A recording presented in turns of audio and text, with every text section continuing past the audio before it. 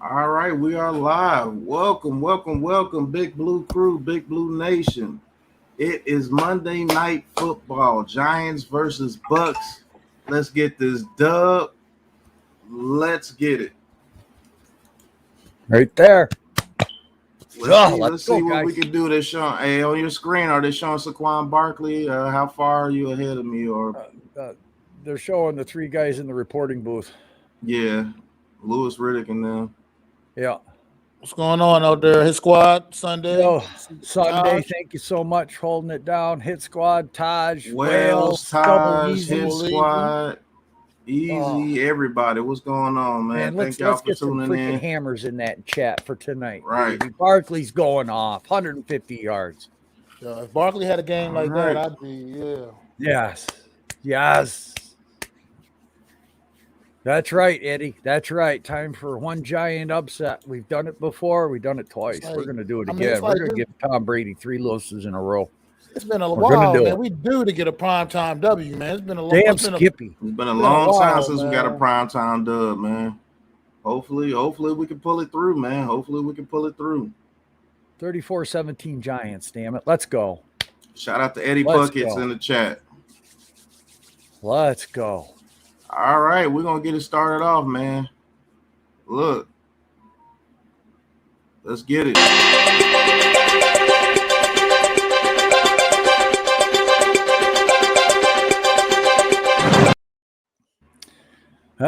Confuse Brady.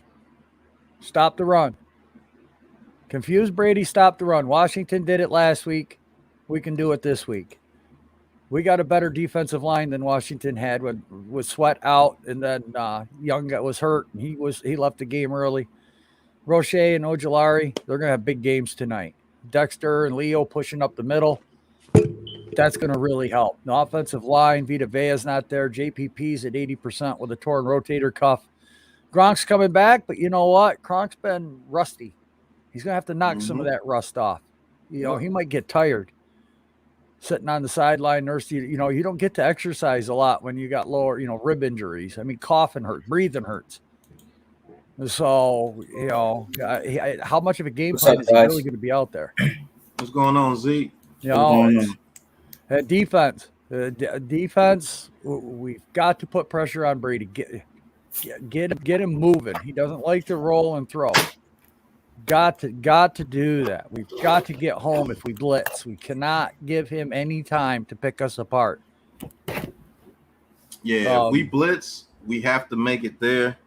We have to at least make him uncomfortable when we blitz, because if we blitz and it gets picked up and he has time in that pocket, we're dead. Right. I believe that guy's going to be on one tonight. He has extra motivation because it's just us. He does not like us. No matter how much he smiles when he talks to Eli and Peyton, he does not like this franchise. That's what I said on my preview. Ones that stopped him from getting 10 championships. Yep. Exact same thing. The blitz got to get home. If we're going to blitz, we got to get home, man, because Tom Brady will pick that shit apart, man. Right. And if we blitz, we have to do really good in coverage. Well, and here's the thing. Tom Brady's not going to get upset if he has to check down Charlie all night, because he doesn't mind doing that. Won't. He's Tom not Brady will take whatever's there. He'll take whatever's there. And be happy with it. Sound tackling tonight is a definite must. Do not allow yak. No yards after the catch. Yep, that's what you have as well. Good angles, good solid football, no stupid penalties. Facts. Well, here's a fact for us. We're actually ranked 6th in defense. Yes. Seriously? We turned it around that much? 6. Wow. Yeah. Why we turning it around that much? How big you think impacted Logan Ryan not being out there? But we have to do good. I think it's going to impact us. I think it's going to impact us a little, but not enough to be like, hey, our defense is going to be trash because he's not playing.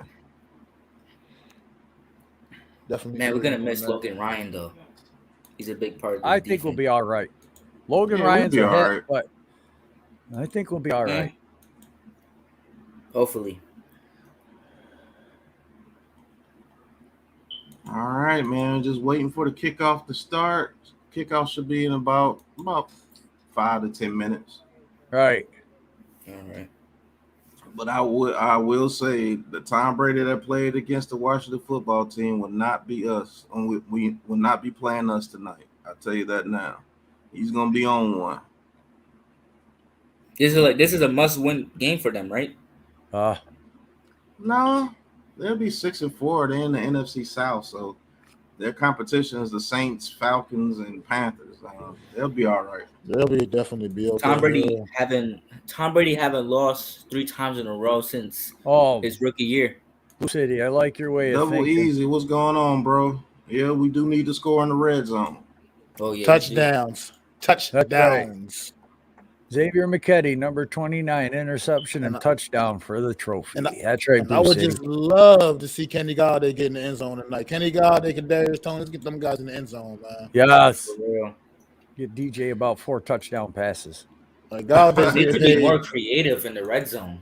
Galladay's getting paid way too much money to have no touchdowns listen, on the season. I was over there on the Eagles channel with AK, my guy. Love him to death. But, man, I tell you, they're like, we're getting smoked and this and that. And it's like, I want to win so friggin' bad. I want to beat these guys so friggin' bad. I want to dominate these guys so friggin' bad. I want to just shut up everybody. If we beat the defending Super Bowl champs tonight, we got bragging rights for a while. We're going into a divisional game next week. I mean, the Eagles are going to be nervous as hell facing us. If we go out and put 30 up on these guys and destroy them, they're going to be nervous. They're going to be coming into our house. That stadium's going to be rocking with Giants fans coming off that win for a divisional game against the Eagles. I wish to God I could go. I mean, no disrespect to the Eagles, but they are Eagles fans. They getting hype over this New Orleans win, but they forgetting we went down in New Orleans and beat that New Orleans team when they were at full strength, healthy, quarterback, running backs. You know what I mean? They were healthy when we went down there and beat them. The defense is good, but you know what? That offense we faced was good in letting that defense rest a little bit. I think that defense was on the field a little bit too much yesterday, and the Eagles just tired their ass out. I mean, Trevor Siemian says it all. That dude had a couple of horrible turnovers in that game. Yeah. It is what it is. You can't make it because they still got the job done. They won, but hats off to them. But let's pump the brakes a little bit. It ain't exactly the New Orleans Saints at their best that they faced yesterday either. Better yet, New York Giants 30 Daniel Jones Hail Mary to Kadarius Toney for the win. Okay, I got you. He says we beat the better Saints team, so fuck the Eagles. Exactly. Yeah. For real. Absolutely. Yeah. Oh man, Can't wait. God, come on, right, get the ball right. Hurry up! Damn it! Damn. I could not stop thinking about this game, man. Lou, today I can't stop thinking about this game. You would have been proud of me, Lou. I stood up for you. Eagles AK went live earlier. And they said, what do you think you're doing tonight? I said, we're going to stomp a mud hole into the Tampa Bay Buccaneers. We're going to crush them, and we're going to go on a winning streak and wind up 11-6. That's right. Go 15 rounds, bitch. That's right. Thank you. All right, man. Just waiting for everything to get started. Yeah, we got to have more minutes. Commercials.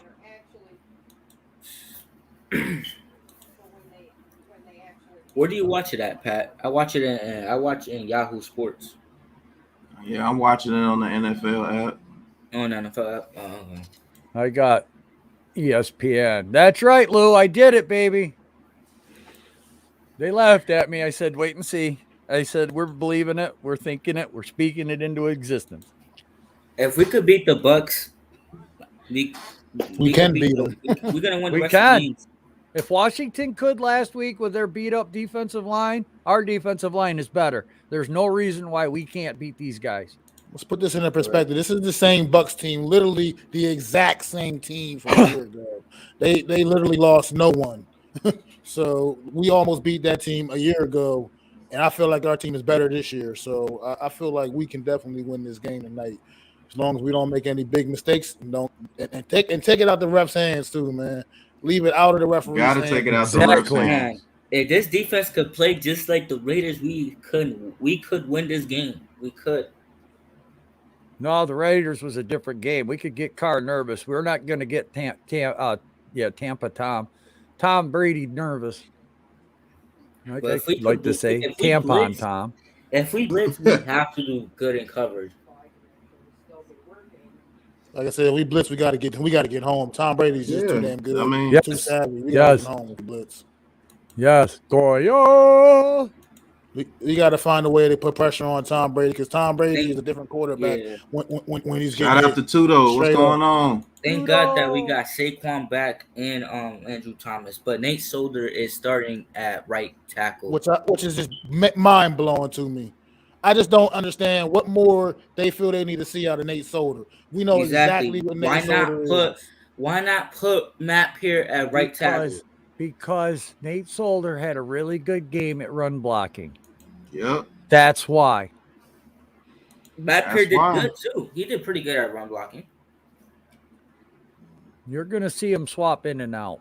I'm just so over the Nate Solder, this whole Nate Solder thing, man. It pains me to watch him on the field, man. Yeah, I agree with Hit Squad. At this point, I'm convinced Solder's got something on Judge. Yeah. I think Entertainer tweeted that earlier. Matter of fact, right. Like that earlier. Right. All right. The game. Let's get it. Whew. They might be singing the national anthem or something. 68 degrees in Tampa. It's kind of chill. That's pretty chilly night in Tampa. That's good football weather right there, baby. That's good football weather. All right, I had worse than that. Now, Tom, you're gonna be trying defense first tonight. Gonna get the defense first. All right, Tampa Bay is gonna get the ball first. Yes. Get our defense out there. 3 and out, baby. 3 and out. I'm calling it right now. Come on.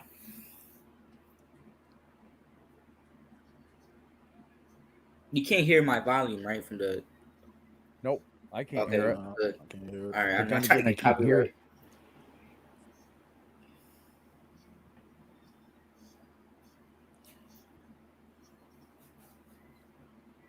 All right. There's the kick. The kick is off. Short kick by Greneau. They accepted at the 10-yard line. He's to the 20, down to about the 26-yard line. All right. I don't know how far you ahead of me, Joe. But we'll figure out once we can get some plays going and some. I'm only like 3 seconds behind. I'm a little bit ahead. They're showing Tom Brady right now, his old age. That's right. We're going to make him feel that old, too. All right, Tampa Bay, 1st and 10, Tom Brady, under center. Single back formation, Gronk in motion. Ball is snap. Play action, Tom Brady looking. He hits Howard out the backfield for a first down. You know something about O.J. Howard, one of his best we had Quincy Roche we had Quincy Roche in coverage right there. A few years ago, one of his best career games was against us, O.J. Howard. I remember that.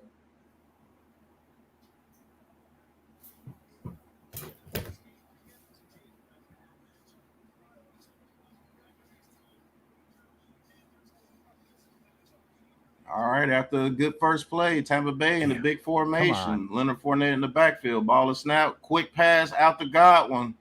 Godwin gets about 8 yards. Giants defense playing off. But Brady's just doing the check down Charlie stuff, which we said he would take it. Getting rid of the ball fast. Everything tonight. Yep. Like I said, he don't want to get them paws put on him, man. Right. Antonio Brown out for 4 games with an ankle. All right, 2nd and 2 after the big 8-yard game by Godwin on first down. Back in the single back big formation. Ball is snapped. Godwin is in motion. They do a jet sweep to Godwin. He gets another first down there past midfield to our 48-yard line. Well,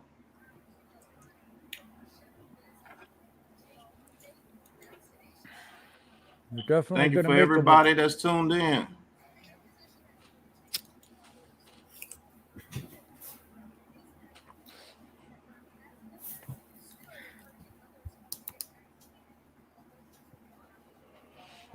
All right, 1st and 10. Brady. Williams gets some pressure, but it's a reverse to Mike Evans. And Evans gets a good game. 1st down again for the Buccaneers. Leo Not a good almost first made a drive by big this play defense right so there. far. Trying to set us up for something downfield, man. Yeah. Listen, I mean, Patrick Graham's been playing a killer defense. Let's see what's going to happen here. We've all had a lot of faith in Patrick Graham's defense. We haven't given up a lot of touchdowns. All right, Brady in the shotgun. Ball is snap. Giants send a little bit of pressure across the middle, and it is caught. All the way down to our 23-yard line by Brate. Cameron Brate. 1st down, Tampa. See if we can hold them to 3 here. Yeah, they're going in a hurry up. Yeah, we're going to have to make some adjustments after this drive, man. I don't see us stopping them from getting a touchdown on this drive. It's not looking all promising. right. Tampa Bay in the shotgun. Told you this was going to be a different Tom Brady tonight. Single back formation. Ball is snapped. They hand it off to Fournette. He gets to the outside. He gets about 6 yards, 7 yards. It'll be a 2nd and 3. First time they've run the ball.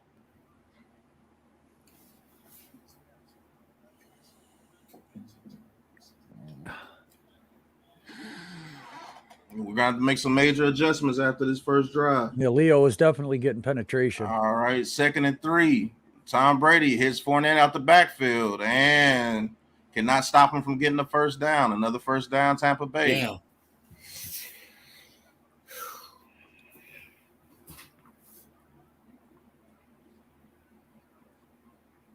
That's all right, guys. It's all right. Don't panic yet. Not on the can't first panic. drive. I told you this is going to be a different Tom Brady tonight. Yep. Everything that's open, he's going to see. So we're going to have to play some tight defense. 1st and 10 from our 13. Single back formation, Godwin in motion, play action, and gets it out to Godwin, and it's a touchdown. Missed tackles. Yep. Yep. That was a little too easy. That was You're gonna everything have was to make dink some and dunk. adjustments. Everything was dink and dunk. Came on a run blitz, and they just had the screen set up, which was a good play. Bad angles, bad execution. What did I say we could not do? Look at right here. There's a missed tackle. There's a missed tackle into the end zone. It was by Love. Love had to tackle him there.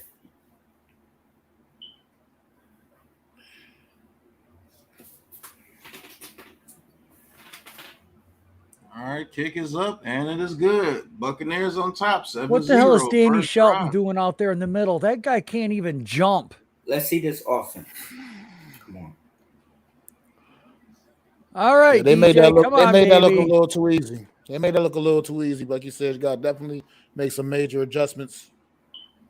And, Yeah. figure this out, man. That's the first open and drive touchdown I think we've given up. Yeah, it's only the first drive. I mean, Yeah. Don't give up hope, guys. I mean, right. It's The only whole, the first still drive. the whole game. Left. if we Still come the back whole and game. answer, We got the whole game left. Thank you for everybody Don't worry that's about tuning that. in. Don't forget to hit that like button and hit that subscribe button if you're not a subscriber already. And turn on that bell. I mean, dude, soft zone is how Washington beat him. Like I just gonna told have you to- guys, this is going to be a different Tom Brady tonight. He's going to be super focused. Yeah, only He does not because want to of lose 3 Giants. games in a row.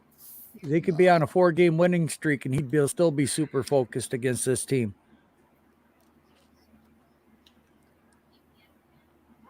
I don't know why. Nah, you play soft zone all night tonight. That's what's going to happen all night tonight. Yes, indeed. Like I said, Tom Brady's going to take exactly what we give him, man. And he's definitely about getting that ball out of his hands because he does not like to get hit. So Right. You're going to have to play man coverage, and Brad Bear's just going to have a good game against people like Mike Evans. Because I It's a promise tough you, ask, if you play but- that soft zone tonight, he's going to take everything that you give him. And that's exactly what he did on that drive. He took everything that we gave him. He was I don't perfect think on that one drive. pass, I think one pass went past 4 yards. Yep. He was perfect on that drive. He didn't have one incompletion. That one pass over to the middle to the tight end.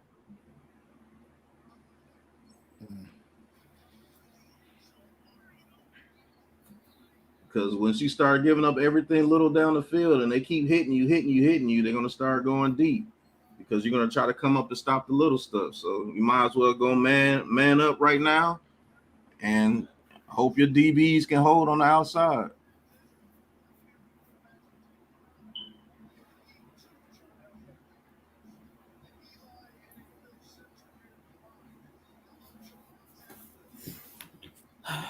Oh boy. Okay, we know Tom Brady's All right, way. offense. Let's see what we can do. All right, the kick is off.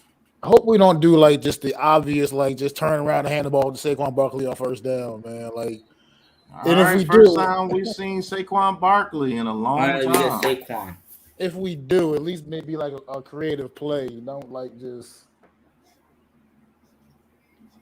turn around and give it to him on a halfback dive or something. Right. Okay. We're almost a touchdown better points wise with Barkley on the field. So. Okay, here we go. Come on, DJ. All right, Daniel Jones in the shotgun. Barkley goes back in motion to his left. Ball is snapped. He hands it off to Barkley, and Barkley goes up the middle for about 2 yards. Yep, that's what they did.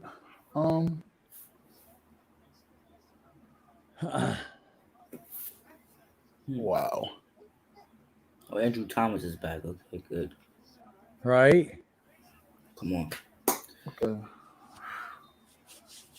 All right, Daniel Jones, empty backfield, 5 receiver set. All right, ball is snapped. Daniel Jones throws out. First down, Giants. Good catch by First down. Slayton right there. Slayton.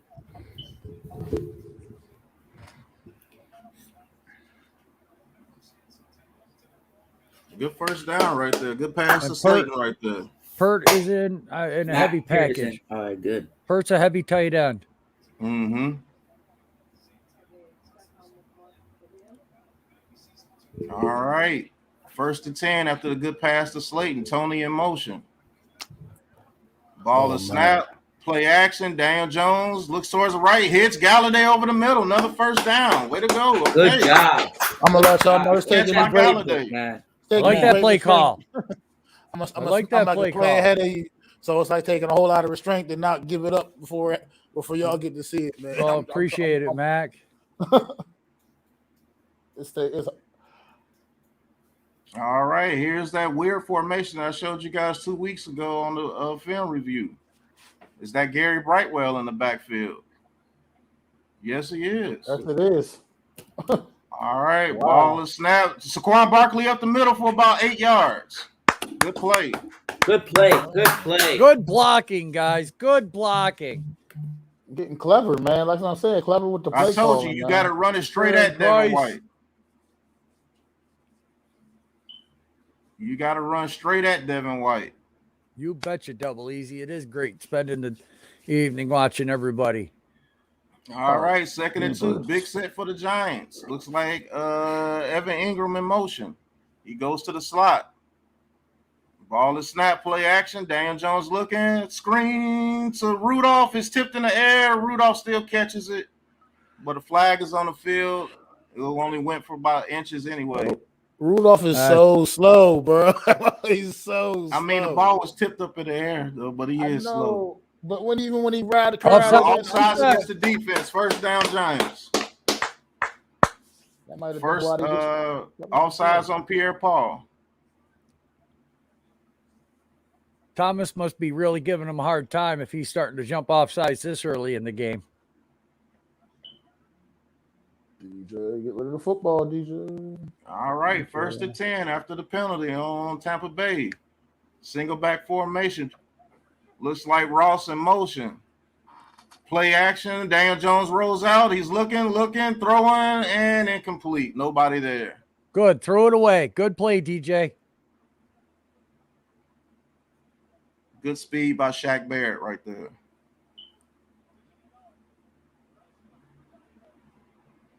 All right, we got to get something here. 2nd and 10. We are behind schedule. That's not good for our offense. Ross checking in. All right, Ross checking back in.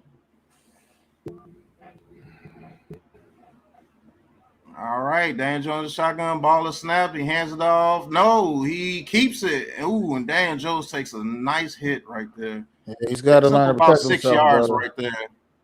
It'll be about a 3rd and 5 or 3rd and 4. 3rd and 4. I know Jones is a big guy and all, but he's got to learn to protect himself better, man, if he wants to survive in this league. Can't just keep taking those kind of hits. Yeah, that was a wicked hit right there. All right. This is the first 3rd down for All the Giants. Right, 3rd down. Come on, baby. Important 3rd down here. Empty backfield for Dan Jones. Buccaneers showing blitz. Will they blitz? I think they back out. Snap the ball. Ball is snapped. Dan Jones looks to the outside, and it is caught for a 1st down by Evan Ingram.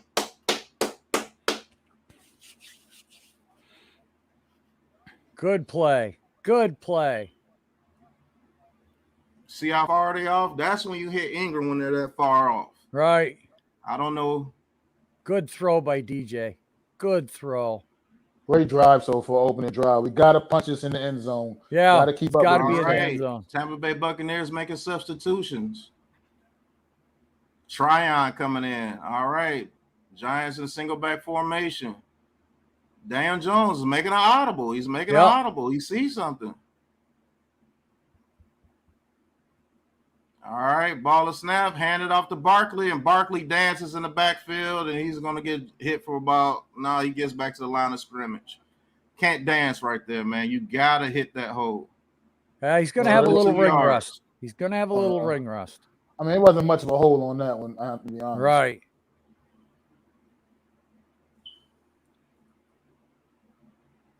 All right, after the good stop, we're back behind schedule, 2nd and 10. We overcame it last time. Can we do it again? All right, shotgun. Trips to Dan Jones' right. Barkley to his right. Ball is snapped. Motion out. Dan Jones throws it, and it's caught at the 20-yard line by Kadarius Toney. Gain of 4. So okay. It'll be about a 3rd and 5.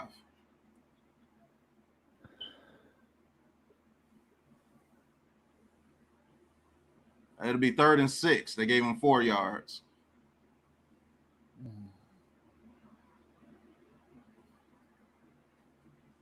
It's where we always seem to struggle at, right down here, man. All right, 3rd and 6. Right. Figure it out.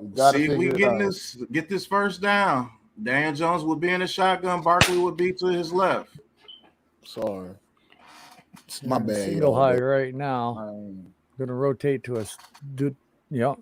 All right, the ball is snapped. Dan Jones. Throw the flag. Damn right. All right, it looks like there'll be a pass interference on Murphy. Straight mugged him. Yeah, he did. That flag didn't come out, boy. I would have jumped through my TV Sorry, screen. I'm just a smidge ahead of you. Huh? I'm just like a smidge ahead of you. I'm trying to be quiet. I got caught up in that moment. Yeah, I did too. I reacted to that. My bad. I reacted to that too. Yeah. I'm not going to blur nothing out. That's for sure. We had a Solders getting beat still, man. He's a turnstile, man. Like I said, he shouldn't be out on the field. There's nothing more to see with Nate Solder. All right, 1st and 10. Trips to Dan Jones left. Saquon Barkley to his right. Buccaneers have a lot of people on the line of scrimmage. They only send 4. Dan Jones looking, throws it deep to the right, overshoots Kadarius Toney. A lot of time right there, too. That was good pass protection by that offensive line. That was a hard pass to drop in, but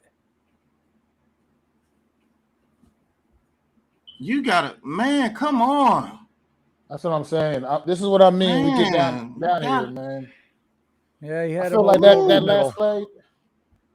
Well, That's what I'll be talking about right there. But let's go. 2nd and 10, man. After an incompletion, Ross to the outside, Ingram in motion. Like we got Barkley in the backfield. 2nd and 10. Ball is snapped. Daniel Jones keeps. I don't know if that was a busted play. Would it be 3rd and 9?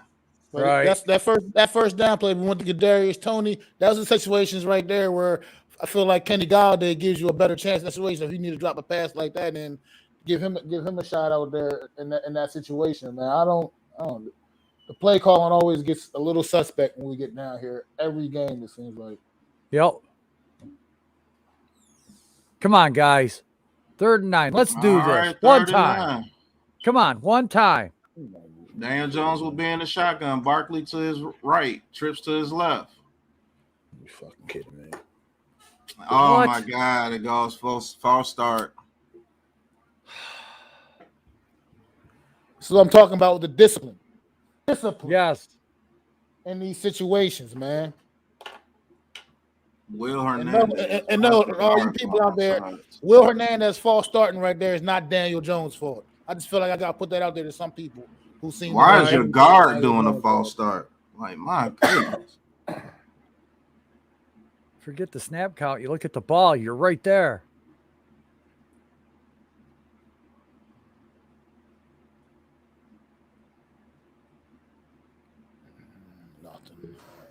All right, trips to his right. 3rd and 14. They might get conservative right here and save the field goal. All right, ball is snapped. Daniel Jones looking, throws, incomplete. Garrett. I just Garrett. Like he could be so good in between the 20s, and then you get down here in the red zone, and all of a sudden the play calling gets kind of wacky to me. I'm just gonna be real with you. Daniel Jones missed Galladay in the middle of the field. He did. He kept his eyes on Tony the whole time, and he was covered the whole time. That's what I'll be talking about, man. I just don't know, bro.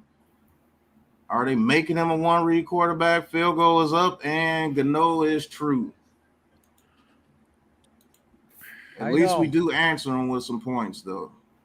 Oh, man. It was an impressive drive, but I'm just tired of watching our drive stall in the red zone each and every game, man. It's just frustrating, man. We got to find ways to score touchdowns when we get down there. You don't always get those opportunities, man. You got to take advantage of them when you get them. You waste the opportunities. You squander them too much. What the hell? Daniel Jones missed Galladay over the middle. Yeah, I seen that. He looked at freaking Kadarius Toney that whole time, and he was covered the whole time. Can't do that shit, man. I don't know if they're telling him to do that or is this just him? Because I promise you, another quarterback, he's hitting Galladay over that middle. We're at the 3-yard line. Yeah, I don't know, man.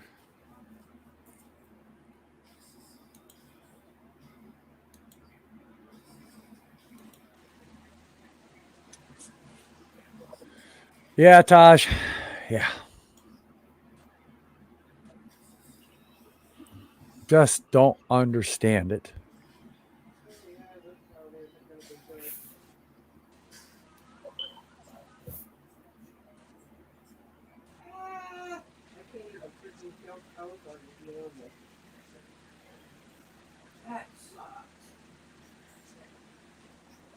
I can't believe he's doing it, even if they're just breaking that film down. I still. Yeah, he missed him. That's it. That man, Kenny Galladay was wide open over the middle, wide open. But if that is DJ, why the hell isn't that's coachable? Damn it, Pat, that's coachable. I mean, I would like to think that by now, breaking down film, that should be evident. That should be obvious to him right now. Things he needs to do. I just don't. He's not stupid, confused, man. I'm confused. He can't be. He went to Duke. You see what the fuck I'm talking about, man?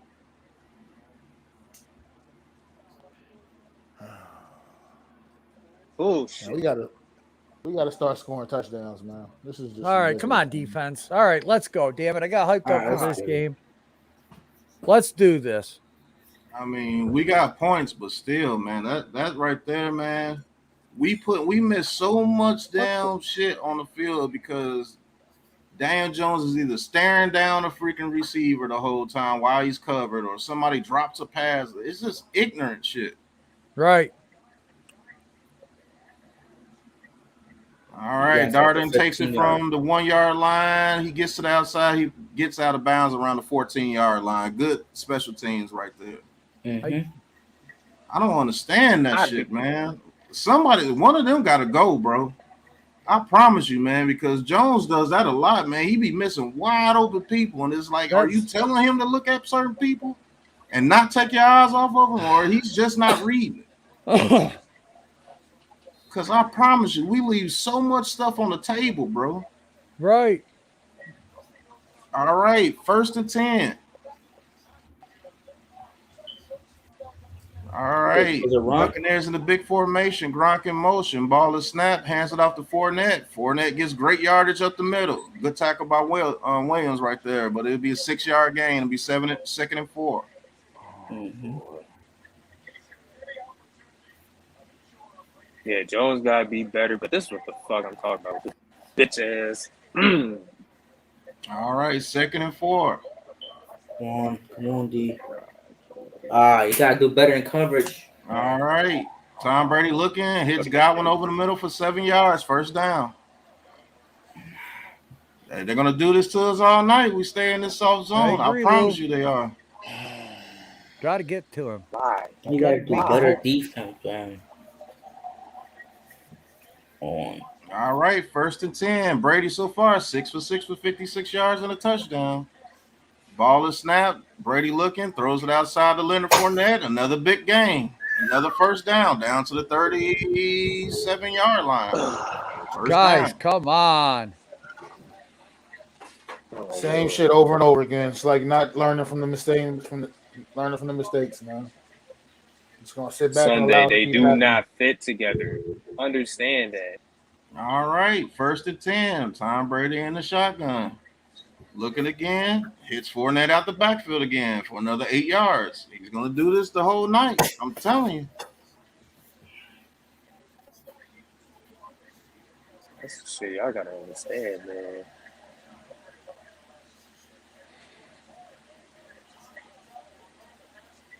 Come on, let's. Right. 2nd and 2. Ball is snapped. Fournette up the middle, and he pushes forward for a 1st down. 1st down, Buccaneers. Getting towards midfield, man. They making it too easy. They're not even thinking right now. We gotta do better in D, man. Come on. Yeah, the defense. It looks come on, looks like right now everything that they're drawing up is just working perfectly, and they not, like you said, not even have to think about it.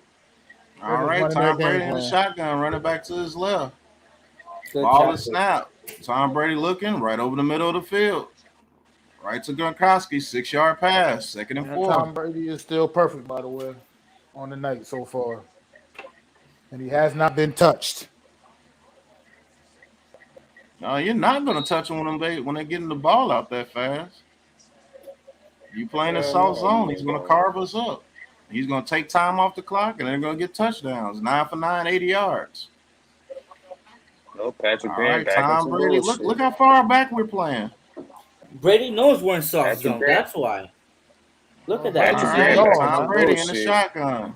Coming back to hands it off to Jones, and he goes to the outside. He's tackled for 2 yards. Tackled by Danny Shelton, actually. Danny surprised. I mean, shoot.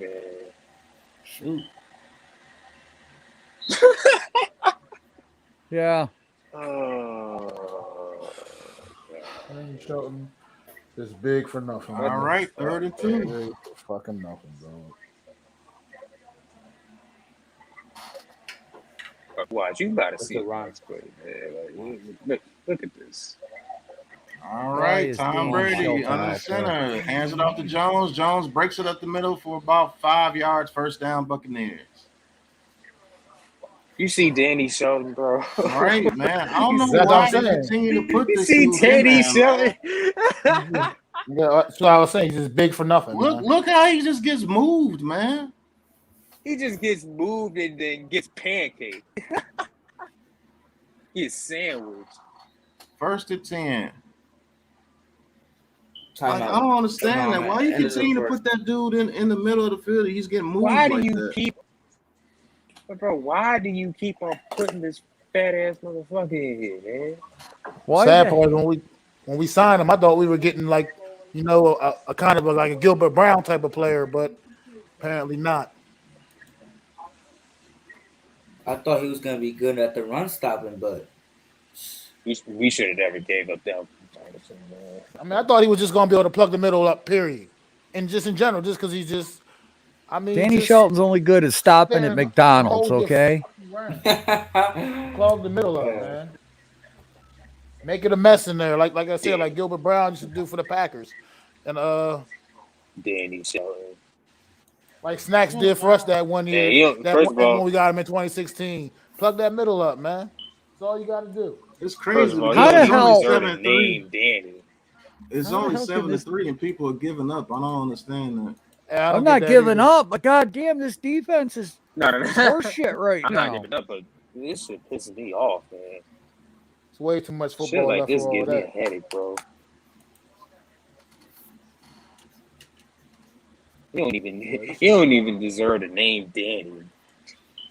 My God, I mean, That ain't the real good defense, 3 and out, Danny. maybe a 1 first down. You don't let the quarterback go 10 for 10.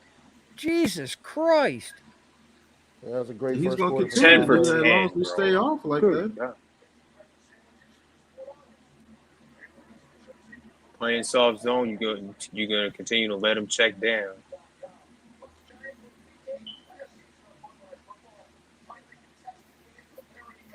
I remember that touchdown That game last year. pissed That was me so off, nice. bro. That game pissed me off.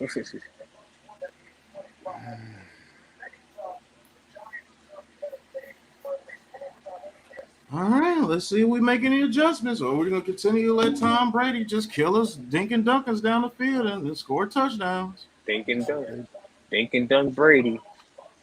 Like how he always does.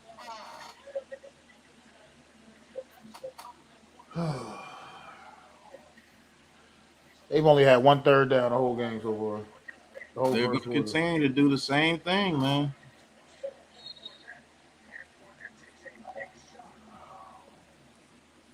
Jeepers. That would have been a. All right, 1st and 10.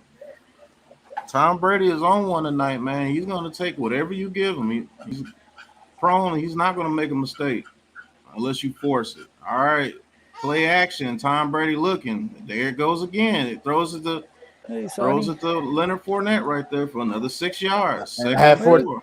Fournette not fell down, who knows, that would have been a big play probably. Haven't seen you in a while, Sonny. Wondering what happened to you.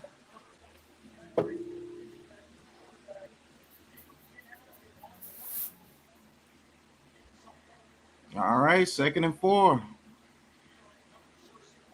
Brady in the shotgun, ball is snapped. Tom Brady looking, throws it deep down the left side of the field and incomplete. Finally. First incompletion of the night, folks. Not bad coverage by Bradbury there. Not bad coverage. You gotta press up on these guys, man. Yeah. But You they got took that to. shot. He's been trying to soften us up for that shot he just took right there. Oh, you gotta be kidding me. Are you about to see some bull? Are you about to see some fucking bullshit serious right right now here. with that? You about to see some bullshit, Pat. Watch this. Yeah, All bro. right, 3rd and 4. Watch this. Yeah, Watch bro. this, Pat. Come on. I You swear, gotta man. be Come fucking on. kidding me. Come on. You There's some got the bullshit, ball man. is There's snapped. some bullshit, man. Come on. How? Oh, my God. Oh my God! Brady scrambles for a first down. Are you Down kidding to the me? 3-yard Are line. you kidding me with that right there, bro? That's how me, you man. know. That's how you I can't. know. That's some BS. That's how you know. I mean, that's just a good play, man. This team. That's a good play. It's a good play, but my God, come on. He high stepped. Yo. That's a good play by Brady. I told you he was gonna be on one tonight. He feeling himself. He out there doing that shit. Yeah, but ain't no fucking way, boy. All Boy, right, ain't no first and way, 10 boy. after a Brady scramble. All right, receiver in motion, ball is snapped. Brady looks. It's Godwin out the backfield again. Another missed tackle, and he gets 6 yards. 2nd and 4. Need to Why stop y'all be having missing missed these tackles, tackles? man.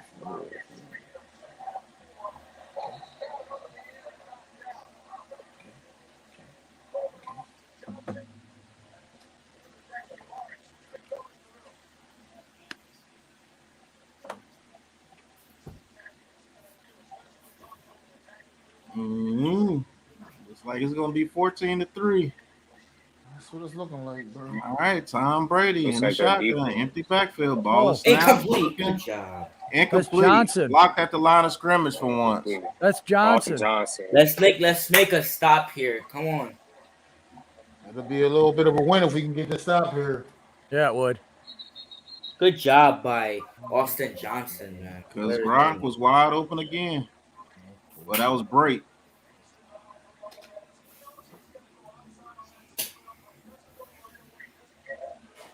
Oh, boy. All right, 3rd and 4. Tom Brady's gonna be in the shotgun. Ball is snapped, and Mike Evans for a first down, 7 yards. Wow. Too easy, man. Making it look too easy, man. If we don't start putting hands on this man, it's gonna be like this all night.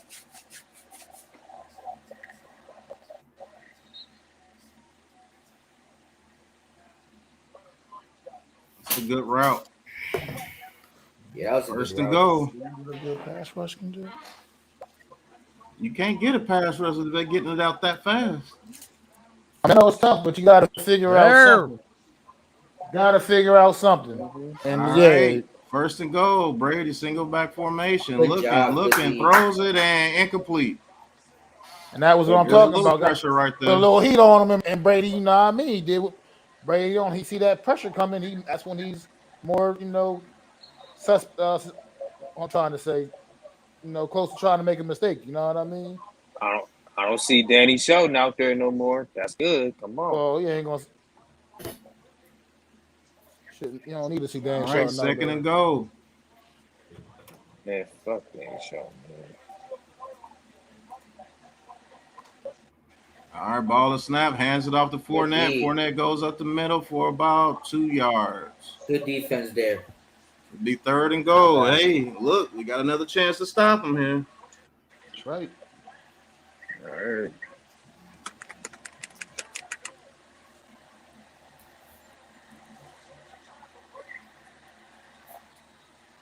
Too much time. Can't give him all day like that. All right, 3rd and goal. Come on, defense. Oh, come on. Holding. In the shotgun. Brady in the shotgun. Godwin in motion. Ball is snapped. Brady looking. Gets it out the pocket. Still looking. Good has job. all day. Throws it out of bounds. Good job, defense. Good job. 4th and goal. Good D. Good coverage. That was great coverage out there in the second. You see, like I said, if we're gonna be blitzing, we gotta do good in coverage. Absolutely, that was a 3-man rush. That was just excellent coverage. Yeah, great coverage out there because he had no pressure at all, man. Mm-hmm. But he also had nowhere to go with the ball. Well, look, that's still a little bit of a victory right there, man. We can go right down here. We can punch one in the end zone. Be right back in this game. Yeah, just don't let them get All right. Now we're gonna go out in that parking lot, step on that fucking worm, and now it's gonna be our fucking chance. All right. Damn it. Buccaneers up 10-3. Let's face it, they worked hard for that field goal. We made them work hard for that 3. They had to dunk it all the way downfield just to only settle for 3. So they would do this all night. If our offense doesn't score points, it doesn't mean shit. Yeah, they would do this all night. 100% right with that. Sonny D, what's going on? All right.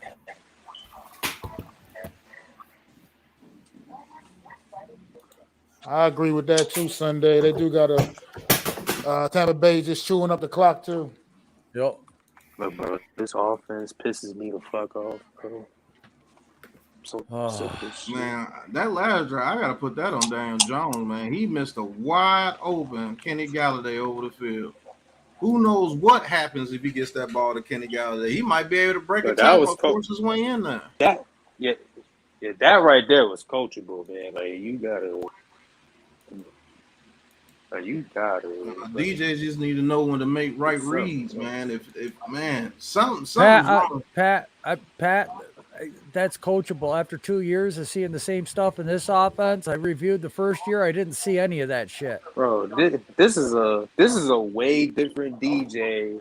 Like this is a way different DJ than rookie DJ that we've seen.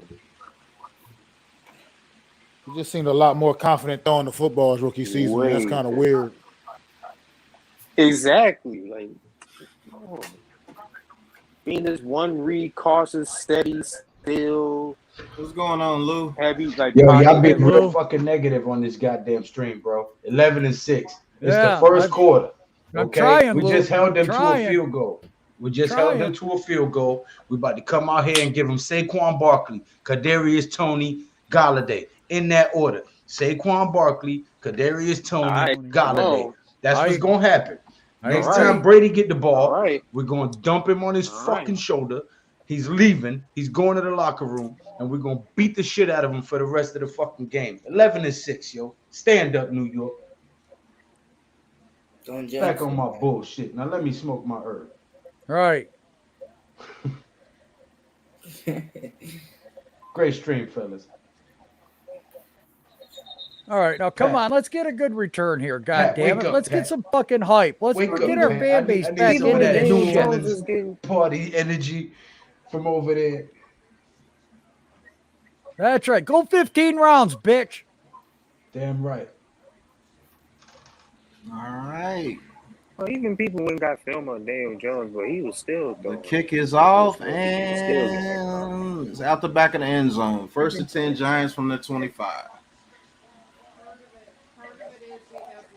They got my boy Bill Parcells interviewed with Eli and Peyton right now.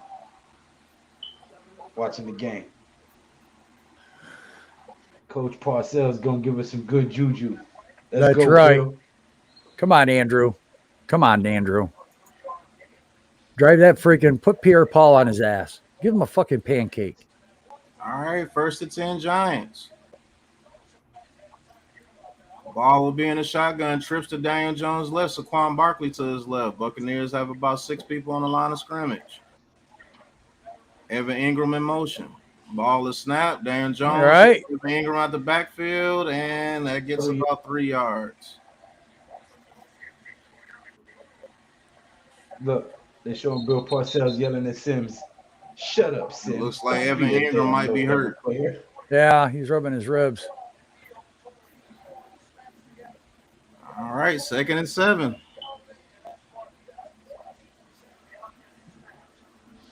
All right, big formation, single back formation, Toney in motion. Ball is snapped.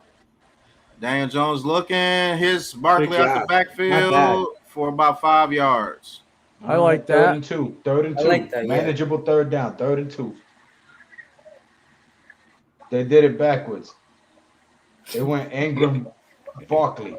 I ain't even say Ingram, bitch ass. Now they putting Galladay on there. These niggas. All right, 3rd and 2. Garrett, bitch ass. Daniel Jones will be in the shotgun. 3rd and 2.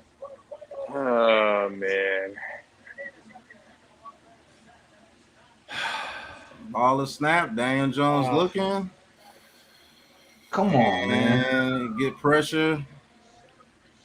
I don't understand that play right there. Billy Price let his got pressure up the middle. You guys go Hernandez. for it or no? No, not can't go for it down there. Hell no, you don't go for it. Hell, Madden, bro. You got to point that away, man.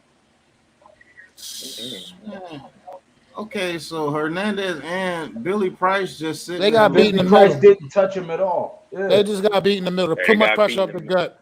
They did good on the outside. So I'm guessing Hernandez put hands on him and moved him to the left where Billy Price was supposed to be to help, and Billy Price was ducking. All right, you know what? 4-2. Punt is off. On a positive note, though, Andrew Thomas is starting off to a good start in this game. Look like he hasn't And the missed a ball is beat. down at about the 15-yard line. I mean, I can say that on a Worst center in the positive league, note. man. Worst center in the league. He really just ducked down. A good center who doesn't have anybody on him goes and looks for work. Can we He's just put Brett standing Hagee up from the fucking practice squad and get rid of this shithead ass bum? Slade, get the fuck out the stream. We should never traded him for BJ. We should never traded BJ Hill for him. What's going on, Reed? Oh, shit. Everything ain't Jason Garrett's fault, although Still, he does suck. That was just piss poor. Up Even the though middle I by hate Price him, and even though I hate him, but yeah, man. that was piss poor by Hernandez. Right, It was absolutely terrible because he couldn't even step into a throw. He's pressure. Yeah, so I'm guessing that they was trying to go deep. They was trying to go deep, and then that. Can I go pass block for him? God damn. I mean, and that is I'm gonna at right. I least give seen on BJ Twitter. 3 I don't know seconds. why. I don't know why Saquon Barkley started dancing on that screenplay instead of just running forward. Because he probably could have got the first down if he would have just ran straight forward instead of dancing. You can't break everybody's ankles when you only got a yard to work with on the side. Did Saquon really lose his confidence to play about like going like straight in something, or is it just me? I don't know. his mentality is always just after trying to the hit the home injury. run every time, man. He needs to learn sometimes to take what's there to be taken, man. Like can't hit the home run every single play, man. That's what his mentality is, and for what it's worth, rookie season he had a lot of success with that. His rookie season, he had to hit a lot of big plays as his rookie year, but I don't know, man. He People just got start getting hit to that shit, man. Yeah, he's got to figure it out. I mean, because notice how like the people with the most muscle be the people that get hurt all the time, and that be Saquon. And then, oh man, it's like we can't run a decent play to get all those weapons on. You get a couple. We can't run a decent play to get 2 yards. That's what I'm saying. You can't run a quick screen and use those big blockers you have. Y'all about to see something cool right here.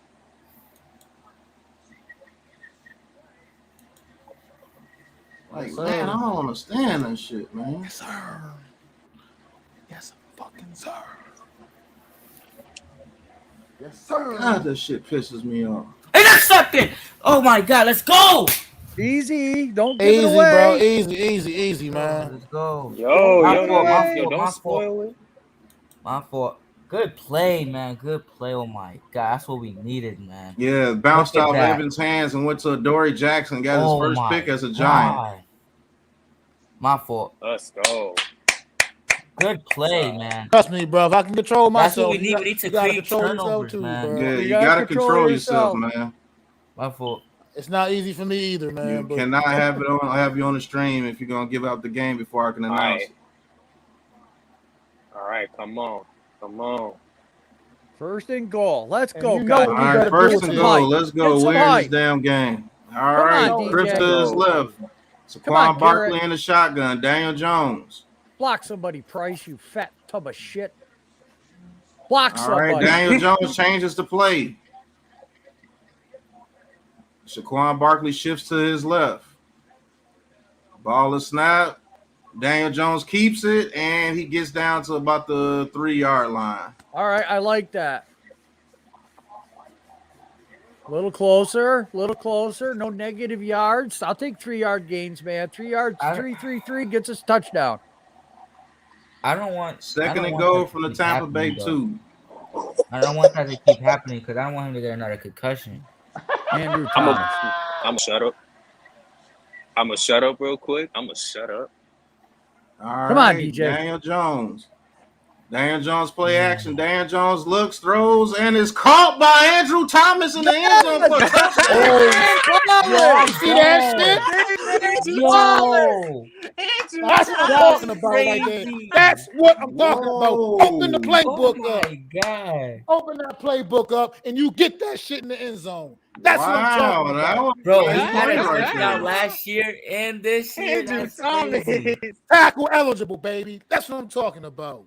That's what I'm talking Now about. we know why he was catching passes in practice. Yeah. Remember They when wasn't he using showed that. that? They wasn't Point using is that. up and it is good. For They the was not info- using for that. Yeah. We did one. We did something like that with the Cowboys, and then we did one today. That's good. Wow, And that was a There you good go. catch by Big Thomas Man. with a Good. touchdown And catch. that was a great catch by the big man. What a Man, play don't by put it up there, Adoree. man. Defense stood up. Get us to the goal line. Trick play. That's going to keep that Tampa Bay defense from teeing off. When you start, Okay. when you can do trick plays like that,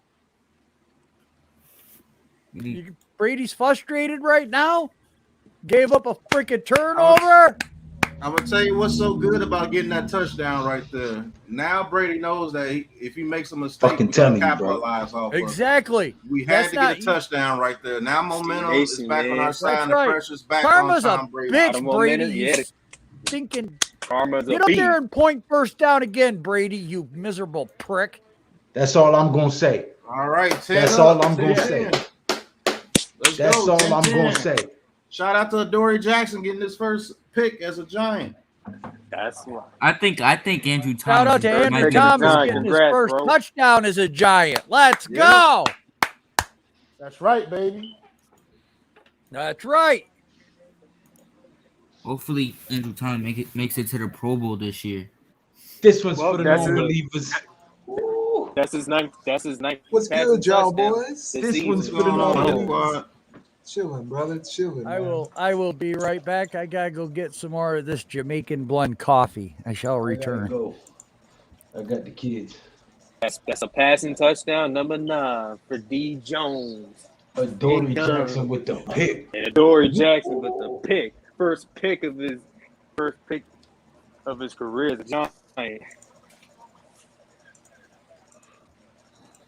Good to see him Yeah, actually man. picking it off. Because he has put a couple Man, on it the just- ground this year too. It just feels nice to Hey, score in the man. red zone, man. What's going on, Logan? That's all Okay, good tackle, Sunday. man. What up, Logan? True Giant fan. What's going That's so on, good. man? That's all left tackle right there, man.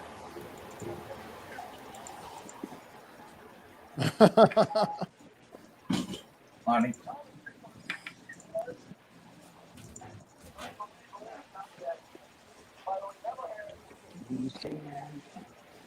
Did you hear me? Come on. All right, let's Well, get serious now. Sonny, I'm not debating at all, brother. It's getting fired up. I'm excited, man. All We right, got we to build enjoy. off this. All right, Beautiful. we Glad to enjoyed hear the it, my fun. guy. We enjoyed the fun. Come on now, let's get serious now. All right. Sonny, I'm there with you All right. right now, brother. Do your Kick thing. is off. Back in time for Man, this is kickoff. another short kick. Darden will take it. No, that's not Darden. They'll take it at the 15 and get it down to about the 27-yard line. Don't understand these real short kicks, but okay. All right. I got my Jamaican blend coffee. Now I'm going to get my Jamaican blend herb, and I will be right back. Let's go, Joe. Yeah, Andrew Thomas did caught his Let's go, touchdown Joe. last year against the Cowboys. Yeah. That was a did he? 2-point conversion. He did. Oh, 2-point, yeah. Oh. All right, 1st and 10. Tom Brady back on the field. Can we make him make another mistake? He's in the shotgun, Godwin in motion, hands it off to the running back. He goes up the middle for about 4 yards. All right. Somebody- All right. We can live with somebody that. said That's from better than a Buccaneers. 6, 7, 8 yard gain. Come on, baby. 11 and 6. Let's go.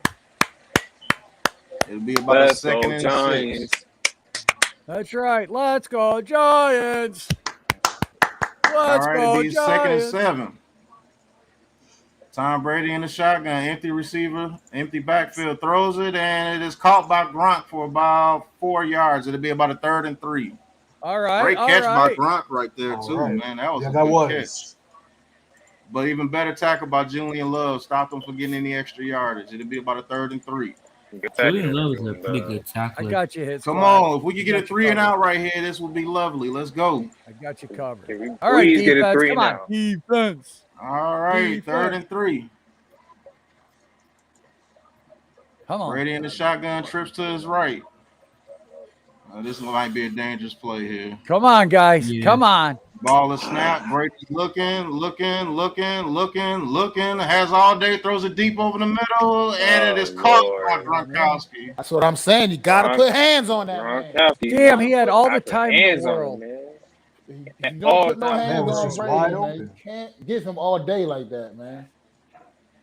Can't give Tom Brady all day long like that. We need to pass rush.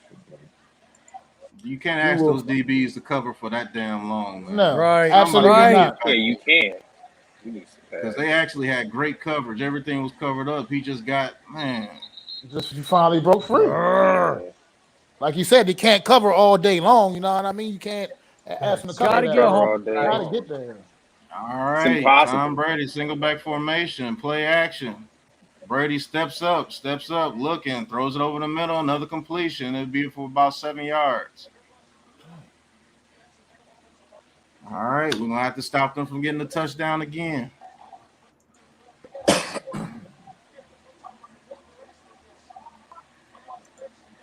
Don't do that, Golly, Don't man. do that. That's Who's why we calling need it? that's why we need a dominant edge rusher for plays, for Facts. situations just Facts. like Yeah, this. exactly. That's why we Yep. need a dominant edge Yep. rusher. That's what I'm saying. It'll be all right. 2nd and 3. Another pick. Watch. That's Tom what Lou's Brady in the saying. shotgun, Gronk in motion.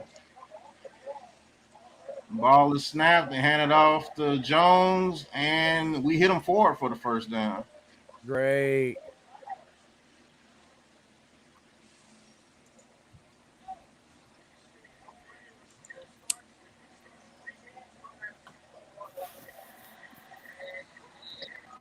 Hey, Ash.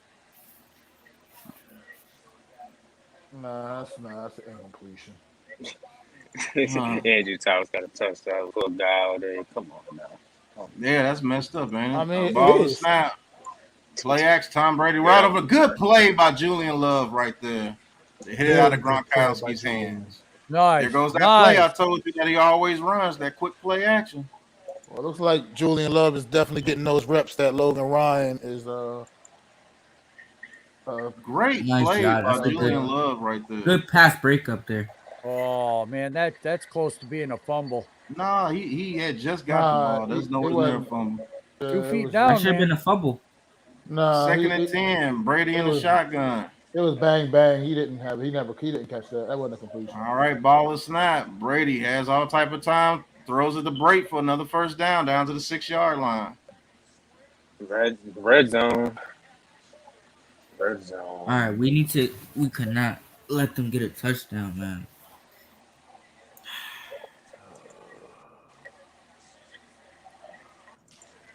Well, 1st and goal. We'll see if we can. That's time. That's good. That's good Oh, quarterback. man, it's a right touchdown.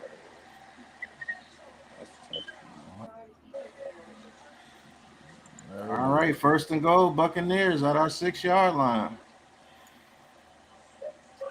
Single back formation. Ball is snapped. Hands it off to Jones. Jones breaks it to the outside, and this will be an easy touchdown. Touchdown. Damn it, dog.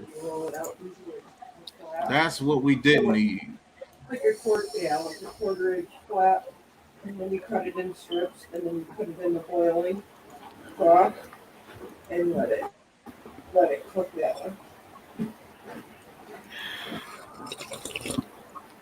Yeah, basically, it's called sauce. It's French. What the hell? All right. Let's get back into it. Come on, we're still in this game. It's not like it's 17-0. We're still in this game. It's just as after all of that, they get some momentum shift and they just come right down, go right downfield and punch it right in the end zone. Yeah, but you know what? Like I said, we're into this. We're only down a score.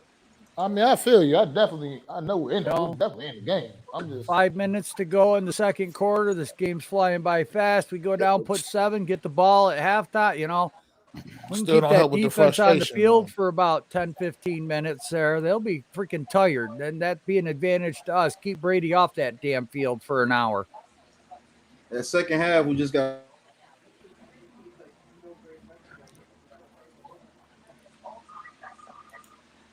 everything that he sees breaks open. He's immediately hitting it. He's not even wasting any time. He hit that tight end as soon as he was bumped. He threw it to him. Chicken, broccoli, rice, and cheese. Can you bake it?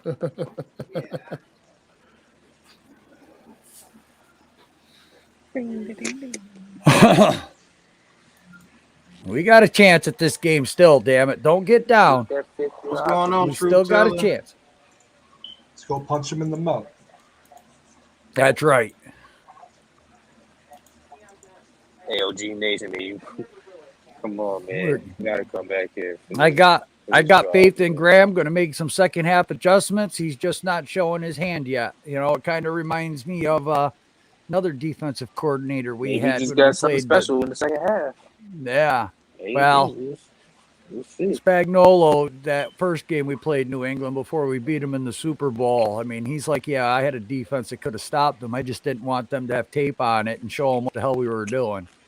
So he didn't call that defense. And that's why it was like 35-31. That's why it was a shootout. And then you notice when we got to the Super Bowl, it wasn't a shootout because Spagnuolo had a defense. Graham's been making small adjustments. I've been watching it. Yeah, that third down really hurt us, though, man. Yeah, we could have got any type of pressure that we were getting off the field because that was good. Absolutely, it's great coverage. Exactly. That's what I mean. We're still in this game, guys. We're still in this game. That's why we need to get a dynamic edge. We're probably gonna have to score about 31 points to win this game, though. I'm not gonna lie to you. Oh yeah, we're probably gonna have to be 30 for us to win. We got to keep up, man. If we could get a score here and then hold them to no points before halftime, go in 17-17, we got them right where we want.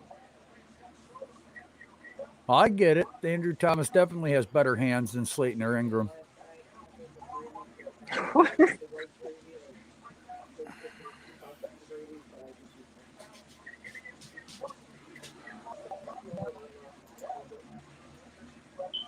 Are you guys at the kickoff or you already had the kickoff?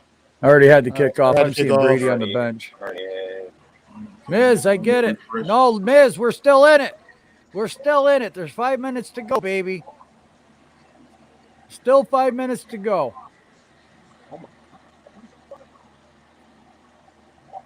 Still in it. All right, Daniel Jones, single back formation, 1st and 10. Ball is snapped.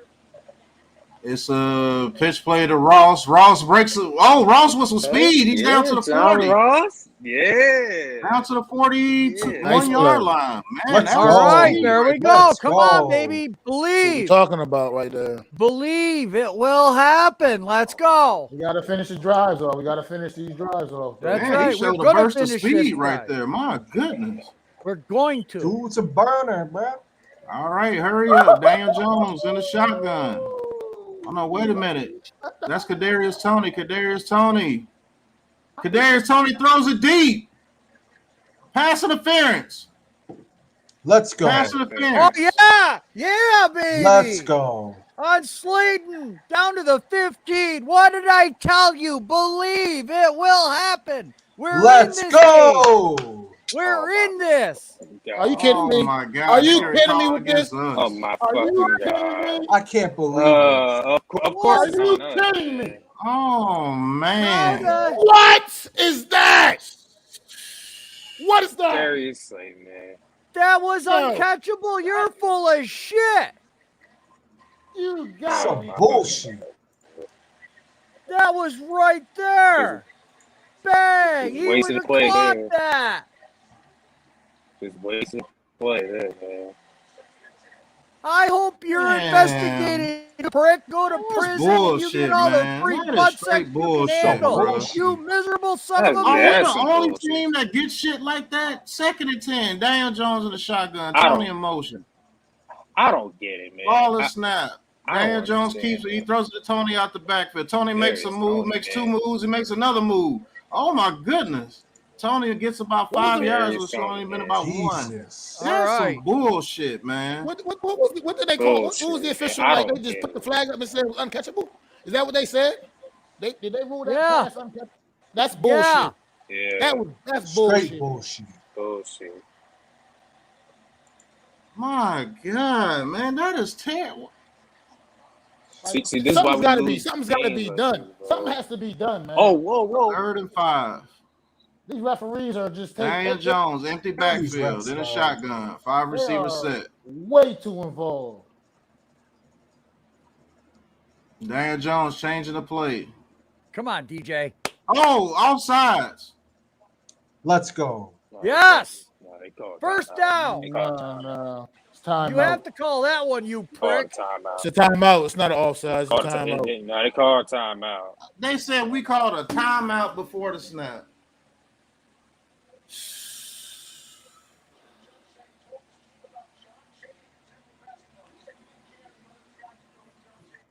This is absolutely ridiculous. Embarrassing.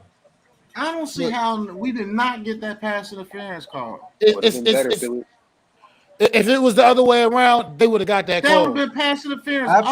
all day. They would have got that call if it was the other way around. There would have been no doubt about it.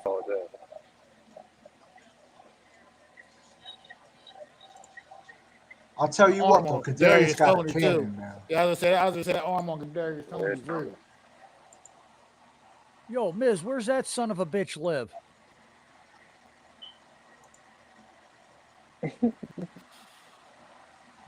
Guy with a penis on his head.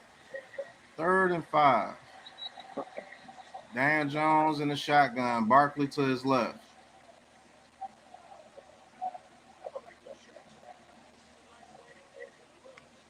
Ball is snapped. Dan Jones looking, throws it, and complete. I don't know, it's incomplete. But Knocked out of bounds. oh, no, it might be complete. It might be.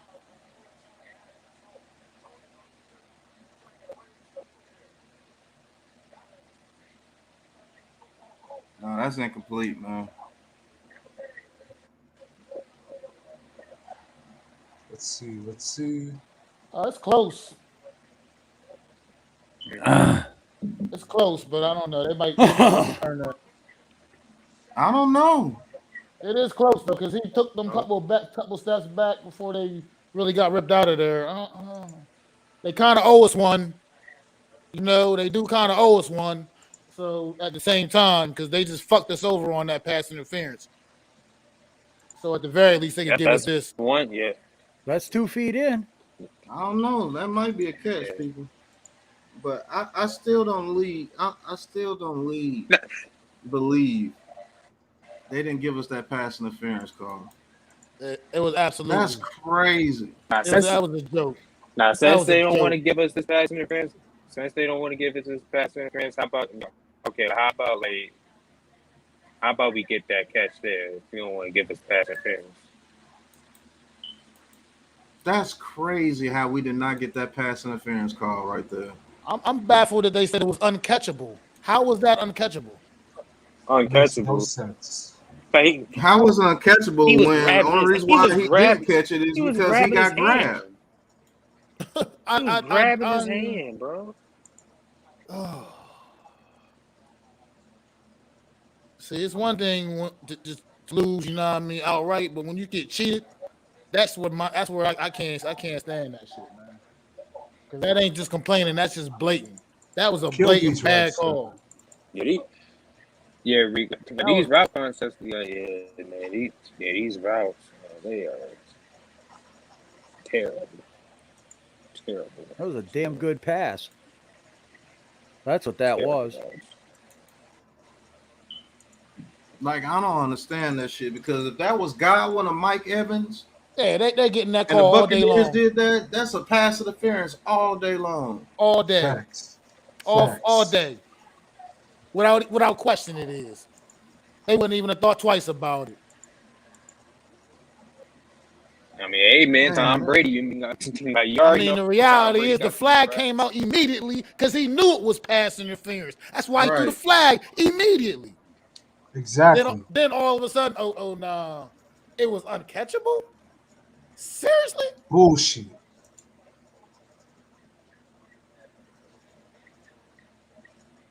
I think that's a catch, man. The more I keep looking at it, man.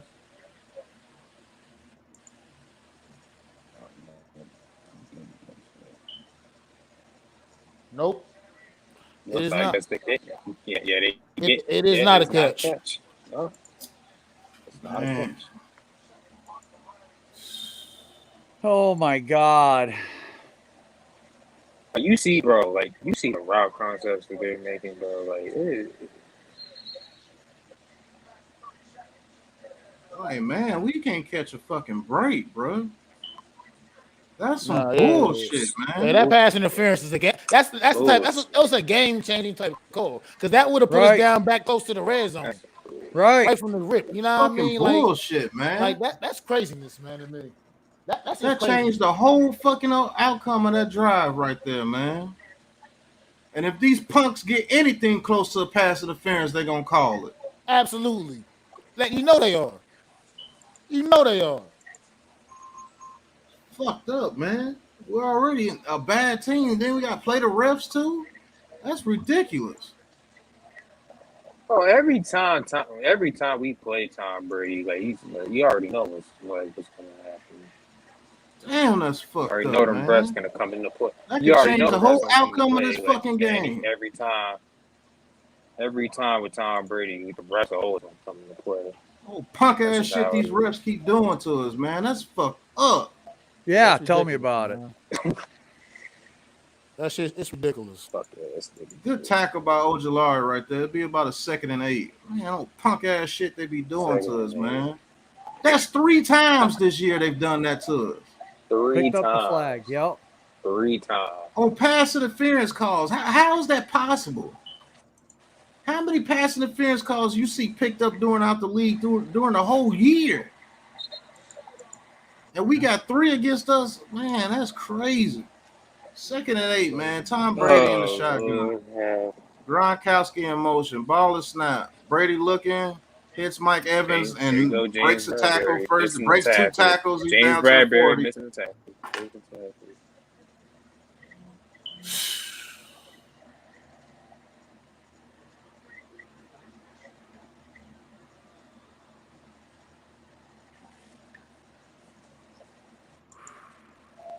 They don't want to see Tom Brady in no losing streak, in no 3-game losing streak. They're not trying to do that.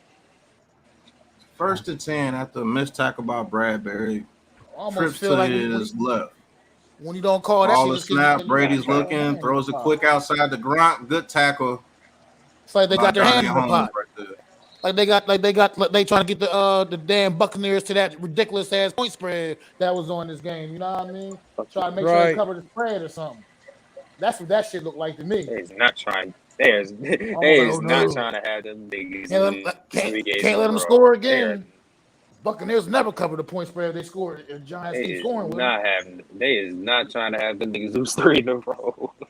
Because the refs come to the play. Fucking Brady once again. The refs help him every goddamn time since the tough rule. I can't. That's a blatant bad call, though. I can't with shit like that when it's that blatant and that obvious to everybody but them stupid ass refs on the field. That's ridiculous. That just changed the whole outcome of the game right there. We probably could have scored again. They probably should be 17 up right now. At least 17-13. That referee didn't even think about throwing that flag out. That's how blatant that shit was. He didn't even think about throwing that flag out. It came out immediately. But all of a sudden, we figure out a way to make it not a penalty. Give me a break, man. Over this nonsense, man. And once again, the Giants get, we're sorry. Fucking apology letter from the goddamn. I'm tired of these apology letters, man. I'm tired of this shit.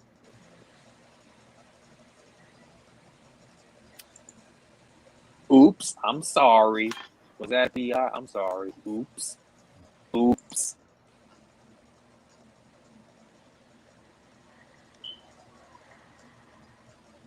That shit just changed the outcome of this whole game right there, bro. Oops.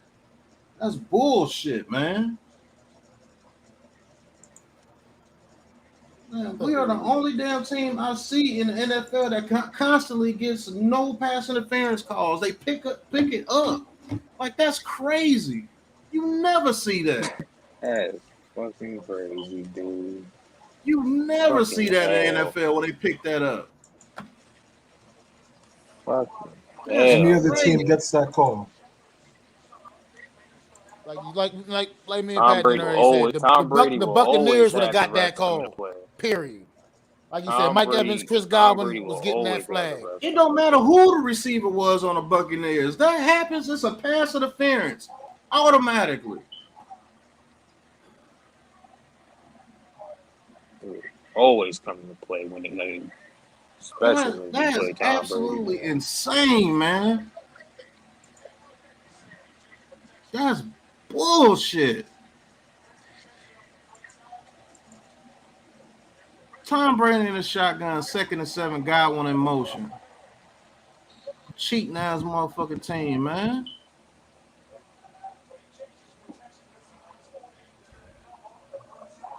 Can't give up points here. We got to hold these guys. And we blitz and don't make it, and Tom Brady deep across the middle of the field. And he They gets really down just to the do this shit on 49-yard purpose, line. bro. Cannot give up They points. really just do this shit on purpose. They really doing this on purpose just to fuck with us.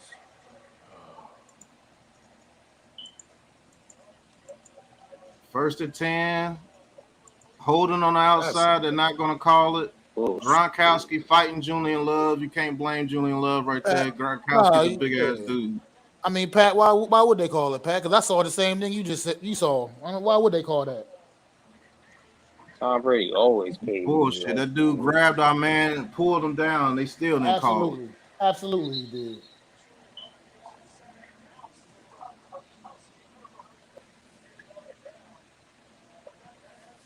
Fuck ass rest, bro. Ball is snapped. He hands it out to Fournette. Fournette up the middle. He gets 7 yards. First down. Fucked up, man. Fucked up what they did, bro. That shit fucked up. That was. You changed the whole outcome of the game with that bullshit, man. That's some cheating ass shit, man. Right there. We're the only team in the league that consistently happens to. All the time. All the time. Tim Donaghy shit right there, bro. Just pick the flag back up. Oh no. God damn, you don't give us any of the other penalties. At least give us the obvious ones. It is not about to happen, boys. Who's 3 in a row. It's like they don't want us to get anything unless we go out there and just scratch and claw for it every time. It is not about to happen, boys. Who's 3 in a row. First and 10, man. Brady in the shotgun. Ball is snapped. Brady over the middle and tipped up in the air and dropped. It'll be 2nd and 10.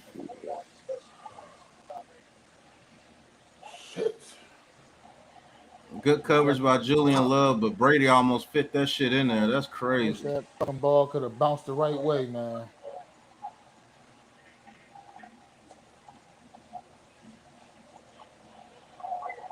Brady fit that in there too, man. That was crazy. All right, 2nd and 10. Gonna have to hold him to a field goal. Brady in the shotgun.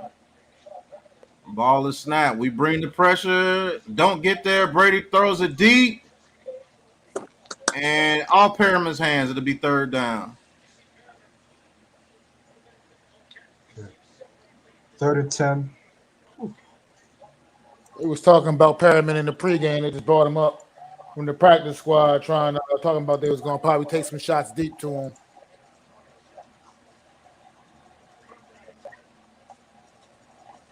Come on, defense. You got to get off the field right here. 3rd and 10. gotta stop them, man, for us to have any chance. If they go at 24-10, it's a wrap. All right, 3rd and 10. Tom Brady in the shotgun. Ball is snap. We get a little pressure up the middle. Brady hits a receiver over the middle. First down. This guy, when he continues to run after breaking the tackle, and he gets into the end zone on the 1 yard line. There's a flag though, right? Woo! Yeah, they're bringing it back. Oh my God, they call holding, folks. Thank you. Thank fucking God.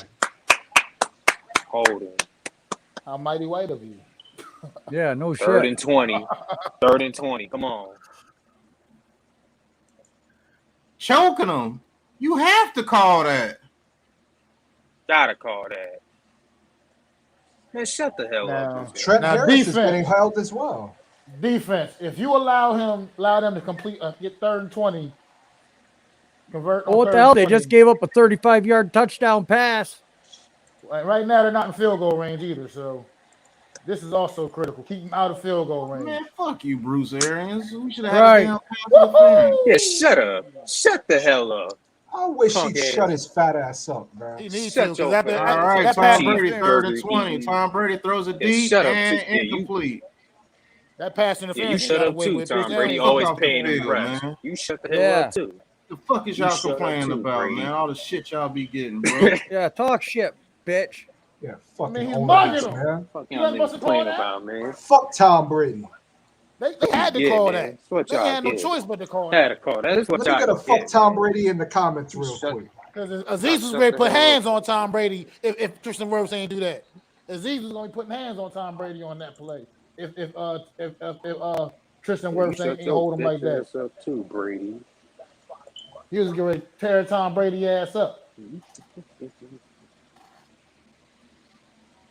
I mean, I don't know how much we're going to do in this last 50-some seconds, but you never know. See if we can draw You've been something doing up. this shit for 20 years, man. You shut the hell up, man.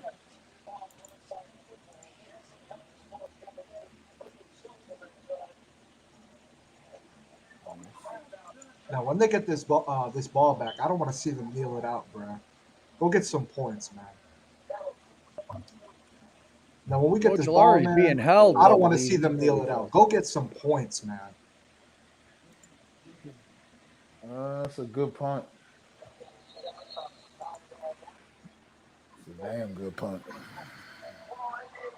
Hell is y'all complaining about?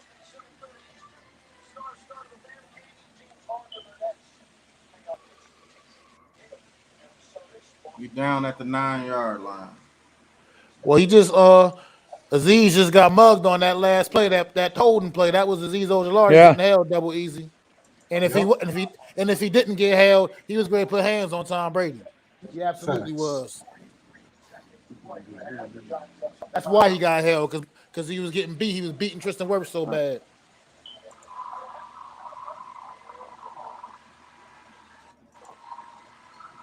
Nah, we gotta run the ball here. Gotta run the ball. Shit. Go get some points. Gotta run the ball. You get the ball. They got 2 We got 43 timeouts. seconds left, 2 timeouts at the 9 yard line. You gotta see what you get on this first play, and then run the timeout if you don't get nothing. It's just like 1st and 10. I don't know what our linemen be doing, man. Ball is snapped. Daniel Jones looking, hits Saquon Barkley, and man, there's no blockers out in front of him. I don't understand. No blockers. What our linemen be doing, man? I'm just confused. Like I don't like on the screenplay, your offensive linemen are that lazy to where they can't get out there at least get somebody. Billy Price probably fell on his ass again.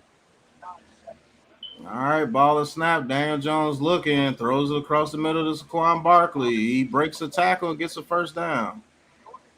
Saquon. 10 seconds to go. What the hell are we calling a timeout for? Oh, 9 Got seconds. 9 seconds left. Unless we man. get ready to tell Kadarius. We got 9 seconds left. What the fuck? Joe Judge, I'm all for just paying. These timeouts, man. Tell Kadarius Toney run as fast as he can straight down the field, and just tell Daniel Jones to throw it as hard as he can, as far as he You can. go with Joe Judge using these timeouts. We have been outscored 45-0 in the final 2 minutes of the first half this season. That's piss poor, man. We cannot score points. Embarrassing, dog. Please don't. We're gonna do something just random. Yeah. Are you serious? Yes, that counts as a turnover. Oh, you got to be fucking kidding me. Oh my fucking god. And Slayton fumbles the ball. Oh my Looking for some fucking god. turning around looking for somebody to pitch it to. I mean, just wasn't nothing there, Oh man. my fucking god. I mean, it was a harmless turnover, but still at the same time. We'll receive the kickoff though. We'll receive the kickoff. Jesus, man. Jesus fucking Christ, man.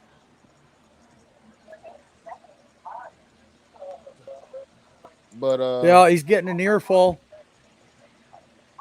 Who? Kadarius Toney? No, Slayton. I mean, You don't fumble them.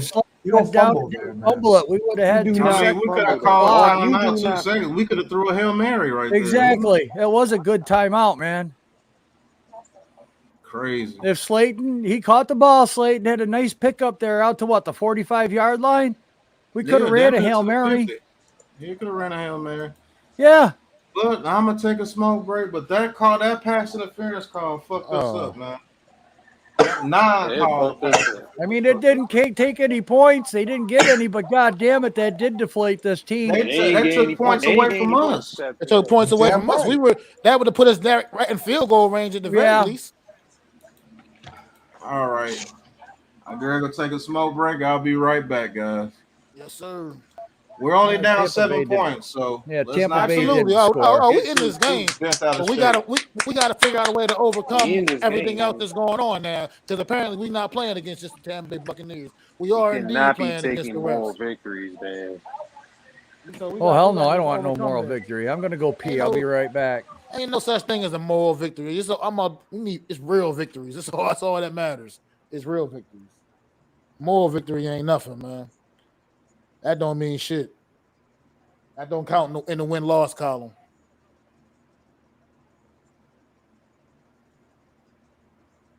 But I just don't like to see us get cheated like that, man. Ain't like we already not that good a team as it is. We're 3-6 for damn, and we getting cheated by the refs, and we 3-6. It's ridiculous, man.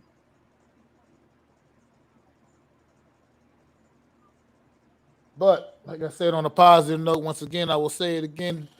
Welcome back, Andrew Thomas. He had a really impressive first half. And hopefully we can turn things around in the second half and get this win, man.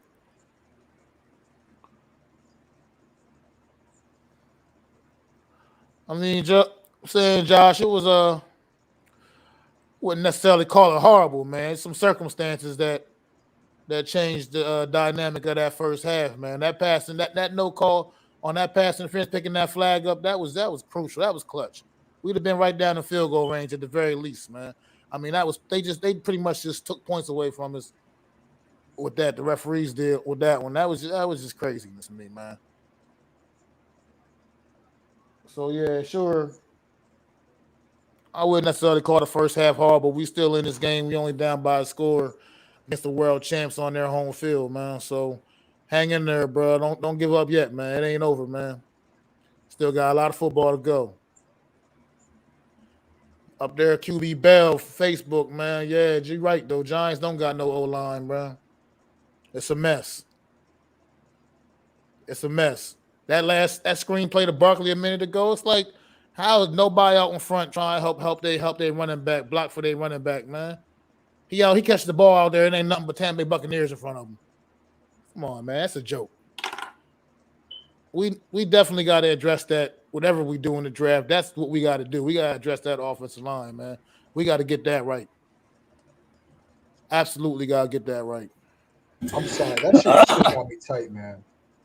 I'm sorry. You know, that goddamn Darius Slayton, he did an interview where he's feeling frustrated. You know what, prick? Catch the fucking ball. Hang on to the goddamn ball. Trade his ass tomorrow. I don't even want him on this team, dog. Fucking cut him. John Ross has been outperforming him, man, and I had no expectations for Ross this year. Right. You got that right, QB Bell. TC. Yeah, don't jump off the ledge just yet, though, Josh. Don't jump off the ledge just yet, Josh, man. There's still a lot of football left, man. We Yeah, get this there ball is. back to start the second half, man. So, you know what I mean? Let's see what we got, man. See what happens. That's here, man. right. Yo, it's 420 somewhere. It's been what 420 to here since the referees missed that pass interference call, bro. What's that, Mac? I said it's been 420 here since the refs missed that pass interference call. Well, not missed it. Pick the flag back up. Same here. Same here.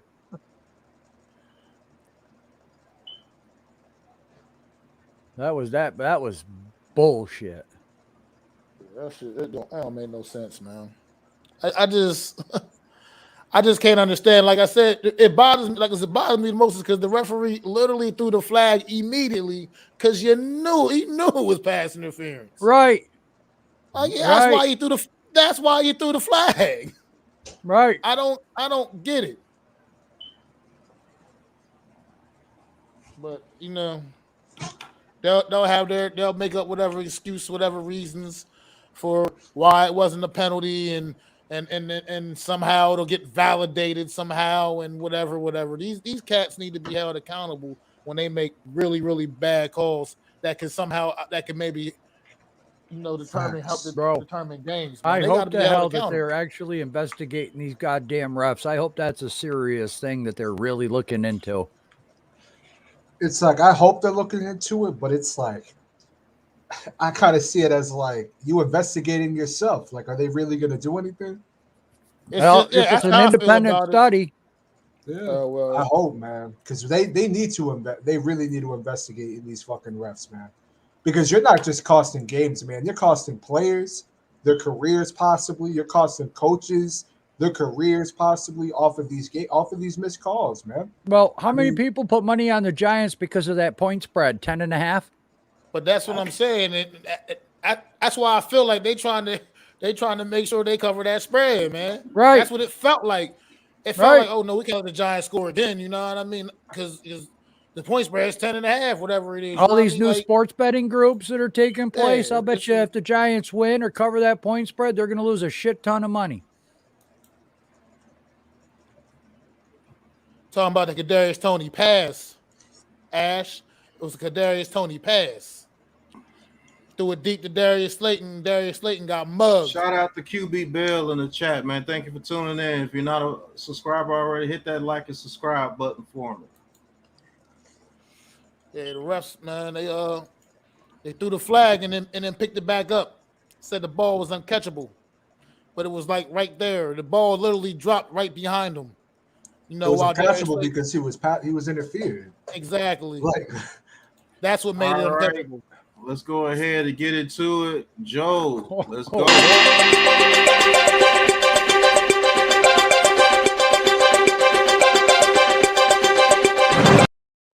Like everybody else, the classified info is the refs were bought and paid for. That right there is the biggest damn thing, and you could see it deflate the team. You can see it. That deflated that offense, the defense, everybody. That was a huge play call. That was huge. Took points away from people. You know, look, I mean, the interception, the defense really hasn't been playing too bad. We figured that Tom Brady was definitely going to put up points. We figured we had to put 30 points or more up on the board to win this game. Only being down one score right now, actually, it's not bad. Let's see what second half adjustments they're going to make. Let's see what Patrick Graham's going to bring out in this defense. What kind of pressures maybe he can dial up. Maybe he can cover the scheme a little bit better and confuse him. The short game right now is killing us. Brady's just dinking and dunking us for 8-10 yards at pop. And then his guys are breaking tackles. We know how good Mike Evans is. We know how good that receiving core is. Fournette is a ground and pound running back. When they need that hard yard, they got it. When they want to just sit there and play catch-all freaking game, Gronk's back. You know, he's been somewhat active. Evans really hasn't had many plays, I don't believe. So, this is all going to be about second half adjustments. And our interior offensive line has got to step up. Has to step up. No ifs, ands, or buts. For this offense to move, Sakura, Price, Hernandez, stop with the stupid mistakes, the penalties, and block somebody. Back to you, Pat. All right. You got Joe's great analysis right there. Thank you, QB Bell. Nate Talk Sports, what's going on? QB Bell says, great podcast, lit. I know it thank you. is, and we're going to continue to bring the heat for you. But my fact is, stopping them from getting any points before halftime was huge right there for the defense on that drive. They finally gave us an egregious call that was obvious, the holding on Ojulari. Even the announcers were trying to say something that it really wasn't holding. He fell down, whatever. Yeah, sure. But we have to come out this first drive of this second half and get some points. If we go 3 and out, we're in trouble. If we go 3 and out on this drive coming out of halftime and we don't get any progress on offense and we kick that ball back off to Brady with that much confidence they have, we're going to be in trouble. We have to get some type of points on this drive coming up, even if it's a field goal. Let's show them that we can score. Because if we don't score on this drive out of halftime, with the momentum that the Buccaneers have and the confidence that Brady is playing with right now, we're in trouble. And yes, Giants, we are having horrible tackling because that was a touchdown if that wasn't a holding penalty on Ojulari. We missed like 3 tackles against Godwin right there. The plays previous, we missed 2 tackles on Evans right there. We got to get off the damn field. I want to see some blitzes put on Brady right now. Let's put the onus on these cornerbacks. We pay them $15 million apiece. We got to be able to man up against them this second half because we cannot play bend and don't break if this offense doesn't light it up this second half. We're just going to lose. It's going to be a slow loss. Was that the first time they punted that punt before the half? Was that the first time they punted during the first half? I believe so. Yeah, because the only other time they didn't go down and score was the interception. Yeah. I mean, we gotta start tackling better, man. We just gotta get better, man. I know that pass interference hurt us bad, but we gotta be able to become a team that we can overcome shit like that. I feel you on that. You can't let things like that destroy our whole confidence and destroy this whole team. Say we lost the game because we didn't get a penalty. That was crazy to let Brady scramble up the middle like that, right up the heart of our defense, dog. Made a couple little moves and everything. But, you know, that's how it goes, man. When you're a bad team, sometimes shit like that happens to you. Gotta play more discipline, man. And like I've been preaching, I'm gonna just keep saying it until hopefully it happens. We got to put hands on Brady, man. Like, gotta get there, man. He's too clean right now. He's still too clean. We gotta put hands on him, man. I feel like the only time he went down tonight was when he slid. I'm looking at DJ stats right now. I don't give a fuck. I don't give a fuck what his stats are. I honestly don't care. Just keep on making the plays. All right, DJ in the first half, 11 of 16 for 84 yards and a touch, 10 rushing yards. Brady, 20 of 29, 198. 1 touch, 1 pick, and he has 10 rushing yards also. Let's see if we can stop Brady from getting 300 yards tonight. That would be very impressive considering where he's at right now. What is that saying?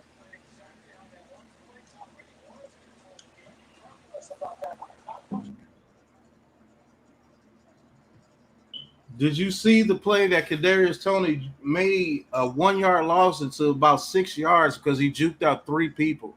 That's why you have to get the ball in his hands, man. That dude is probably the shiftiest guy I've seen in a long time. That was amazing on that one play. You got to get the ball in his hands, bro.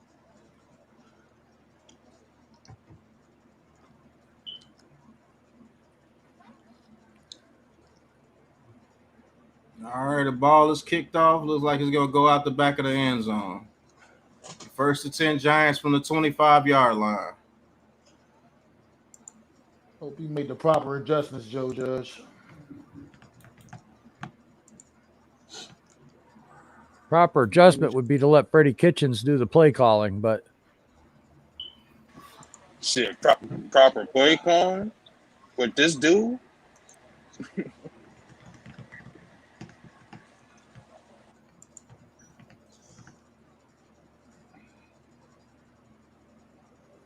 All right, 1st and 10. Daniel Jones in the shotgun. Saquon Barkley to his left. Kadarius Toney in the slot to his right. Buccaneers got a lot of people on the line of scrimmage. Where in the hell is Kenny Galladay? Ball is snap. Daniel Jones gets a quick out to Kadarius You gotta Toney. make a He block makes a out stiff of it. arm, 4-yard pass. Yep. You gotta make the It'll be block 2nd and there, 6.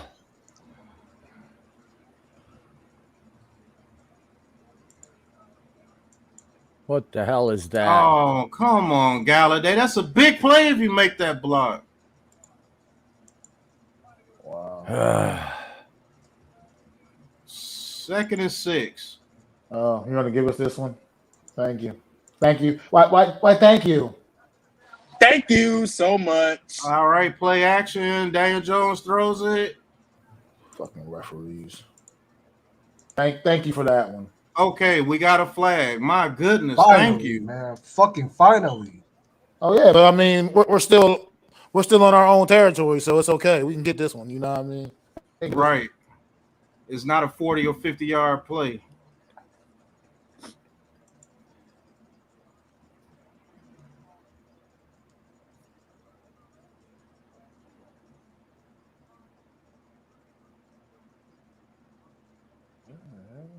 All right, 1st and 10 after the penalty. Oh, Rudolph, you slow motherfucker. All right, Daniel Jones in the shotgun.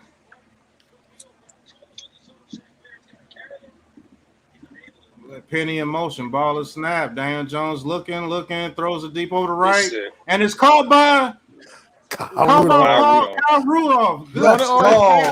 Like he running in slow motion, bro.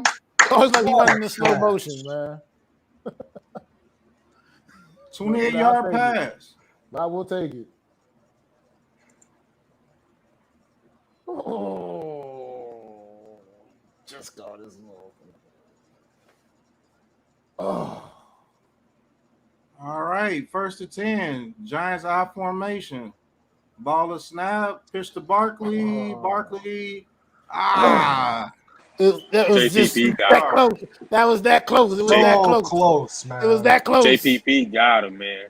Oh, it was that close. 2-yard got a damn good tackle by JPP right there. That was it. That saved the home run. That just shows how strong JPP was. He did that with one arm.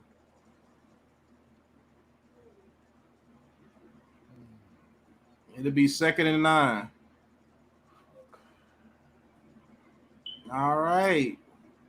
Dan Jones in the shotgun. Good God almighty. Ball is snapped. Dan Jones looking. Good God almighty. And he throws it high. Incomplete pass. Off the damn field. Take 76 off the field. Like, look, he is absolute garbage. You see absolute trash. You put this guy.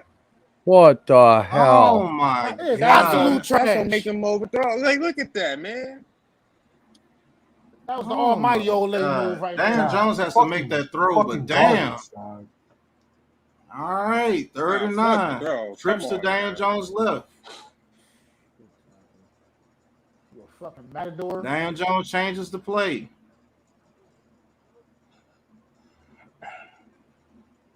All right, ball is snapped. Dan Jones looks, hits Kadarius Toney. He makes a move, makes 2 moves, gets down. Take the points. He's going to be short of the first down by like 2 yards. It'll be 4th and 2. You better have something drawn up right now. A 4th and 1, actually. And they're going to go for it. I'm not sure how I feel about this. Oh, man. Exactly what I'm talking about. That's exact.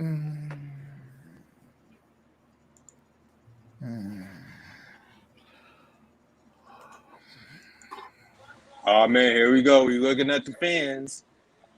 Here we go. Man, incomplete, man. Turnover on downs. Fucking Christ, dog. That's what I'm saying, man. Like, it's still early in this game. Take them fucking points, man. You don't leave shit on the field. I mean, take the points, go out there and play defense, get the damn ball back, and drive downfield and score some more points. You can't just leave that shit on the field like that. We're not out of this game yet. They not blowing us out. We weren't in desperation mode yet. Take the goddamn 3 points. Go kick the ball back off, play defense. Why are you getting cute on 4th and 1? And that's a fast defense. You run it straight at them, man. We can't get 1 yard. Run it straight at them. Why are you playing into their game? They run sideline to sideline. They're too fast for that garbage. And then you got Nate Solder out there. You think he's gonna block anybody? You just saw that Olay move he did on the other play, man. That ain't no damn sense. I don't even know what his purpose is out there.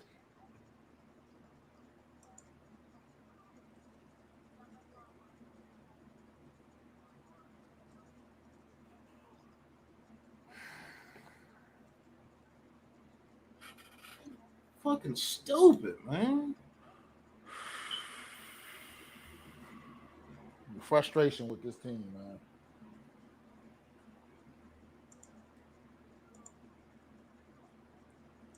Damn, that's dumb, man. You need 1 yard and you want to go for it, you better have something drawn up to get that 1 damn yard. You better have something drawn up to get that 1 yard. Oh.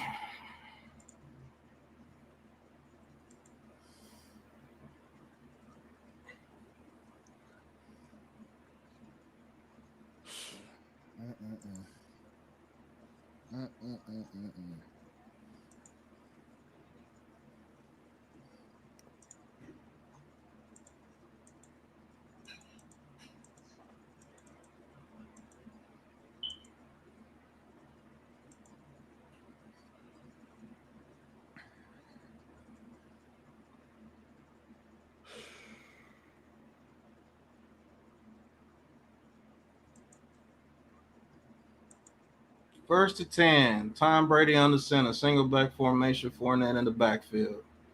Ball is snapped. Hands it off to Fournette. And we stop him for a 1 yard loss. Roche.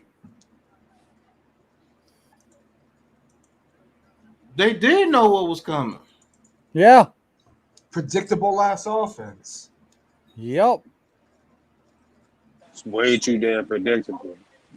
Daniel Jones. If I was you, All I'd the punch that snap. nigga. Tom Brady looking, throws it deep over the right, and incomplete. Good coverage by Bradbury right there. He misses Evans.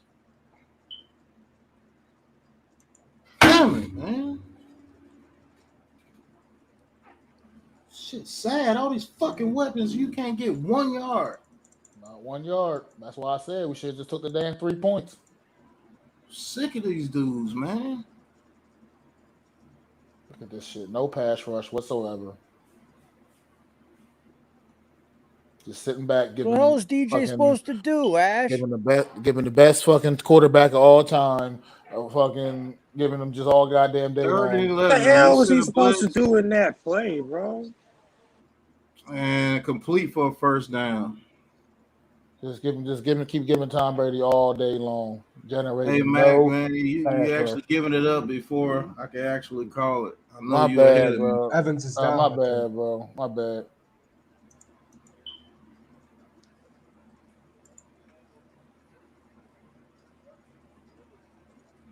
First and 10 after a great play on third down. Buccaneers in the shotgun.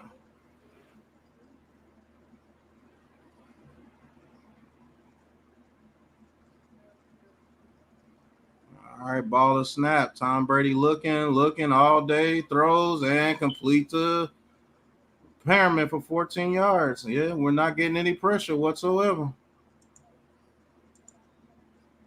Not even a little bit. We're not going to get holding flags, Lou. Didn't even.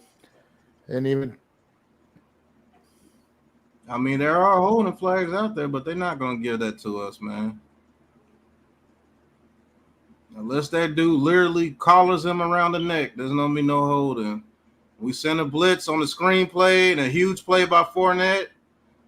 Stiff arms, 2 people. Stiff arms, 3 people down to about the 15-yard There's line. a flag.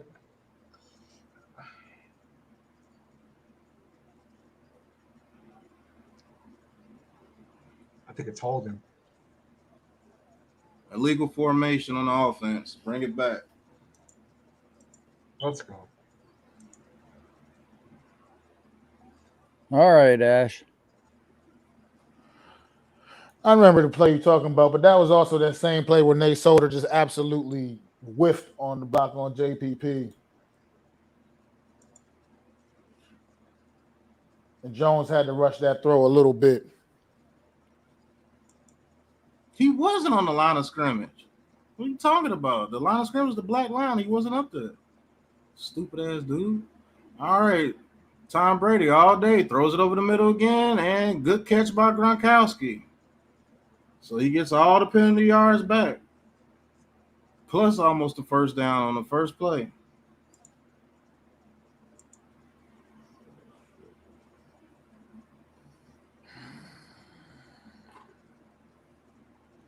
Second and 1.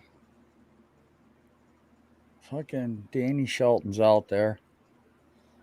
Right now, it don't matter who out there. They just refuse to put hands on John Godwin right over the middle again.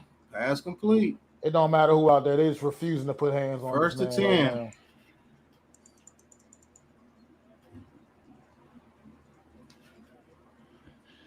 now.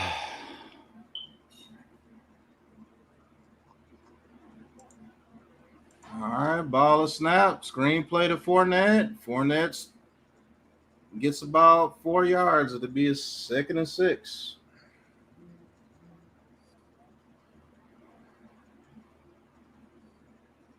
Right.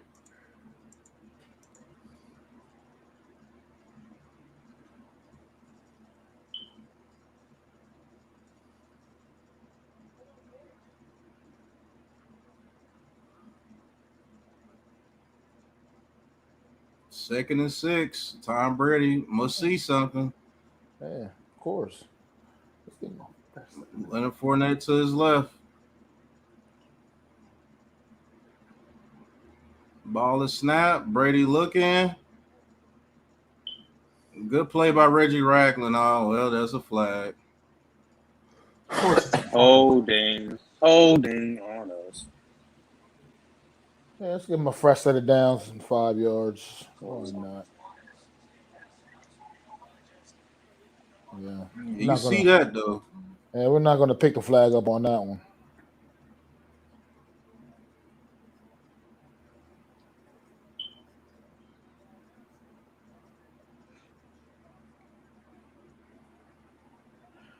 It's all good.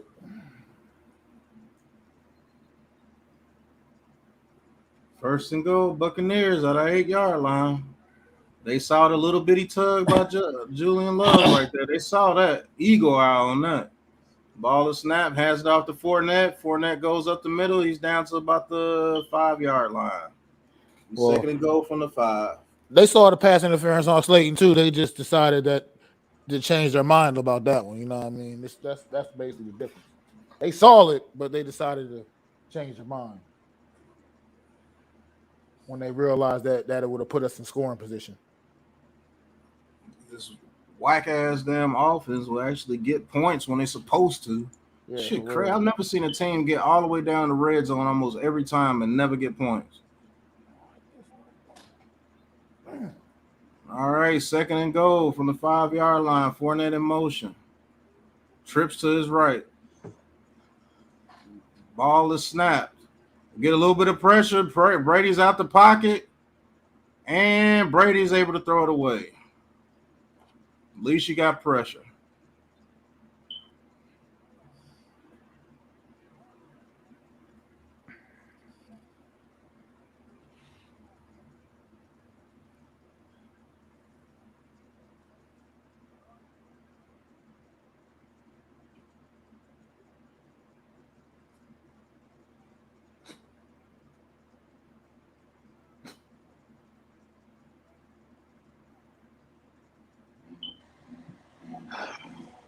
All right, Tom Brady in his shotgun, 3rd and goal. All right, ball is snapped. Tom Brady looking, and he finds Mike Evans in the end zone. And it's a Touchdown. Boxed Bradbury out. He boxed him out. That's how you're supposed to throw to a big receiver. There's nothing Bradbury could have done about that. He got boxed out. Well, we know where it all starts is once again not putting absolutely no pressure on the quarterback, man.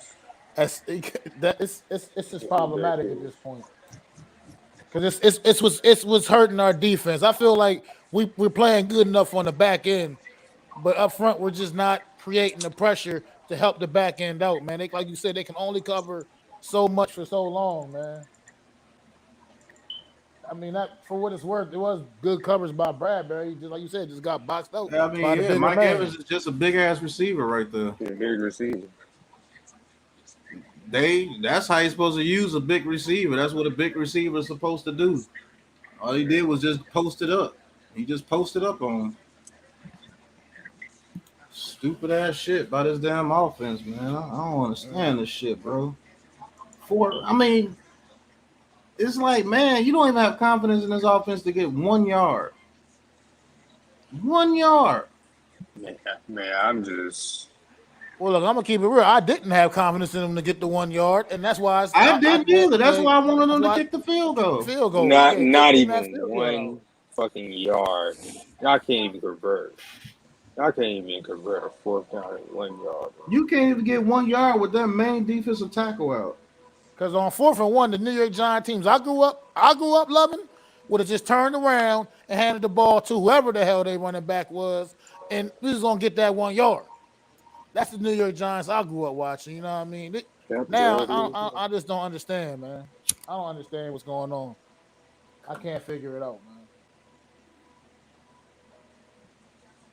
When you don't have enough confidence in your offensive line on 4th and 1 to make enough push to give your for what it's worth when he's healthy, all-pro running back. To give you all-pro running back a fucking get 1 yard, you know what I mean? That's saying something right there. That's telling you everything you need to know right there. When you got a running back the caliber of Saquon Barkley, you don't have the confidence to on 4th and 1 to turn around and hand the ball off to him because you know the offensive line ain't gonna block no fucking body. That says everything you need to know. Right there.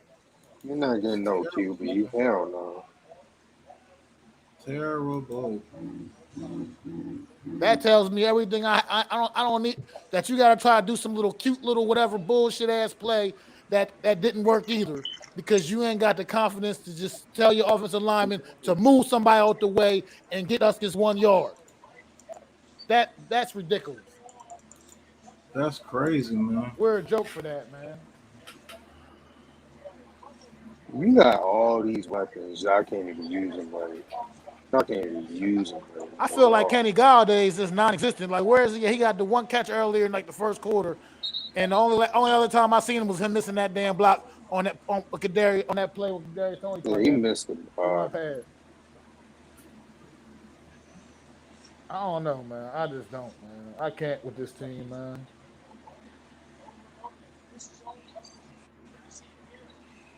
All right, kick is off. Out the back of the end zone, touchback.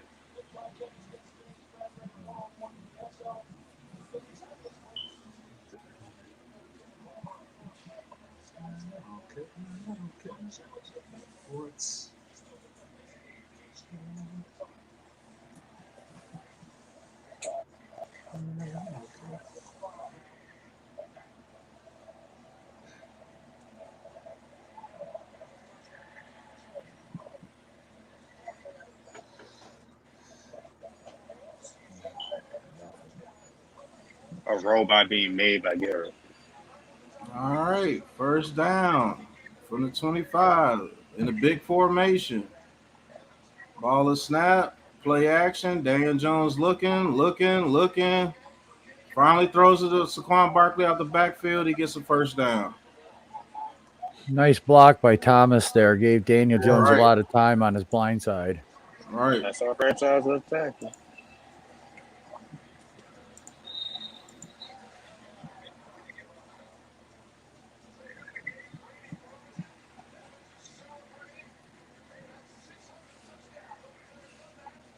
All right. First and 10 in the shotgun. Trips to Daniel Jones left. Saquon Barkley to his right. Ball is snapped. Hands it off to Barkley. Barkley goes up the middle for about 2 yards.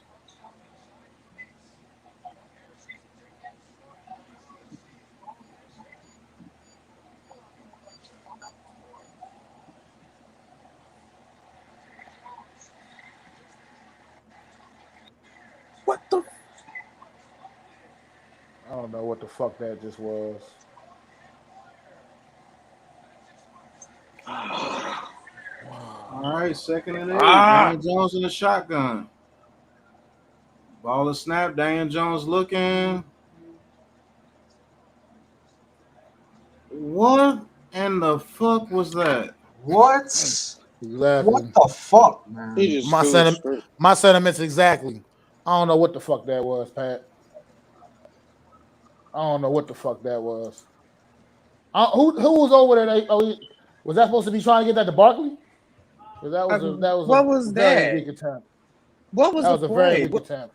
What was supposed to be the play there? Somebody didn't have.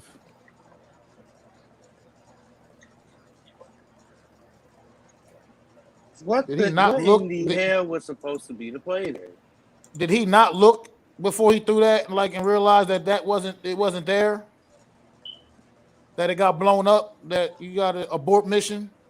I mean, oh man, those are the frustrating things with me with Daniel Jones. Those are the times when I can't defend him at all. You know what I mean? I can't defend that. I can't defend I can't that defend either. that.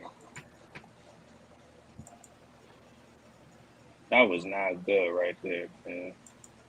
Oh well, this game is now a couple plays away from getting completely out of hand, so it is what it is, gentlemen.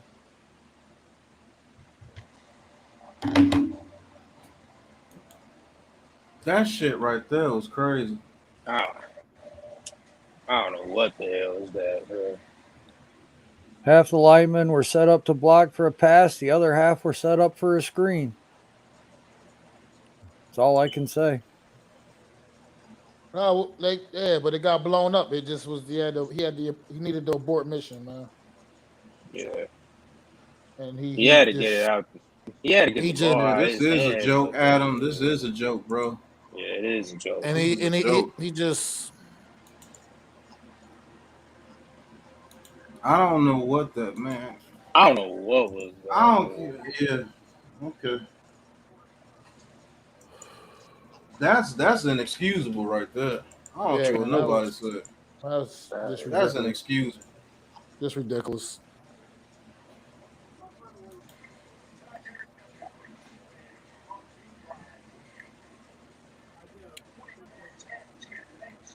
Yeah, man.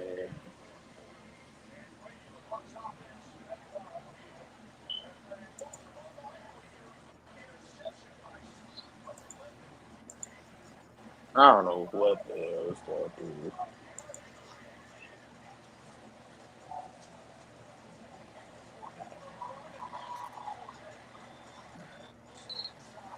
And it makes so bad. The only touchdown, really points you really got, the defense got it for you because they returned it to the 5-yard line. Absolutely. First and 10. Brady under center. Ball is snap, play action, screen to Fournette. And he gets about 8 yards. But they're gonna show the play. He actually had the tight end if he wanted to. Yeah.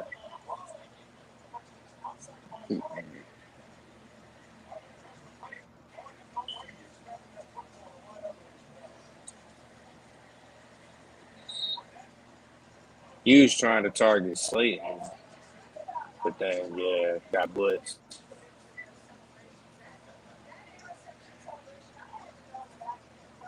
Second and 2. Somebody TV kind of loud. Is it me? Ball is snapped. Fournette up the middle for about 4 yards. First down.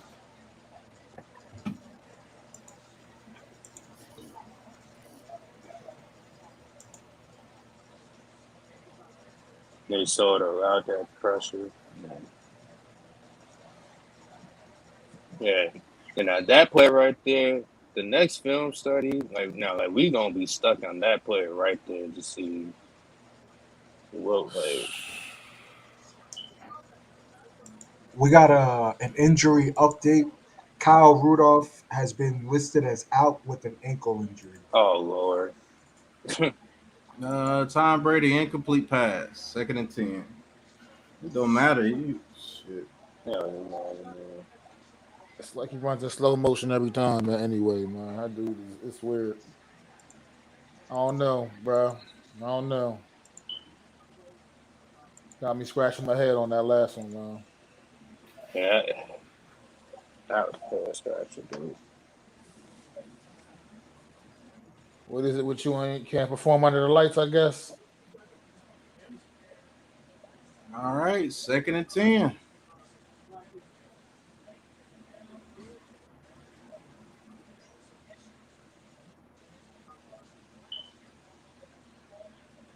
I just hate how the fact that Daniel Jones and Jason Garrett are sitting next to each other. Oh God, bro, that fucking disgusting.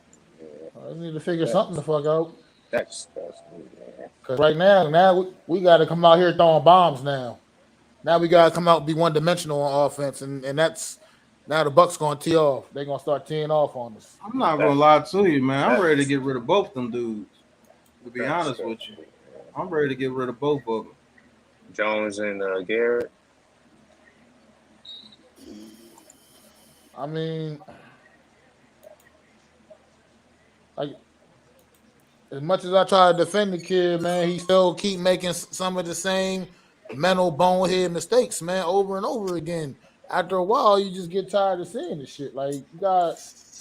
All right, Tom Brady throws over the middle, incomplete pass. You got to string me some games together where you're not doing this same stupid shit all the time, constantly over and over and over again.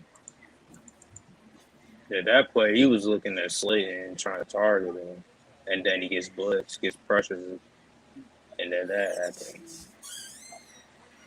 You got to be able to recognize and see that the play is not there, you know what I mean? And be able to know, not to just... All right, I mean, whatever. I know one thing, we're... All right, 3rd and 10. Tom Brady. We finally get pressure on him. Throws it to the running back. He only gets 3 yards. 3rd and 10. Ellerson Smith, 94. That was Ellerson Smith. Oh, Ellerson Smith. Oh, shit. That's who that was? I was wondering who that was. Oh, wow. He had some speed. He had some quickness to him, man. I know one thing. We're not getting a new QB, though.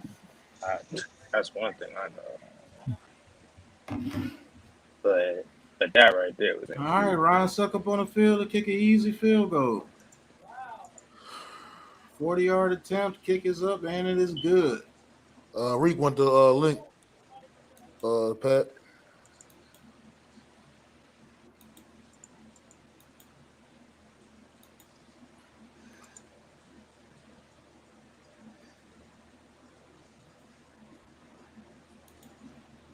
See, like games like this give me a headache, man. It's Charcoal telling the truth about you just dropping me off at his place. You what? Telling the truth that your mom dropped me off at his place if you get a job. What's I could get a job? Sure, I'll take you over. Really? Like, shit like this doesn't even make any sense, bro. Yeah, she said no. That pass he threw, I don't understand that at all.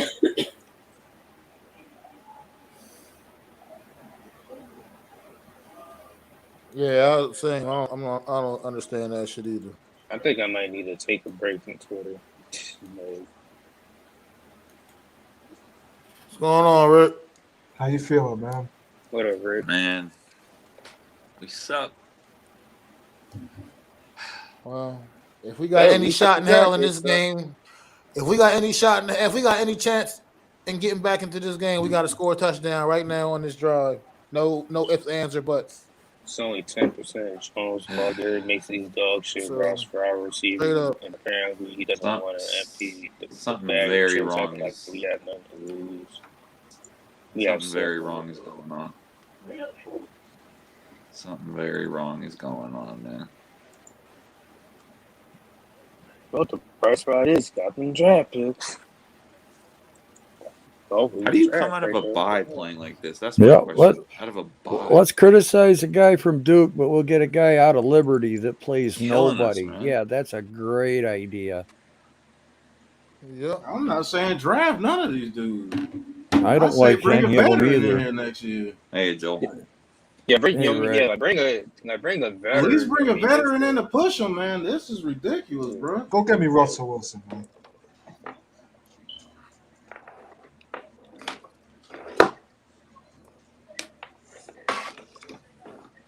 We suck.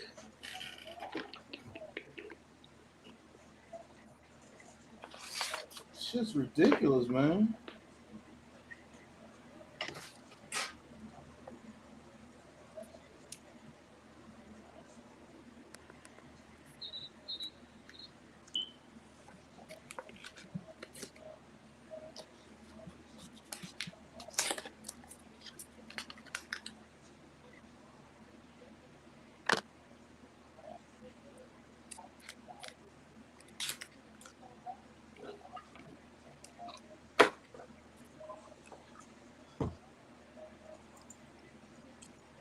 Damn it to hell. Yeah, if we don't score a touchdown right now on this drive, this game is over. Man, Mac, this game over. Look, I got to have some semblance of hope, man, for my own. You know what I mean?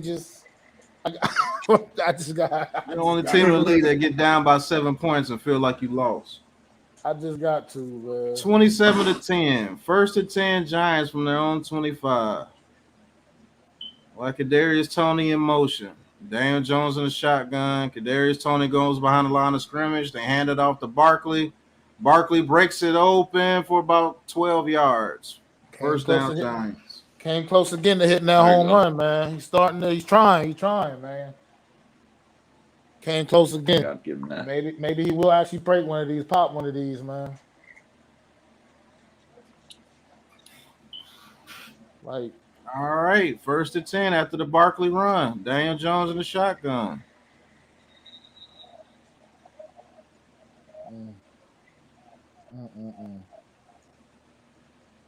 Ain't our offensive. Like Ross in motion, trips to his left.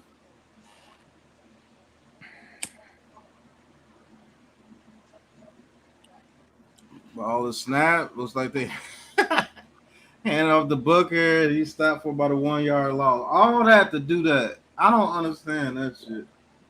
You did all that Ottoman to do that.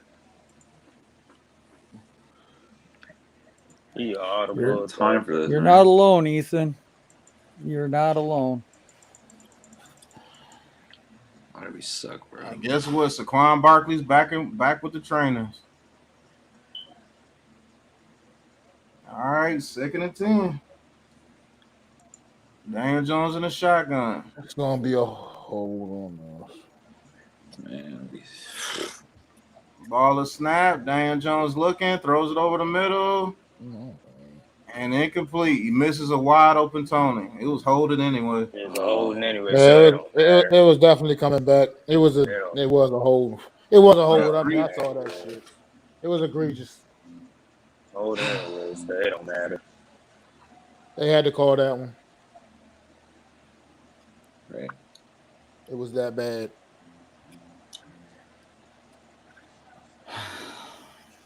Oh, Will.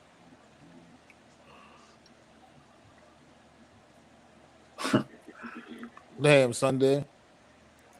Maybe he is a stoner. All right, third and 10. We so sorry they don't even accept the penalty. Yep. Third and 10. I mean, that's kind of funny. I can't hold you. That's insulting, bro. That's what I was gonna I don't blame him. All right, in the shotgun, trips to his right. Ball is snapped. Daniel Jones looking. Throws it deep over the field. It's actually caught. Wow. Goes back. And they're not going to give him the forward progress. Wow. You know what's crazy about that? He didn't really necessarily run backwards on his own. You know what I mean? Like he kind of got thrown backwards. He kind of got spun back there again. And oh man, that's kind of. I almost take a look at that. It's such a shame we're having him run such silly routes like that. Simple, silly routes. 4th and 2. we don't catch a break about anything, bro. Wow. Worst team in our division. All right, 4th and 2. Daniel Jones looking under pressure. Hits Kadarius Toney for a first down, 7 yards. Good play there. Feed that man. Good play there.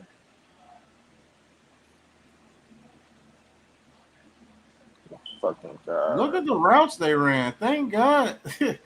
Thank God he had enough time to, man, that's terrible. All right. The route concept is It's off terrible, to right? Saquon Barkley. So Barkley up to the left side for about 5 yards. Another flag. Bring it back. Like, what kind of fucking route concepts are those, man? What are I those? want to hear Judge talk about being disciplined. First and 20. Let's see if they're going to decline that one again. Is that Will Hernandez? Yeah, it was Will Hernandez Wow. again. He's a, that whole, man. Like I said, at this point, we need 4. We gotta get rid of Soda and Hernandez, bro. Soda Both and of them gotta go. That's 2018 draft, man. 2018. Yeah, man. Whole class. 1st and 20. After the holding on Hernandez, what else is new? Daniel Jones in the shotgun. You see Hernandez, Daniel Jones throws to Saquon Barkley out the backfield. He cannot get past. You see Hernandez, bro? Number 32. Minus 1 yard to be 2nd and 21. Wow. Pathetic, man. This is insane.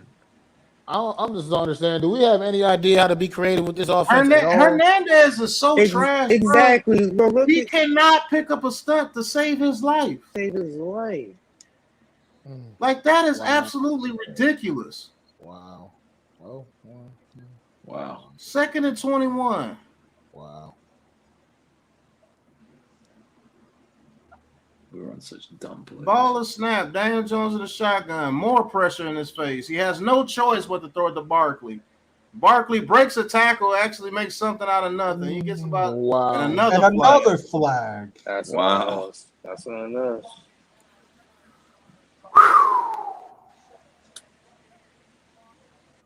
What's that? Should I change the channel? What's that flag about? Blocking the back. By who? Is that on us? Slayton. Yep. Yeah, it's on Darius us. Slayton. God. Slayton. These motherfuckers just see everything we do. Come on, man.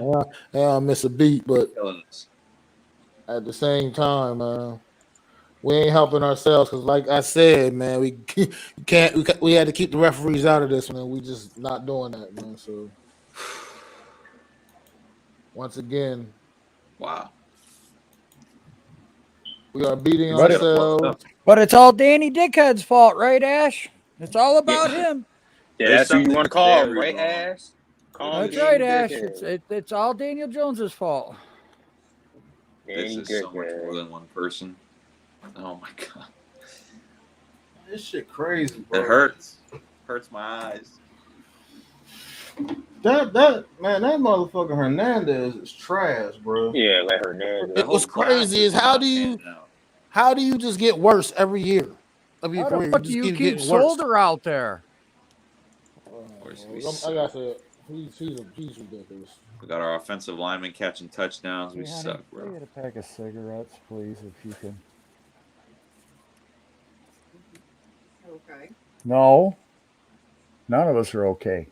Yeah, I hear like one. you just said, somebody said earlier, the fact that our starting left tackle scored a touchdown before our very high-paid free agent wide receiver is ridiculous. You know, why are we more creative with the offensive lineman than our receiver? You know what I mean? Okay. That's ridiculous. Because he's in a Did you not see penalties on Solder? Did you not see freaking Lardass on the right giving up, not even blocking, standing there with a thumb up his ass, going, "Yeah, go ahead and go by. I'm getting my money. I ain't working for that shit." That's what it looked like. You know, y'all can win names on that one. Yeah, But it's all Daniel else? Jones, man. It's No. all him. If we had Russell Wilson right now, we would not be getting these blocking in the back penalties. We wouldn't have flags picked up on us because it's pass interference that they're not going to call. We wouldn't have a false start. We would have a holding penalty by Hernandez. We would, Hernandez would definitely be picking up stumps if we had Russell Wilson. Oh, wait, but he can run around in the pocket and get crushed just like everybody else because Solder can't do shit. Slayton can't do shit. Hernandez is the human turnstile. Sakura and Price are just getting blown over. Yeah, he can improvise all right. You're absolutely right. Look what he did last week for Seattle. It was fucking phenomenal. It was beautiful. Fire everybody. No, Fire. Aaron Rodgers. Second and 28. Goddamn thing and sliced bread. He lost. Second and 28. The ball is snapped. Daniel Jones is looking.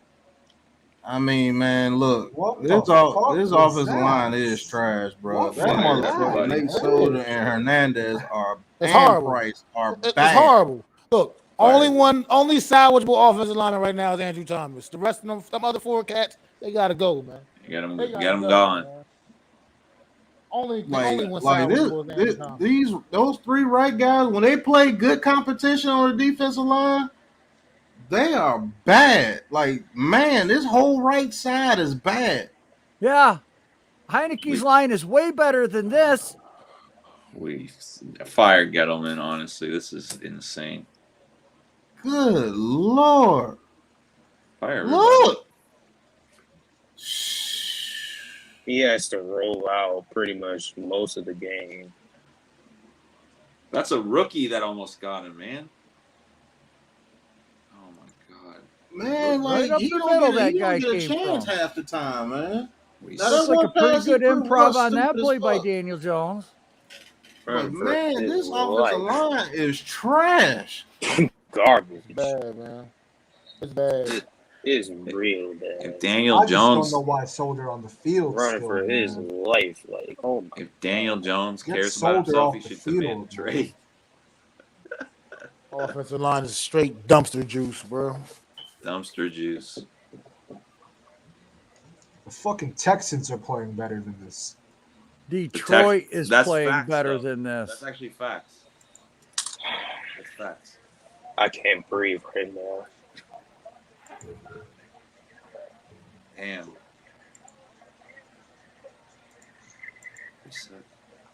And I'm gonna be real with you. The Buccaneers defensive line ain't even been playing that great all year, but they look like superstars against us. Good Lord. Suck. Spent how much money on Kenny Galladay? Doing nothing. Not one touchdown.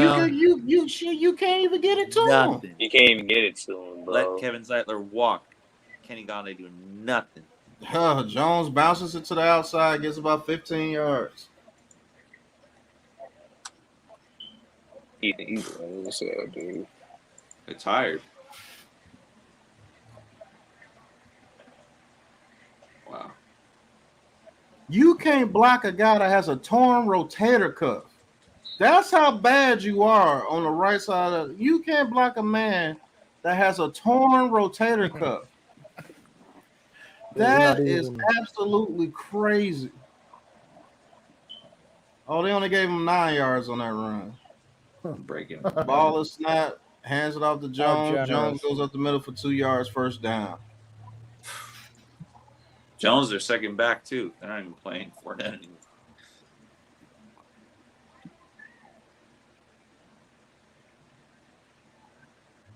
Ridiculous.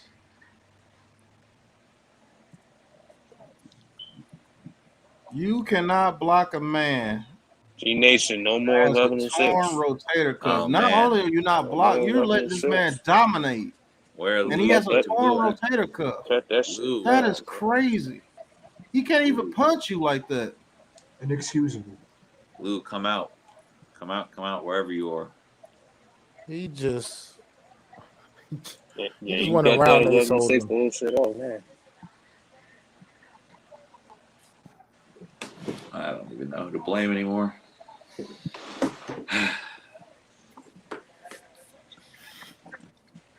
John Mara's Dan Snyder. 5.0. Motherfuckers ain't doing shit for me.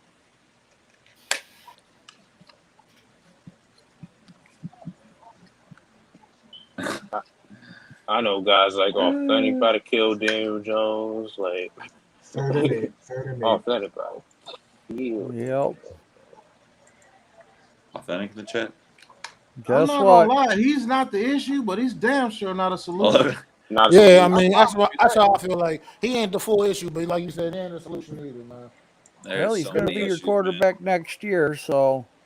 So many issues. Because what it all comes down to, Daniel Jones lacks instincts, man. Y'all, we're not getting. He a good athlete. How you a good athlete, but you don't ever like use your God-given ability to create and make things happen? Sometimes, man. You Hey, gotta Mac, you throw on that big blue. You throw on that big blue. What you gotta start do acting crazy. man. You start acting crazy. I just don't get it, man. Like this Daniel Jones that I'm seeing is just way different. That's a good play right there. It's way different. Good stuff. I see Daniel Jones be moving around like in the pocket, like Daniel Jones is your I quarterback think next it's a year. mixture. His Get offensive used to line it. is trash, and I don't think this Call him offense whatever you want. matches Daniel Jones' talent, man. I'm telling you, it doesn't. You don't think every offensive coordinator in the league would doesn't. love to have these weapons? Crazy.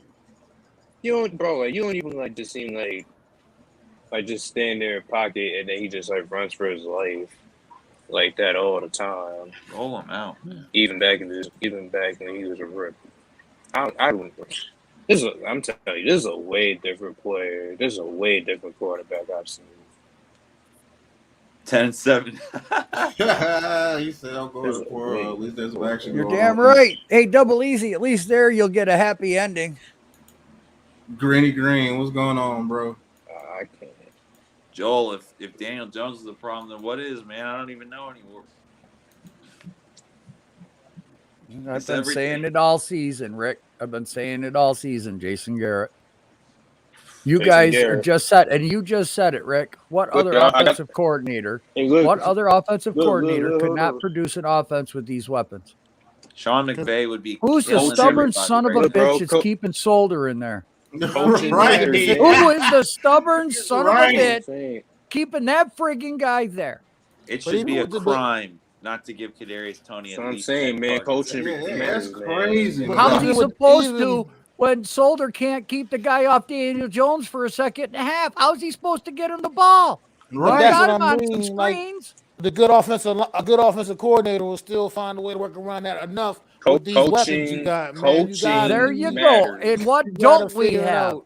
A good offensive coordinator. You got to figure out a way to make it matters. The scheme matters. I want Isaiah Wilson to play. The route concept cannot be worse than this. That you got to see. He can't be. He can't do no worse than what Hernandez and Soda are doing. I'll tell you that now. Because all you got to do is run a stunt against Hernandez. You're going to get in every time. He does not know how to block a stunt. No. Like, how you been in the league almost 4 years and you don't know how to block a stunt? Look at the routes that you viewed on that with that Tony got that first down on 4th and 2, Pat. Look at those route combinations. That's what I said. I said, what was like that? You can't just like look at the quarterback only. Like you gotta look at the route concepts too. You gotta look at the route concepts. You gotta get a new OC. Because coaching matters, man. The scheme matters, bro. You gotta get a new OC. I'm sorry. Everything matters. Everything that I'm looking at falls on Garrett because they ain't changed shit. This offense looks the same as it did week 1.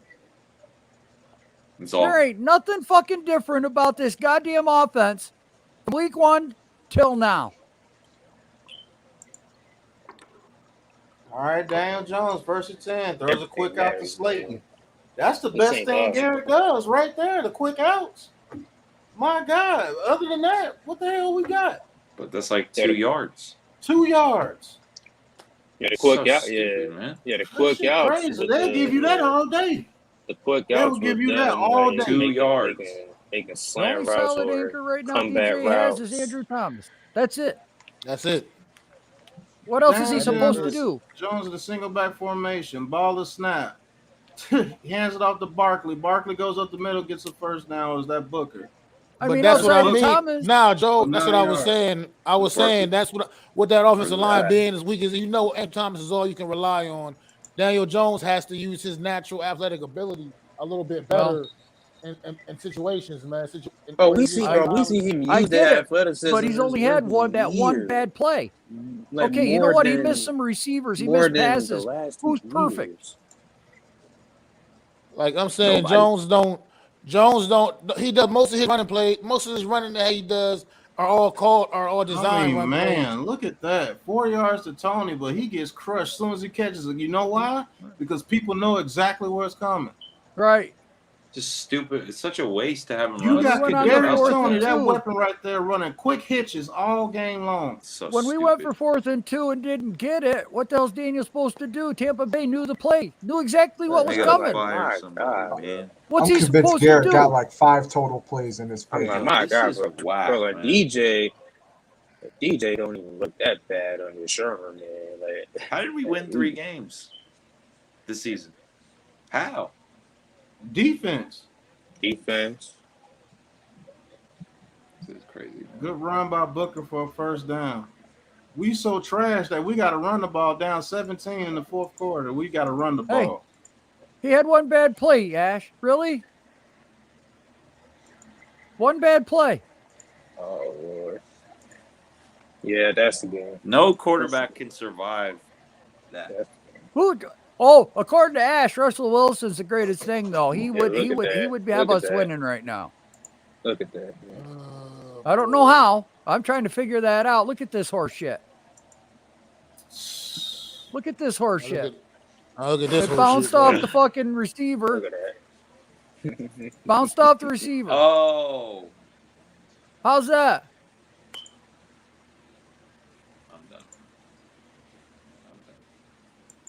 Turn out the lights. I mean, here, ball. No, that was on Daniel Jones. That's a horrible throw. All right, so he's had 2 bad that was plays. a bad throw. Like, that's horrible. Where are you throwing the ball, that was really bad. Trying to do too much. Yeah, that's what happens when you're down. Yeah. That's crazy, man. I know you want to defend Daniel Jones.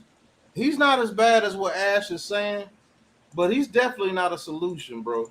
No, that's what I'm at that point too. Yeah, he's just not. He's not. His offensive line is bad. Listen, I don't know. You're already pissed off who's since that flag. Nothing good has happened, so you're already in a bad mood. We got to roll. And with all him. this is doing is feeding it. We got to roll with him. So now it's next who season. can we blame the soonest? We got to roll with him next season. I'll blame it on the offensive line, Garrett and Jones. I wouldn't mind if all 3 were gone next year. I'll be honest with you. Let's get Tyrod Taylor. Man, he doesn't help. He doesn't help the situation either, bro. I promise you, he doesn't. I'm just when saying he does have people over, he misses them. I don't know who does. And stuff stuff like that, man. When stuff starts going bad, look how he plays, man. He starts playing like an idiot. I don't need that from my quarterback, man. Yep. I promise you, we had a different quarterback, a different offensive line, and a different coordinator. We'd be all right. Okay. Once games are like this, man. Yeah, like shit like this happens once games get out of hand. It's just, I mean, you had 2 weeks to prepare for this, man, and this how you playing? Yeah. Typical Giants football. This is a typical bye week for me. Typical Giants football after the bye week. I've watched this shit, and every goddamn time we come off of a bye, we suck balls. I said it earlier in the week. My thing is, we paid Kenny Golladay all this money, man, and we can't even draw up ways to get him the fucking ball, man. What was the point? There you go. Like, we could have had Zeitler and Tomlinson, man. Could have kept them. That's 2 years in a row. Daniel Jones had a bad game versus Tampa Bay. Be a GM in this league anymore. He's done. Just remember, John Mayer is the one that said we need weapons. He needs to go too. Well, fire him then. What's up, Coach Dante? What's up, Steve? Get a petition going, man. This is insane. He did say that, man. TJ Edwards, man. Hey, guys, TJ's back. Thank you for tuning in, TJ. What up? What's going on, you T-Day? playing right now? Wish we had you playing right now. Logan says Daniel Jones is not the guy. I have to agree. Well, guess what, Logan? He's your quarterback next year because we ain't drafting one. Oh, Mike Evans is hurt. He's gonna be the quarterback next year. So y'all can say that as much as y'all can. I mean, they're showing a replay of the interception. The offensive line just got manhandled. It's insane. Evans makes a deep catch over the middle, but comes up lame a little bit. This offensive lineman getting manhandled this whole game. Yeah, I mean, all you can just hope for is just a huge change. Man. Look at Skirl, man. All you can just do is hope. All you can just do is hope for a big change. We suck. God, get Jason Garrett the fuck off this team. Hernandez, Price, Solder, they all suck, man. Straight up, they suck. I want to know. That whole offensive line is trash. Except what for the hell is helping us right now, Ash? I want to know who co-signed this Daniel offensive Jones line. not the solution. Who what? Like, I don't even think nobody here is the solution. Who the hell's the answer right now with this whole team? Watch Daniel Jones in Cleveland. Watch him play in Cleveland or Denver. He'll be just fine. He's gonna light people up. He'll lighten people up, exactly. Exactly. I know exactly what's going to happen with DJ when he leaves. Well, if he gets with a coach that knows how to use him. And then we're going to be Jets fans here. Why didn't we keep him? But that's all right. I got records. I got receipts. You don't think Pat I ain't going to be like that. It's going to be like he just didn't work out for us. That's what I would be like. Loving this. Work out for Garrett. But what is what? I'd rather the kid go somewhere else where he can have a better opportunity, man. Because we're just not. I would love to see him go somewhere else have a better opportunity. Pat Shermer's going to get this guy. Seem to be the spot. Yeah, and then they're going to get rings. They're going to get rings. What's going on, Coach? Watch Pat Shermer. He's going to get him. Because sometimes players just like needs like a change to see him. Sometimes he'll probably look good in orange. 3rd and 9. 3rd and 9.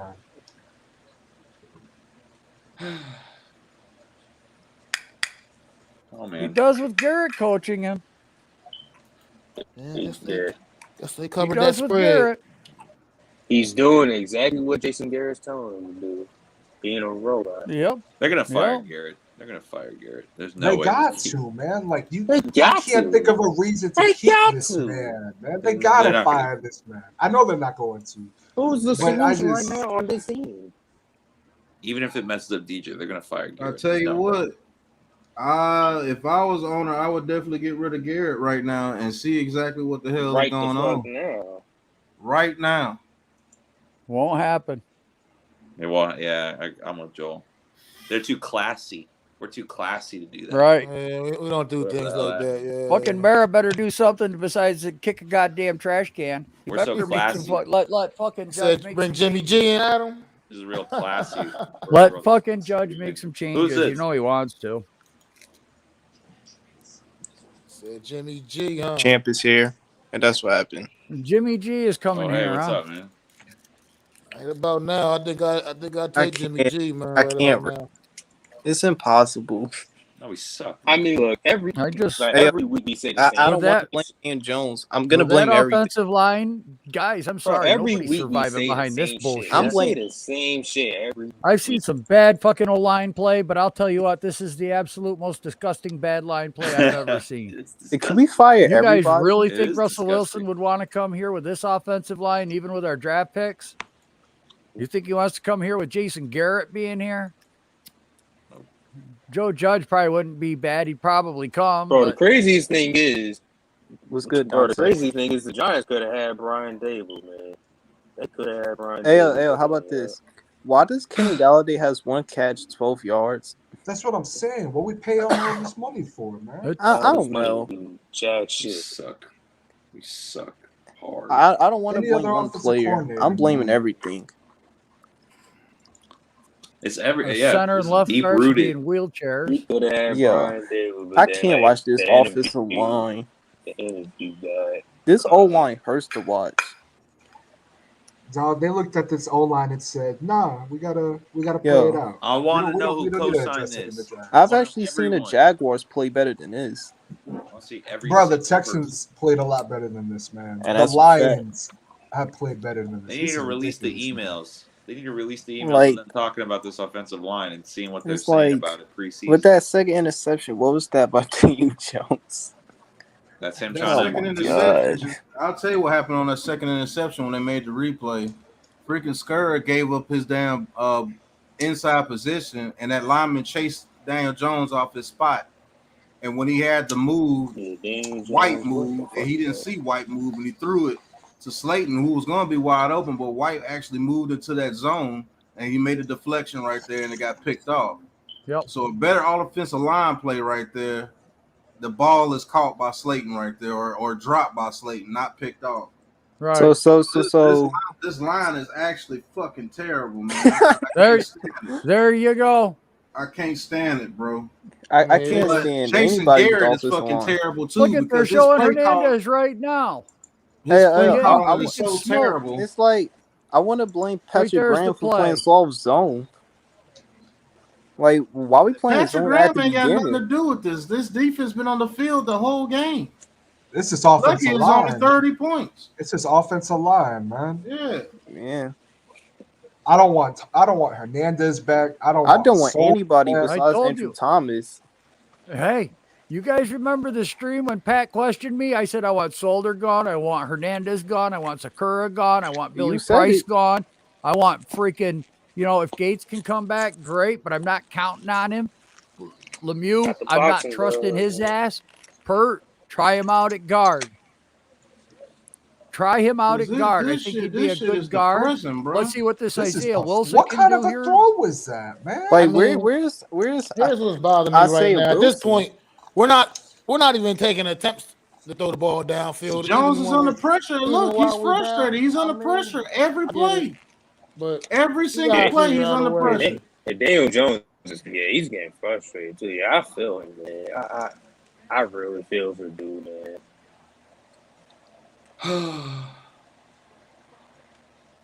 This kid is under pressure every single play. Every single play. That shit crazy. It's like Tampa Bay don't even have Villa in. Oh my god. We suck. Thomas is the only solid point right now. What a joke. Look at Thomas. Look at Thomas. He's a freaking wall. I don't blame Jones for getting mad. I would leave. Shit, I would get mad too. I would leave. I would have asked asked to be traded. line. I can't even hold you. Outside There of was a Andrew bar I Thomas. could go to Yo. Tampa at a better time. It's like the offensive line don't even help. They say every play, if we're gonna give up. Jason Garrett ain't helping either because he should be creating plays for the deficit he's got in the offensive line that he knows about. It's like he too basic. Exactly. He's so predictable. Anything goes wrong, the whole play is fucked over. And it's like, don't get me wrong, and I agree with you, Pat. He's definitely not the solution.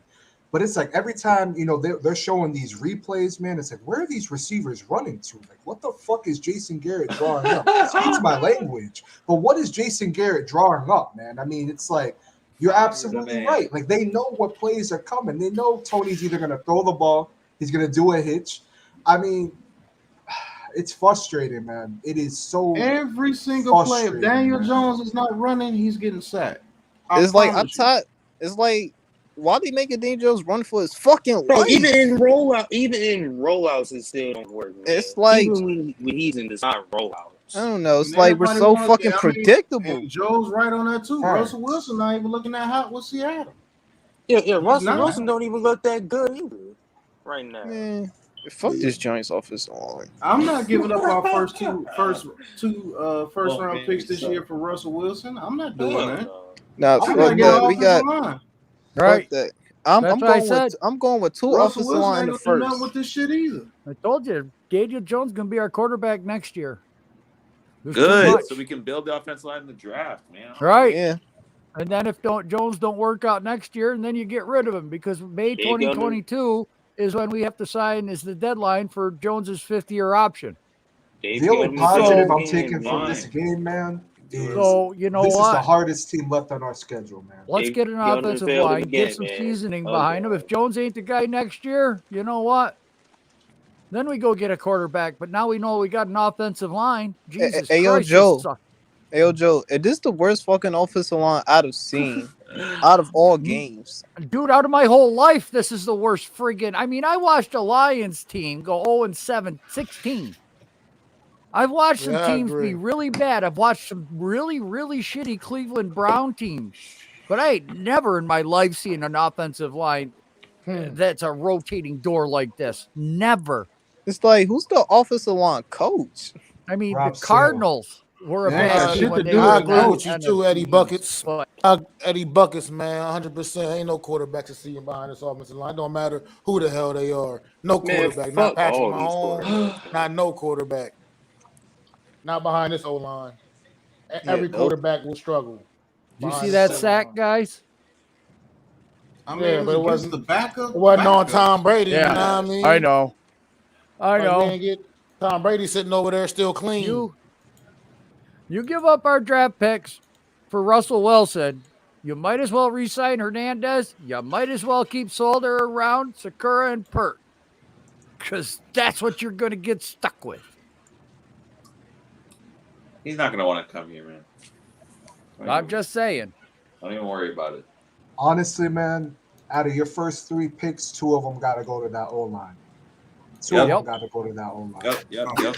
It's like I don't want fucking Miz, let me tell you something. Logan and Miz. You don't open up to change, we're gonna suck a dick for the next 10 years. That's the bottom line, man. I'm telling you right now. I don't want to hear it no more. Jones sucks nuts, man. Let's get it straight, bro. Jones sucks.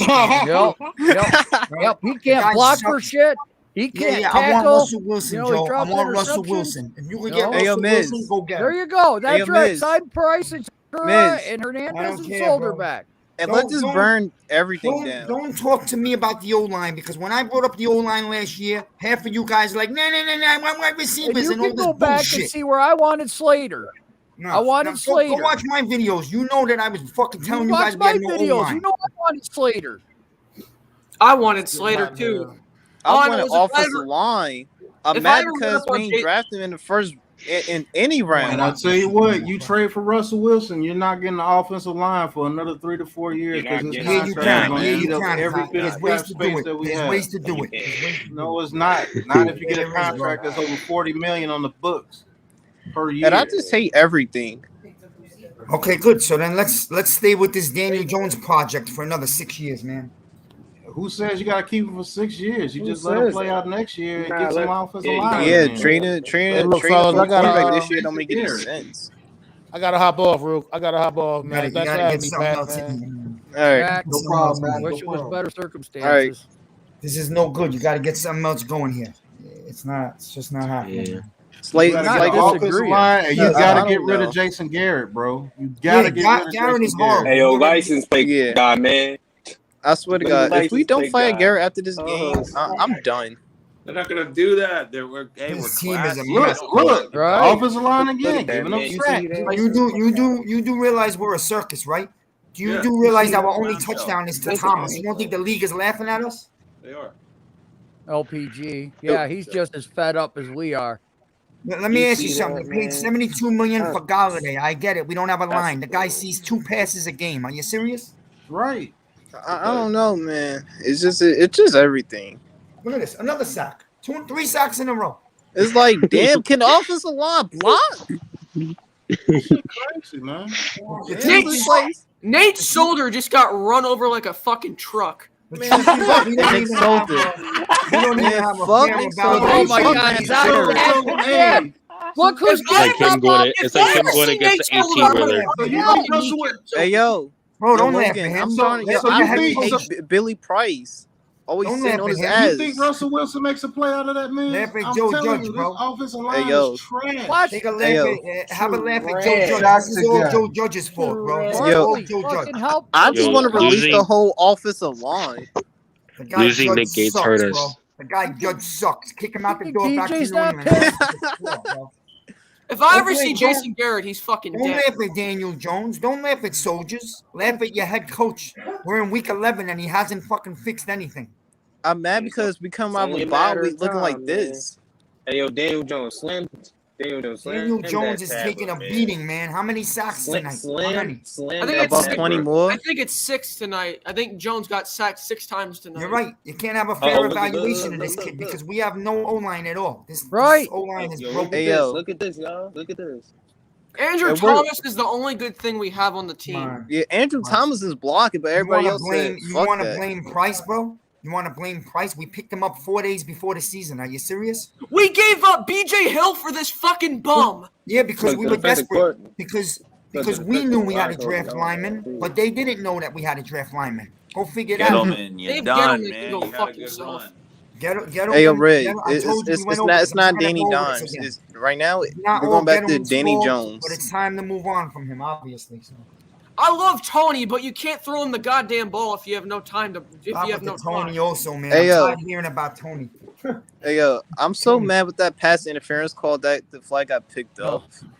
Wide receivers don't win you football No, this games is or scary. championships. Remember that. Offensive line I does. think Mara would know that with Odell. Like John You're Miller, paying you've been with Galladay this team for $72 years. million. You can't figure it out. We suck. You're paying Hey, Galladay look, We $72 suck. million, look, bro. Look. How did we look, win bro. 3 games already, Look. man? I can't believe the defense carried this crap. I don't give a Yeah, damn what yeah. anybody says, even on this damn panel. I don't give a damn what quarterback you have in there. If that offensive line is playing like that, I don't give a shit who's in there. That's fact. Unless this dude's name is the Most High, there's no way any quarterback is Pat, gonna we've shine been with this known this, offensive Pat. line. We've been known this. I don't care about that. You trying to give up picks for Russell Wilson? Russell Wilson's not even playing well for the team he's playing for right now. I told you I'm not giving up both first round picks. I told That's you the that. only way you're gonna get him. Yeah, And we don't get him. And we don't get him. You put an offensive line in front of Daniel Jones and see exactly what he could do. I'm saying right now he's not the problem, but he's damn sure not the solution. So in order to get a fair evaluation of this kid, you got to put something in front of him that's competent. It sucks. He's got an offensive lineman that's been in the league 4 years that can't block a stunt. Can't even recognize it. Nate Solder is on his ass every play. Billy Price is on his ass every play. Scurra blocks good for about one drive, and then the rest of the game, he's getting punished. Andrew Thomas is the only thing worth on this offensive line. So if 4 of your linemen are not good and they suck bad, I can't get a fair evaluation of the quarterback. So you can say Daniel Jones sucks all you want. I'm not saying he's the franchise quarterback, but he's damn sure not the problem. He's not the main problem. But you wasted 4 years now, so you're gonna go into a 4th year with no evaluation. That's not Daniel Jones' fault. Daniel Jones can't get offensive lineman in front of him. You're right. He can't pay the offensive lineman that's put in front of him. I like Jones. Because Garrett's offense. This organization. All right, so when are you going to get linemen? You can't sit here and blame Galladay and say he sucks. Oh, he's an $18 million receiver. Well, God, dog, you can't get the ball to him because shit, you only got 2 seconds. Bro, Garrett's offense is predicated. You only got 2 seconds at best. Here, his offense I'll give you worse news.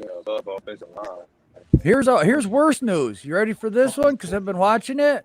The New York Giants pick will be better than the Chicago Bears pick after this freaking game. That's what we ever talk about, man. We're a sad fan base. All we talk about is draft picks every fucking year, man. I'm just saying how bad we suck.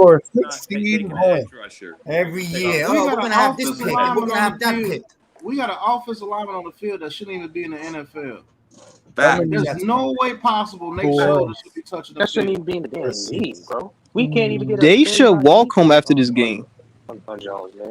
There is nothing you could say that's going to make up for this team with this type of talent to be 3-7. It's a disgrace. The Eagles are about to kick our butt next But week. we weren't signing those players to get to the playoffs, though, guys. Come on. Oh, hey, Adam, what's up, man? Yeah, what's good, man? What's good? You're right. I'm a fan of Daniel Jones also, and he's getting killed. But he stinks. I don't know how long we could go on like this. Another year of let's do this. Another year, let's see that. How many years are we going to suck for? Who's better? What happened? Who's better? Who's a better quarterback that we can get? I don't know. You But I got don't. quarterbacks out there. Watson's out there. Russell Wilson's out there. He wants to We leave. have to mortgage our whole All right, future so then we to get no him. first-round picks this year. Tyrod Taylor. You have to mortgage your whole future to get him. Right, you've got Gotta to be give a up 2 joke, or right? 3 first-round picks to get Wilson. They're not going to just give him away for a second. Okay, so what do you want to do? What are we going to So do? you want to keep Offensive line. Look, what I want to do. Linderbaum and Neal. Listen, this is what I want to do. I want to I take want our an 2 high offensive draft line. picks. I'll tell you what, especially if we get a second and a third with the bullshit that's going on right now, I'm going to trade one of those picks. I'm going to trade one down to like 6. Take Linderbaum and Neal. Right. I'm going to take Neal with the first pick and take Linderbaum with number 6 because he's going to be on the board at 6. Well, we also need a pass rusher, as you see. We need a pass rusher. Yeah, we do. we can't But get. this We is can't a deep afford one class right in now. pass rushers, and we can probably take our 2nd-round pick and move back into the No, first. no, you don't want to into do the that. You want to take a blue chipper where you get a blue chipper. Don't be. All right, wasting so then are we time on taking 2 first-round blue picks. chip offensive linemen, or are we going to take 2 blue chip offensive linemen and a pass rusher? Listen. I'm You just got saying. Premium edge rushers don't always come out of the 2nd round. It's an anomaly. Okay, if you have a chance to get a big dog, you get a big dog, and you worry about the 2nd round pick with your guard or tackle because you can use those picks. How many guards are 2nd and 3rd round? How many edge rushers Either way, are but top dog edge rushers? Last year they tried to go after Jeff Floyd. We'll trade you Mike White, Chris said. Chris Russo said we'll trade you Mike White. I mean, hey, Chris Bucco, you owe me a goddamn. You owe me a Jimmy Garoppolo jersey. Chris Bucco shouldn't talk. He's a Jets fan. Good luck with that. Yeah, I think Bucco owes me a Garoppolo jersey. Coach, I hate everything. It's funny. It's funny. All right, so Adam, I get your point. Adam, I get your point. Okay, pass rusher, offensive lineman. But I'm tired of settling. Look at the Raiders. The Raiders got Max Crosby and Ndakwe. They close out games. What do we have? We're worried if we're trying to see if a 6-round pick in Quincy Roche is going to pan out. We already know Ezekiel Jolari is pretty good, but he's a rookie. So right now he's hitting the wall, and he needs to learn a few more moves. My 2 picks, if we got 2 high picks, we could get Evan Neal and Aiden Hutchinson. I promise you, it'll change a lot of shit going on. And then you get your second. You get your second. Center. You get your second offensive lineman in the 2nd round. Exactly. You get you a good I'm guard. just saying. We got You get you a Hernandez in the good- 2nd round. That worked out well. He came from UTEP. So still don't have a center. But wait, did you hear what the announcer said about the Bucs O-line? They have a bunch of 2nd rounders. That guy, the center, is or not 2nd rounder, Division II player. Actually, Division III Ali Marpet, who could have went to the Giants but was eaten up by the Bucs. Division III, and he's killing it. I don't think our draft picks is the problem. I think that we are not developing players anymore like we used to. That's These a problem. I players aren't being 100% agree. Yes, but it's also that's 50-50 because you're drafting a player on what you think he can be now and what he's going to be later. And if they don't pan out onto what's going to be later, then that's yes on coaching, but also on you didn't evaluate the guy right. Okay, let's our scouting is terrible, man. Our scouting is absolutely terrible. Our scouting is fucking trash. Right. And if you look at Lorenzo Carter, we all believe in his potential. Well, guess what? He hasn't played in a few weeks. Doesn't even have a sack. A guy who's a 6th-round pick from Pittsburgh is doing better. Yeah, we cut Soder in the offseason, Josh. We saved $14 million. Should just cut him right now so we don't have to Can't save because the you headache. lose $14 million if you cut him My right now. grandmother is a better pass blocker than Nate Solder. Yes. Yeah, it's time to put that guy on the bench. It's ridiculous. I just Let's said try I'm Isaiah tired Wilson of out, taking too. Why 2nd, not? 3rd round picks and getting linemen because it's not working. That's all I'm getting at. I'm not saying that we should. We have Andrew Thomas. It's not like we haven't taken a 1st-round pick. No one's saying not to take a pick. Right. I'm not saying I the know. Giants draft 2 edge rushers and alleviate the 1st round. No, you go get a big dog on both sides. But what you Right. can't pass up on is the defense, which we keep thinking is so good. It's not as good as it seems. Okay, Right. With an I edge agree. rusher, this defense is a little scary. Maybe the linebackers actually do something. Exactly. Okay? And You can't I even promise get the you, edge. yeah, You I can't even promise get- you, if Aiden Hutchinson is there, I'm taking him with that 1st pick that we get. I'm taking Aiden Hutchinson. He's probably going to be there, but I mean, you can go back in time. I mean, Strahan was a second rounder. Because we're gonna lose out. Nobody one game the rest of the nobody year, in this draft is gonna fit us like Aiden Hutchinson. Not even Thibodeau. But Aiden Hutchinson Strahan- fits us the best by far. Strahan was 270 pounds. He got to learn behind LT and that lineage of coaching, and he made himself better with all the different coaching staffs. He performed well. Good players will perform no matter what the coaching staff is. That's just what they're going to do. The problem is that we don't want to draft dogs. Okay, anyone that's a character risk, Micah Parsons or anybody else like that, we take off our board. It's time to start taking those players because we're too classy, apparently. Yeah, we're too classy. Yeah, No, look at we don't know how to draft. Whatever the fuck that means. Well, we're sitting here. We're talking about the same problems since April. But the biggest problem though is that fucking Jason Garrett, man. You got to get rid of him, bro. Yep. Hey, Pat, didn't I tell you 2 weeks ago he wouldn't score more than 16 points? And you told me I can come on here and yell at you. I'm not going to yell at you tonight. All I'm saying is, oh man, you can do what you want. I'm pissed off. Go ahead. Yeah, we're all kind Adam, we want to hear you, man. Just do it. No, I'm not. No.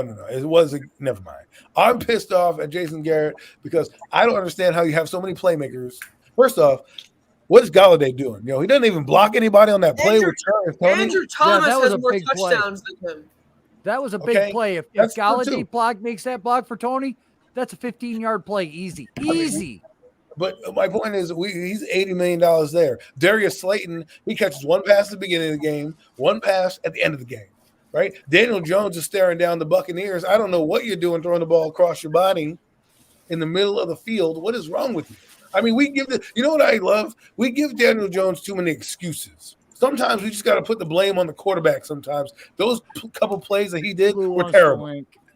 Were terrible. That's it. Don't give excuses for the guy. Oh, well, Jason Garrett sucks too, but not every play is, bad. There are some plays he missed Galladay wide open in the middle of the field towards the end zone. That's why I say he's not the major problem, but he's damn sure not a solution. Well, then what I'm saying is he also missed Tony too. If you have a different quarterback who maybe can elude the rush a little more, I mean, Daniel Jones is standing there. Dude, move to your right, move to your left. Look what Brady's doing. Brady is 45 years old, moves like slightly left and slightly right, and he gets the ball downfield. Daniel Jones is standing there trying to throw a ball while the guy's in his chest and then throw it across the field and gets intercepted. We're sitting here like, oh, well. Good, Lou. Good. Ain't nothing fucking good. Look at Dave Brown. Look at Dave Brown. Yo, Lou, I'm back on my bullshit. 10-7. No, listen, look. Look, bro. This shit right here, this game right here exposed every single fucking thing wrong with this team. Yep. And if you think the Eagles are Jason Garrett lie sucks down, ass. Okay. That's a fact. Will Hernandez sucks ass. Nate Solder sucks ass. I Billy agree. Price sucks ass. Daniel Jones sucks ass sometimes with his decision hey, making. who brought in those old linemen? Dave Gettleman sucking ass. Sucking ass head to toe. Pause. And this whole offense sucks ass. And I'm sorry, as much as I like Joe Judge, he sucks ass too. Oh yeah, he's got some questionable decisions. Hey guys, can I tell you something? Andrew Thomas has more touchdowns than Galladay and Tony combined. We know. And that's sad. When you're tackle, we know what's funny is it seems to me we're giving players who don't normally touch the football or handle the ball a lot opportunities. Like look at Tony, he's throwing the ball 80 yards downfield. Andrew Thomas is catching passes. I mean, my God, like we have to create. I mean, what do we have to do to get a touchdown? We can't do shit. I don't know. That's a sign of a very bad team. You have this much talent on your team, and we scored 10 points when we were in position to score a lot more. You only really scored 3. Andrew Thomas is our new interceptions to the 5-yard line to get the touchdown. Just a disgrace. This wasn't Andrew an Thomas embarrassment. is our best And let's not exonerate the defense because we tend to do that here. We tend I to ain't exonerating the defense. Defense didn't get any stops. They played like they were sleeping, like they were still on the bye week. Yeah, he's right. You know what I mean? Like we're playing a football game here, and they're letting them walk up and down the field. It wasn't and Brady's sitting back there reading War and Peace. It wasn't until they started to blitz. The interception was luck. The interception was luck. It was a gift. Right. Well, that was a tip, right? But at least we caught it. I was happy we caught it. I mean, normally Adoree Jackson drops those, so thankfully he caught it. It almost housed it too. I mean, you know how bad you have to be for your opposing team to turn down a penalty that would actually affect you. You know how bad you gotta be for them to be like, nah, fuck. Nah, we know they're not gonna get it. We know they're not gonna get a 3rd and 10.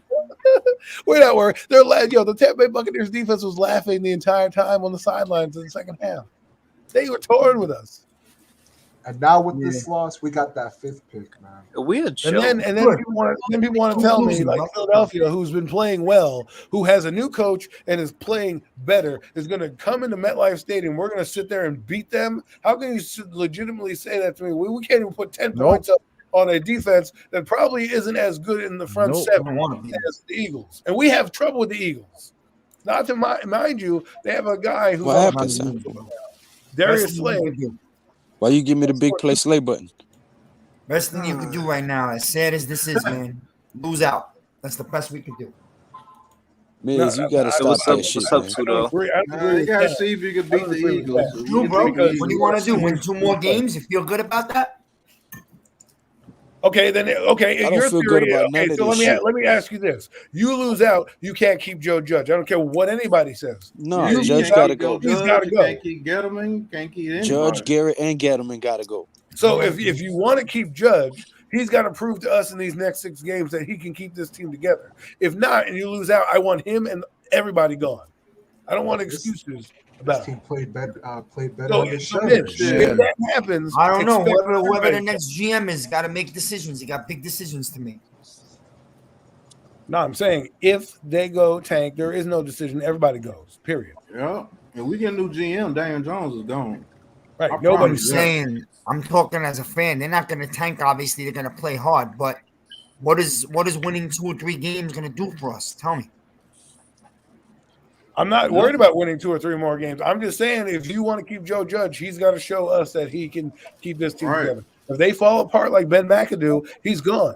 So 2 games or not, he's not going to be here next year. Gentlemen, so we got to find out who's going to be here next in these next 6 games. Period. At this point in our journey, our entire team is screaming, Riggs! Okay? Right. This is fucking horrible. This was the worst performance I have seen out of Joe Judge's team. Out of the whole fucking thing. Everything. The play calling was trash. The referees was fucking blind and one-sided. The fucking timeouts was horrible again. I told you. I mean, I called Pat like an hour before the game. I told him I was worried the refs are going to make a bad. But listen, man, we're a bad team, so the refs ain't giving us nothing. Right. Regardless, if we always blame the refs. Why? Because we're never in a position to be winning where it's going to cost us big, right? We're always in these games where we have to play perfect, and the Giants can't overcome their ineptitude. That's the problem. Other teams can do that. You know what's sad? As a fan base, when the Giants get down by 7 points, you feel that we lost the game already. Yep. Well, I thought we lost It's what we're used to, man. What's that play when they were driving inside the Bucs territory in the third quarter? When they didn't score that touchdown, I said that's the game right there. That was your shot. Bring your game back. And you do it. And once they do that, and people told me it was the defense. That was the shot, man. If they score there, maybe the defense gets hyped and says, okay, maybe we're in this game. Maybe they get a little hyped. It works both ways. Right. Your defense is the struggling. Giants seem to pull out a trick play at the wrong time every game. Every game they do. Every game they pull a nice, beautiful trick play that never works. It's like the wrong time. It's like because you know why? They make Tony game flow when he gets targeted.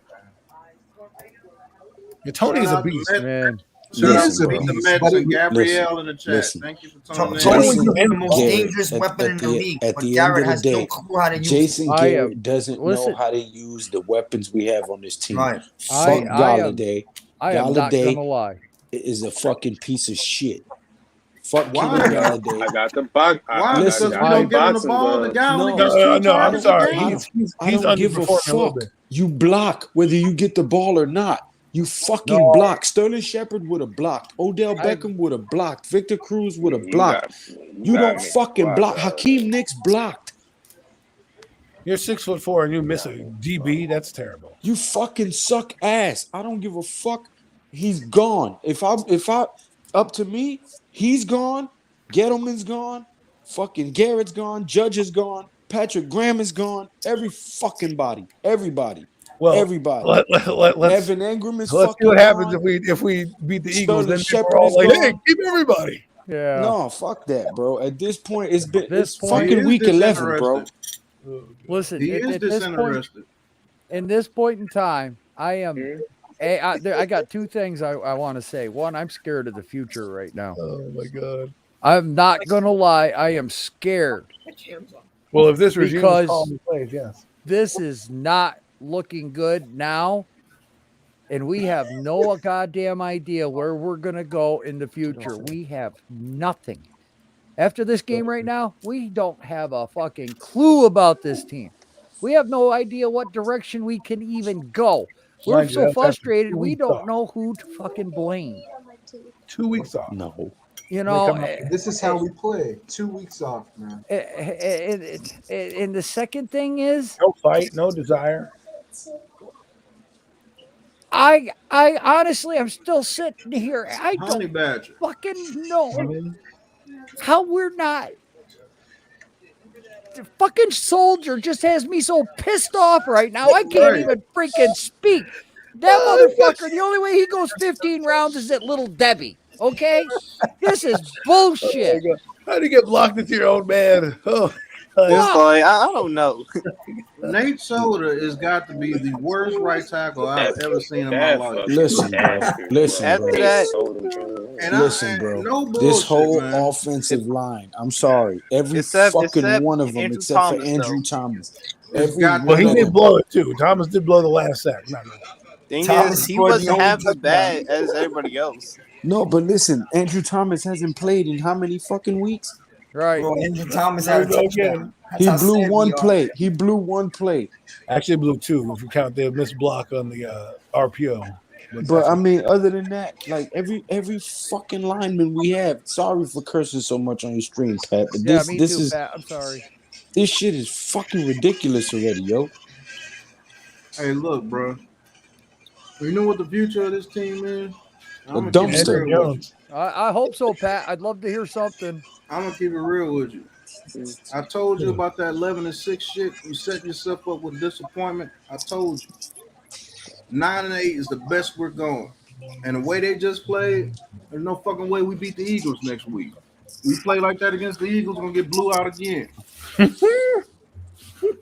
If this team continues to get blew out, they're gonna fire everybody. And I think you're gonna see a war between Tish and Mara in the offseason. I think you're gonna see a war between those two in the offseason, man. I Tish is gonna try to get that guy up out of there. Somehow, some way, he's gonna try to get Mara up out of there, man. And I don't know who we're gonna hire as head coach, but if everybody leaves, you damn sure know Daniel Jones ain't gonna be here next year. I don't know what GM would keep Daniel Jones here. A stupid one. I don't know what GM would keep half of these players here. Only reason I don't why know what Galladay GM wants would to be job here- right now. I want Barkley gone. Only reason why Galladay and Dory Jackson will be here because if you cut them, you lose about $18 Yeah, million. you just paid him. You just paid them. So the only reason why those two guys will be here. See, it's funny how we watch the Eagles have a new quarterback, new system, and that guy moves around the pocket and creates his own offense. And Daniel Jones, he does it all the time.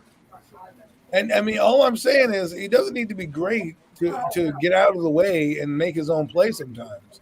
You don't need to be a bonehead. And I don't mean to harp on him, but sometimes the quarterback's got to play above the team sometimes when the chaos is going around. How many touchdowns does Daniel Jones have in the past 2 seasons?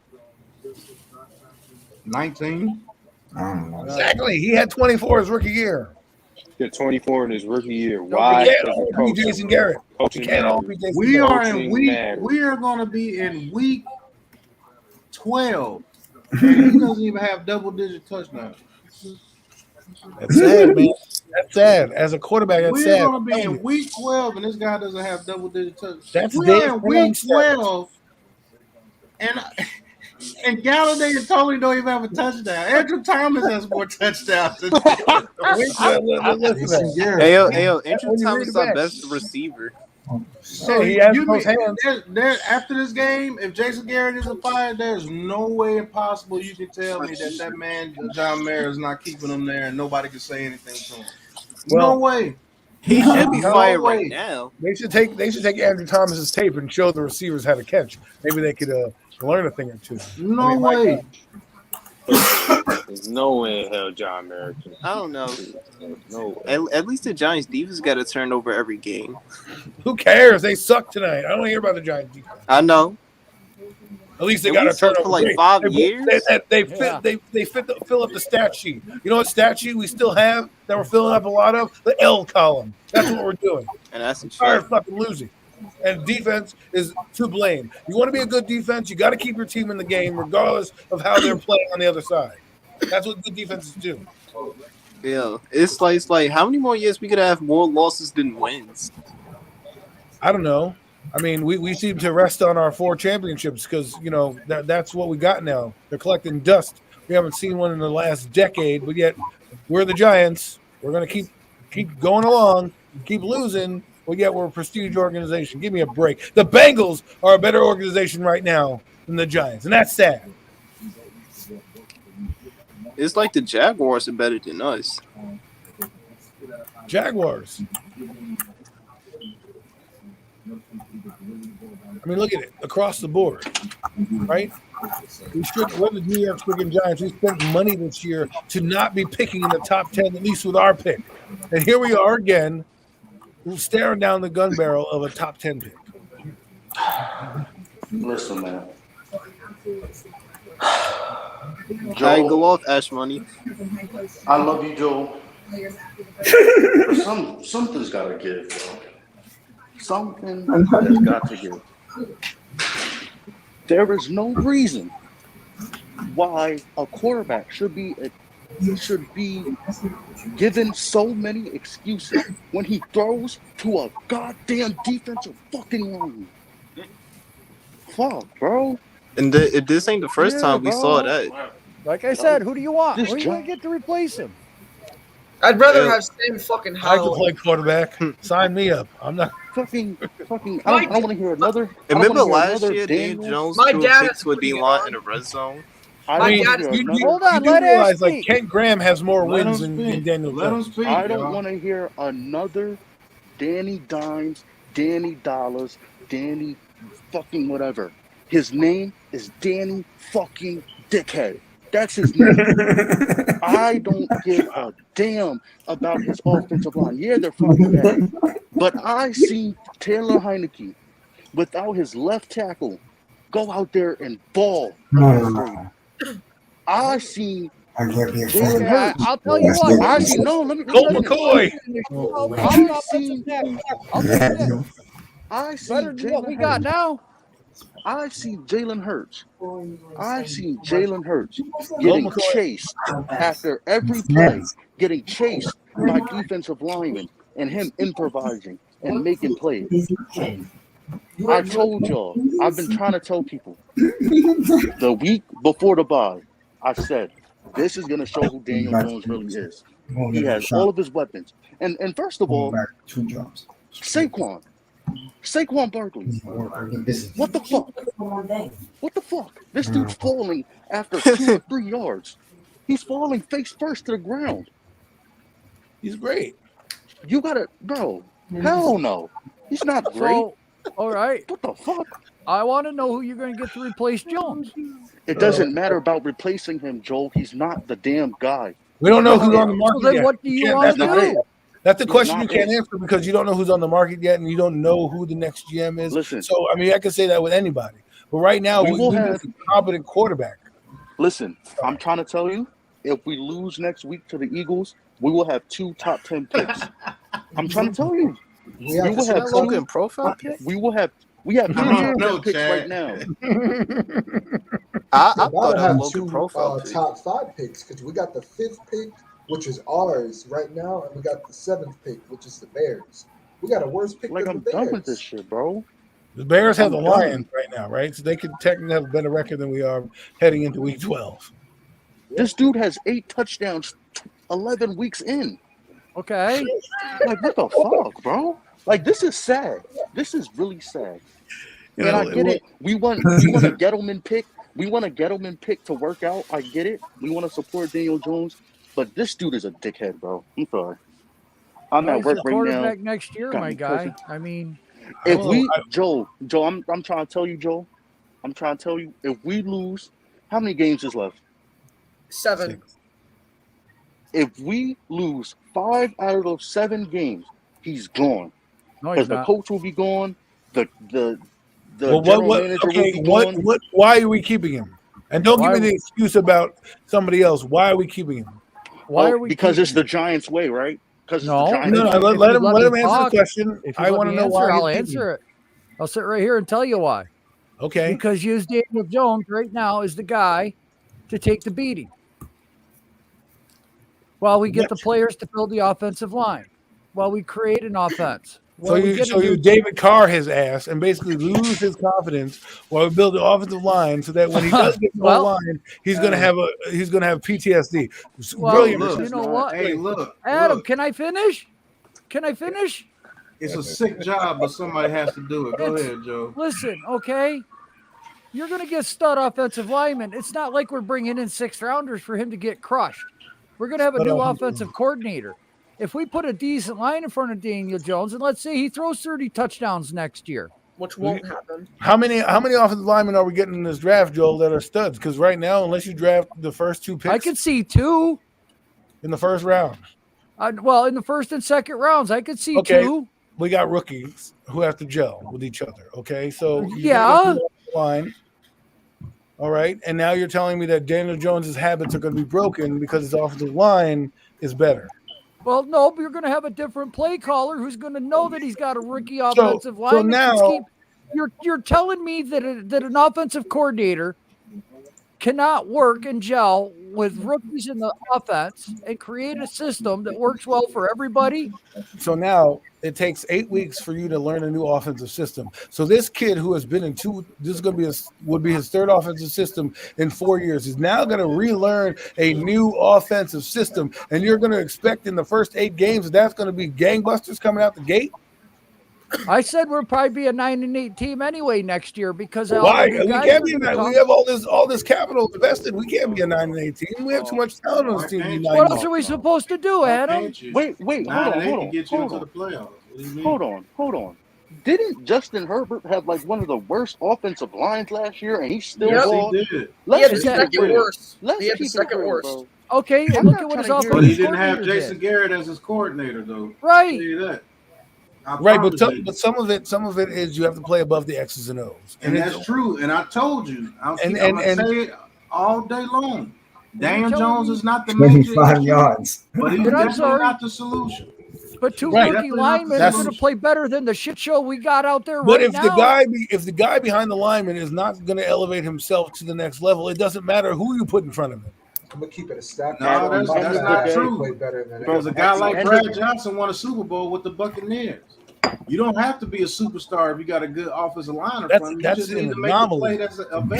You know, that guy Slater that we wanted last year, he's freaking balling out for a rookie. Fuck Slater.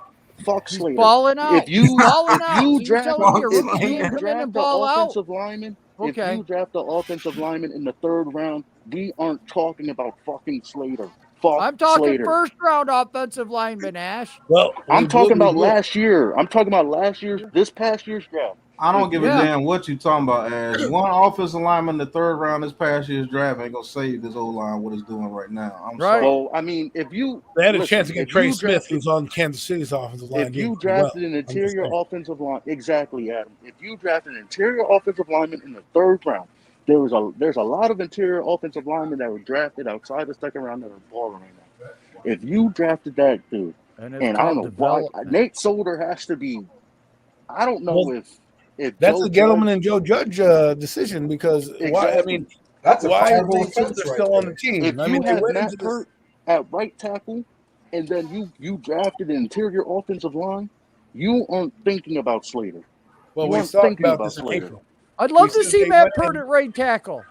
That's right. right. I'm just saying. So I don't know if Joe Judge is or Nate Solder. I don't know if they're switching wives or some shit. I don't know.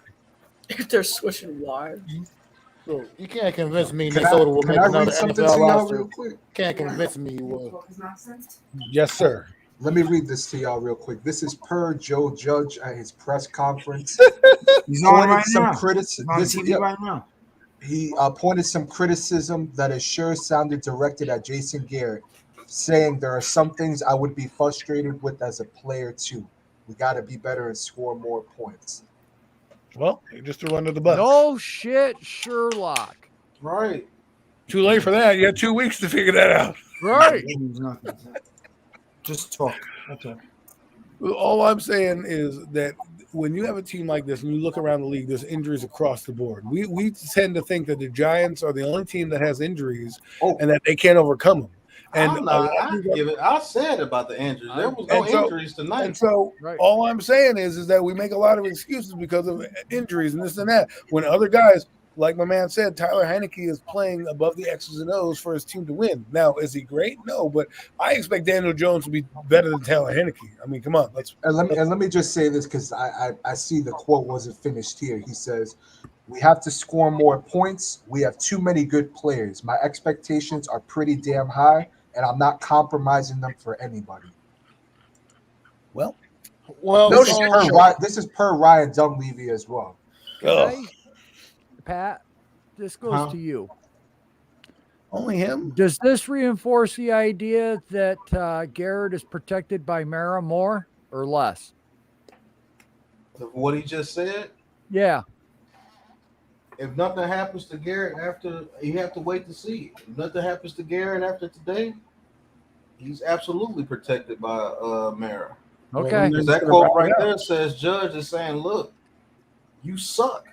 Right. That's what I took from it. I took the same thing, Pat. When you're a head coach and you're saying he's I'm covering not his gonna ass. compromise my expectations for no one. He's covering his ass. Absolutely.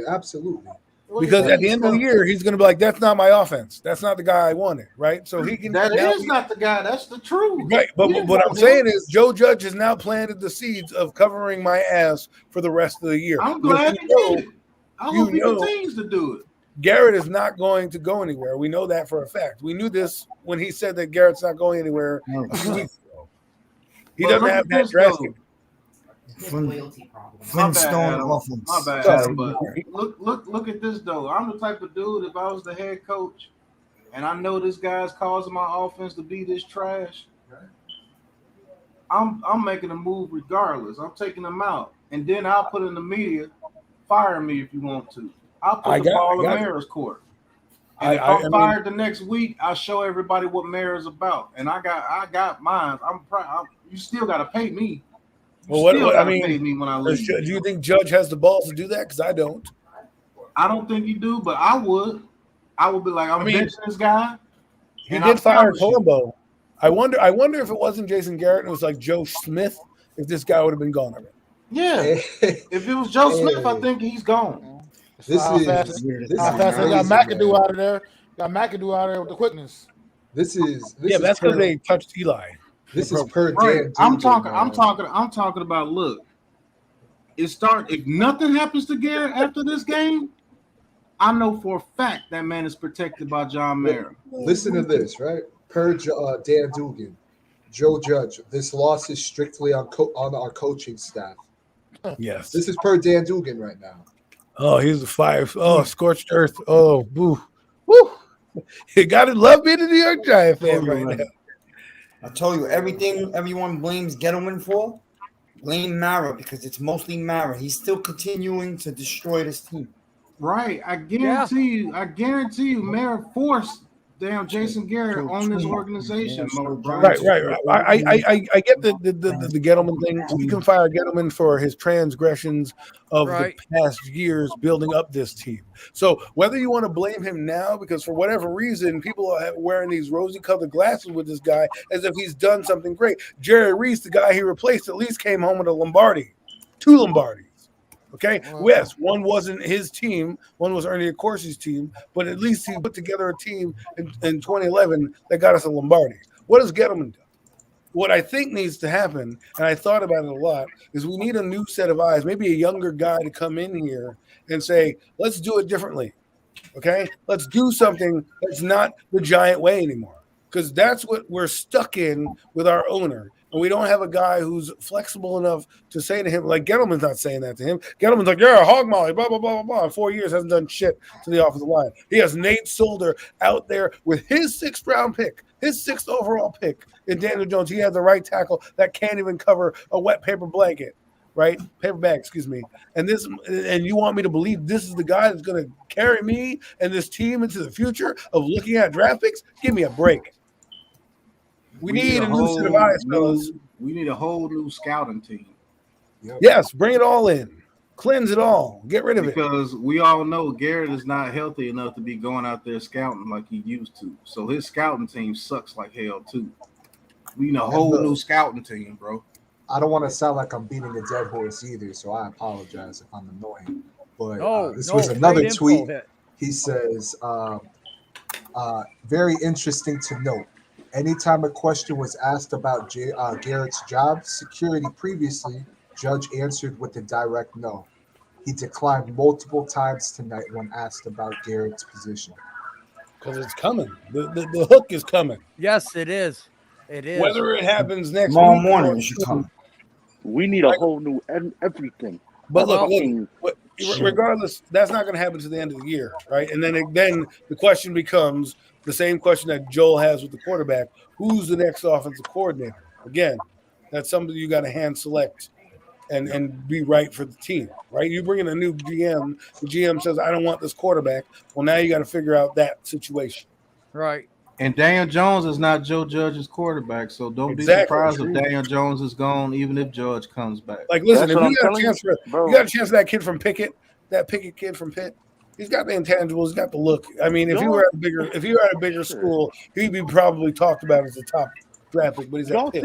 I can't say none of these quarterbacks would have picked that high, Adam. I'm sorry, I can't take. I'm not saying you want to, but that's the quarterback way. You have to do that if you want to get your guy. Y'all really think they're not going to be looking at these quarterbacks? I'm trying to tell you, bro. And watch when the hype builds up. There's going to be a lot of talk of them. Right. The hype machine. Daniel Jeremiah is the hype machine. Bucky Brooks. Exactly. Hype machine. Once those guys get a look and they sit there with 10 hours of tape and they tell you on NFL Network, this guy can wing it this way. He can make every throw in the book. They're going to throw out all that college tape and they're going to ask themselves a few questions. And then what's going to happen? I'm telling you right now, if the Bears get a top, like a 3/4 overall pick, I'm telling you all the headlines right now. It's going to be Thibodeau or Willis. What direction should the Giants go? Should they build with Daniel Jones to get Thibodeau, or should they take Willis? I'm trying to tell you. Well, we have 2 picks, so you can take a quarterback and an edge rusher. You can do whatever you want with the flexibility there.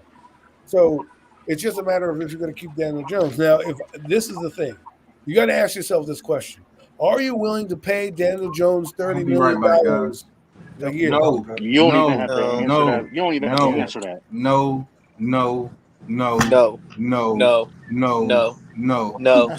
That's a hell no. Yeah, I'm just saying. Then he's Let's not actually start a beat. No. Did Joel just say yes? Hell no. Joel. Man, I don't care what Judge said. It's a no. Joel, you said yes. And let's get a no chance. I'm just saying, if you're not willing to pay him $30 million, then he can't. Listen, true. I'm not willing to pay Barkley either. This is not. Yeah, but Barkley is not what I'm worried about. I can replace Barkley. This is not the era. Yo, it's like I hate when Barkley does that dancing around. Just run. I need to know if you're going to pay him $30 million a year. Like, Barkley dances too much. Can you just run forward? Let's talk about Daniel Jones. No one cares about Barkley right now. He's not healthy, man. He probably shouldn't even play tonight. So, I mean, if you're healthy and you're going, then you play. I don't want to hear if you're not healthy. This is not. They almost topped a couple too, man. I just let people kill me, and then I'm just ready. I'm ready to clean house. When people execute me, criticize me, call me crazy, whatever. You know what? No one's calling you crazy. All I'm saying is I'm not paying Daniel Jones money. I mean, listen, maybe we're not seeing the same thing. Doesn't mean I'm criticizing you personally or antagonizing. All I'm saying. Oh, I know you're not, and I'm not doing it to Yeah. antagonize I mean, you. I told you what I would do. Right. I mean, you want to keep him. That's fine. I think I think paying him $30 million a year, you're going to get the same boneheaded plays. You're not talking about a guy like Eli Manning, who we're going to run out of town and they had different structures with. You have a 5-year window now to do whatever you want with these quarterbacks. If they don't pan out, you get rid of them, so you're not tied into that long Sam Bradford type contract. Paying Daniel Jones will be the dumbest thing since the Giants drafted Eli Apple. Let's keep it a step. They don't have to pay. They don't have to pay him next year, bro. They don't have to pay him next year. They still got one more year. I said yes. This is not 2004. This is not the Phil Simms era where you give a quarterback 5 years just to see what he has. If you have a chance to make a move, it is when you don't have an O-line. Sure is. I don't want to hear that anymore because, like I said, there's people that can make plays. We need way too many pieces. All you're doing is if you get to draft a quarterback now, all you're doing is setting them up to fail. We're the Jets. Bingo. There you go. Yeah, we got a savior. We got Malik Willis. He can make plays. He's going to get crushed. I want no Malik Willis, man. Dude, that's what everyone's thinking right now. It's the quarterback. It's the quarterback that goes out there on defense and makes tackles and interceptions. Oh, no. Right now, we're focusing strictly on Daniel Jones. We can talk and dissect the entire team because the defense is garbage, and a lot of people tend to not want to look at it. It is. And we sit here every week. We'll go. And again, we got 2 rookies on the edge. I don't. And then we want to bring in another 3rd-round rookie to perform at a high level. When you had a chance to get a dog like a Josh Allen or a Chase Young or a guy like that, and you want to bring in a 3rd-round pick, a Micah Parsons. I mean, that guy's balling. Well, you know what? It's hard though right now to say exactly what I want with what pick because I don't know what picks we're going to have. And I don't know who's going to be on the board, and I haven't done hardly any draft research. I mean, it's all a load of garbage anyways. We can sit there and do research. That's not going to tell us if the player's going to pan out. We play the way that we did tonight for the rest of the season, man. We're going to end up with the 1st pick, man. Yeah, even Jacksonville will win a few more games. I mean, come on. Right. Man. Detroit's been close enough to win a couple games. I mean, I think we went down in points. We're down to now, I think, 18 points a game? I mean, come on. But people with worse offenses are scoring more points. And it's not like yo. I'm so pissed off I couldn't even smoke. Fuck them. Fuck Nate Solder. Fuck Hernandez. Fuck Price. Fuck Skura. Fuck Jones. Fuck Garrett. And fuck the middle linebackers that we have. Oh my God! You know why? Can they make a play? You know why I say? You know why I say fuck Jones? Because I sit there and I watch quarterbacks who don't even get a fucking chance in this league that do shit with way less. Look at the kid on the Ravens. Josh Johnson from the Jets. That kid came in and played well. And guess what? Jones. Hold on. It's Jones. And fuck him. Well-dressed Danny Jones. He should have been a lawyer. Well-dressed Adams. But the problem with Daniel, like I said, with Daniel Jones is he don't play with any kind of instincts. It's just like you said, it's robotic. It's constantly It's like he tries to be that superhero. Hey, look. I watched kids like Josh Johnson, the black quarterback that played for the Jets, came in and played well for the Jets, made plays. When that fucking Mike White guy sucked ass, that kid came in there and put up points with that same offensive line. The same players. He came in and put up points. Guess what they did to him the next week? They shipped him off and brought in sorry ass Joe Flacco and got blew out again. You didn't even give the kid a chance. And that kid's been like that his whole career, 11 years. Every time he's came in, he played good with the Washington Redskins when they were the Redskins and they cut him. I watch kids like TJ Edwards, the guy that we signed, way better than what some of these quarterbacks are. Can't even get a shot. Can't even get a workout. And played with a whole lot less talent and made a lot more plays. Yes, this offensive line is terrible, but fuck him because he does stupid ass shit and he misses wide open receivers. $30 million down the drain. Y'all was coming at him. No fucking way I give this kid $30 million for what? Y'all was coming I at me. get that $30 million to a couple of veteran offensive linemen and bring in Mike Glennon. I don't want to give a shit. Not Mike Glennon, but I see guys like Tyrod Taylor who balls out when he's in there. When he's with the Chargers, he balled out. And it was the damn doctors that punctured his lung, and he's out for a couple of weeks. And guess what? They said, fuck him, get rid of him.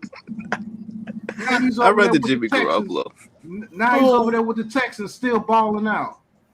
And guess what? Guess what the Texans are going to do to him next year? Guess what the Texans are going to do to Tyrod Taylor next year? They're going to say, fuck him, and bring in one of these sorry-ass quarterbacks from this draft. And they're nowhere near as good as Tyrod Taylor. See, if you were to keep Jones, I need a valuable backup that is legitimate starter potential backing him up so that I can say, you know what? Hit the pine, kid. You're going on the bench. I'm bringing in this guy, and I'm riding with him. Because Daniel Jones has no hook. There's no hook pulling him out, right? There's nobody that – I mean, we forget that Eli Manning had a hook and a gun pointed to his head basically in 2007 when they were like, if you don't perform, you're out of here. Him and the coach were about to leave. And they were winning. I watched another kid over there in Carolina. His name was P.J. Tucker. Played better than Sam Darnold doing the preseason, everything. But you give up draft picks to bring in sorry-ass Sam Darnold, and look at him. Trash as a motherfucker. P.J. Tucker gets one game. And guess what they said? Fuck him. Even though Cam Newton is pretty damn good, if Sam Darnold was healthy, Cam Newton or P.J. Tucker wouldn't be playing over there.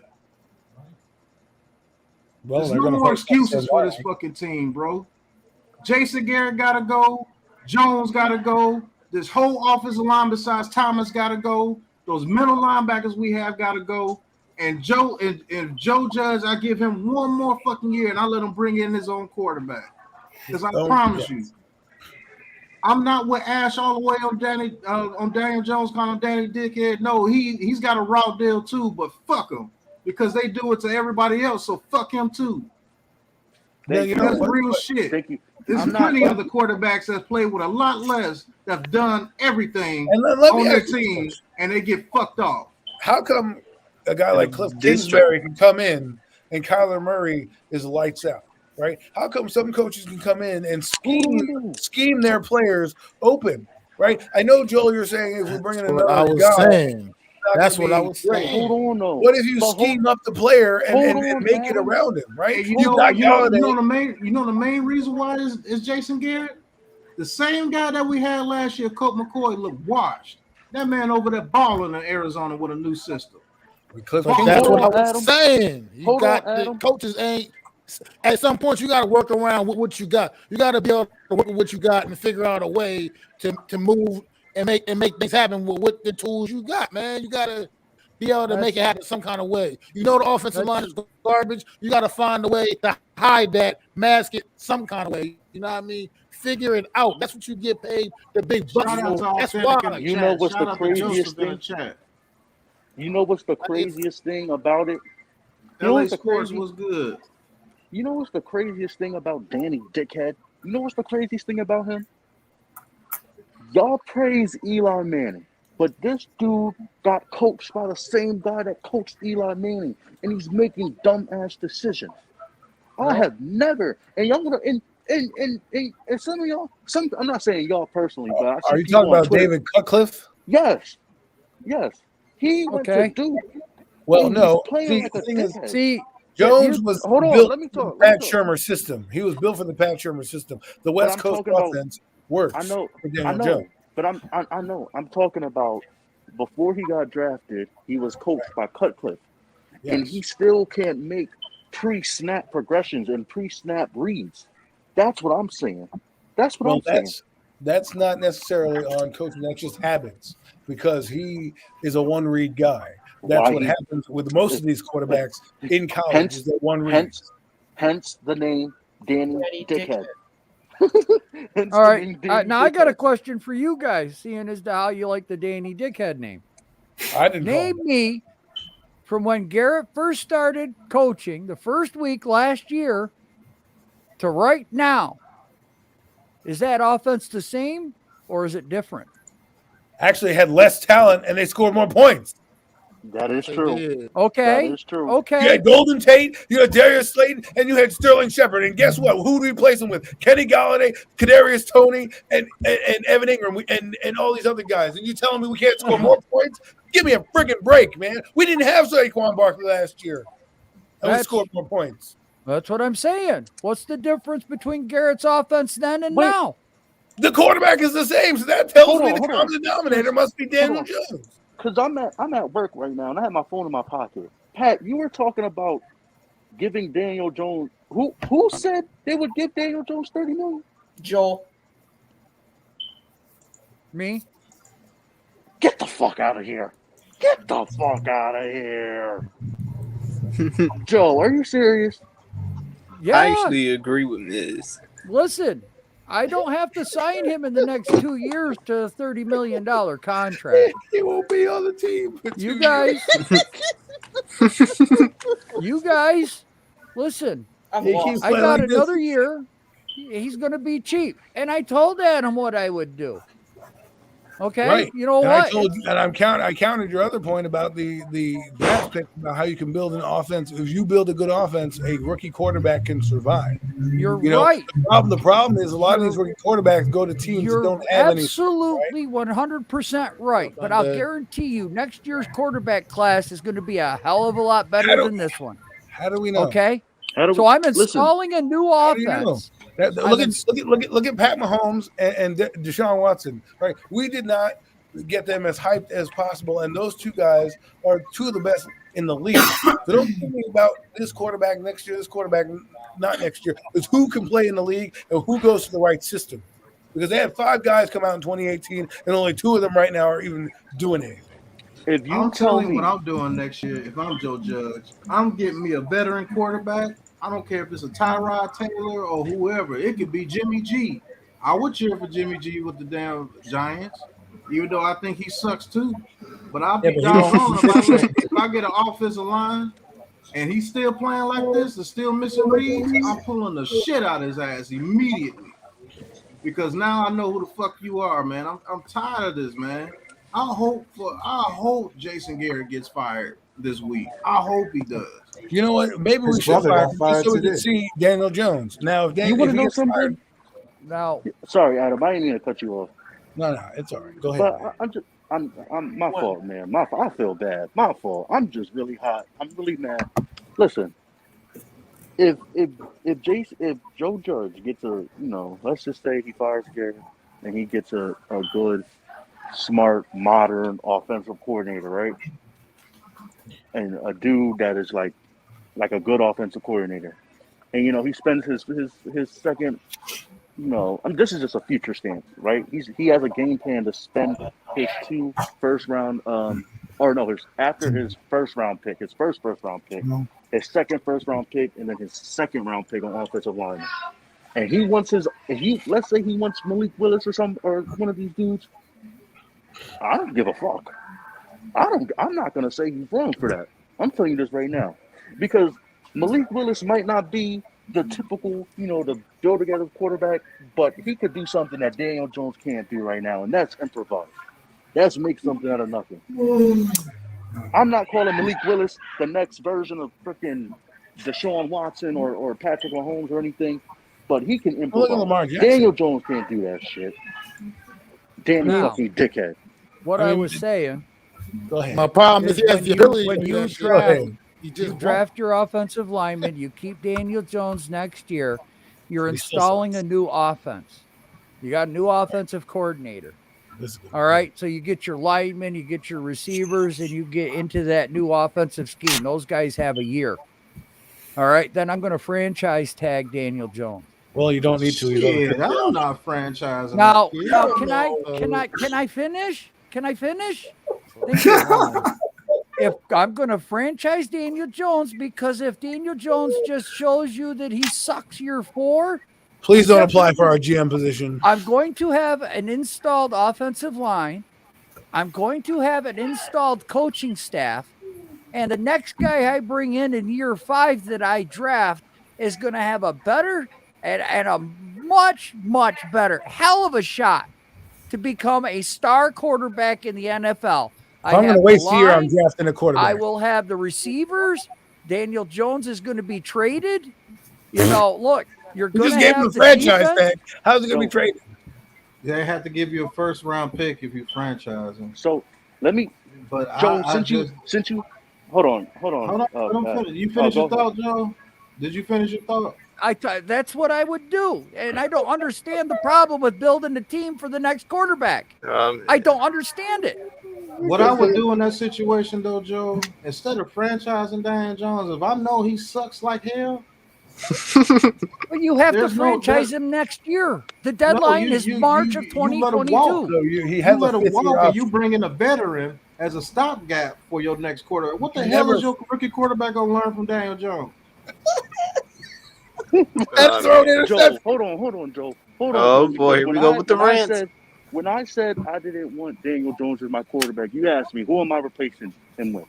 So let me ask you, next year, what quarterback is that baller? What quarterback is that franchise guy? We're talking about a whole nother season, a whole nother draft class. The next college season hasn't even begun yet. I'm sorry. The quarterbacks are going to be better than the quarterbacks coming out are going to be better than these quarterbacks. But here's the argument. I just want to know who. Because I want to know five who. quarterbacks get drafted. Quarterback from Alabama, right? And then they get Bryce Young. My point is, I thought he was a freshman. We don't know how good they're going to be or what their limitations are. All right, we don't know that because they haven't played yet. Look at 2018 as an outlier.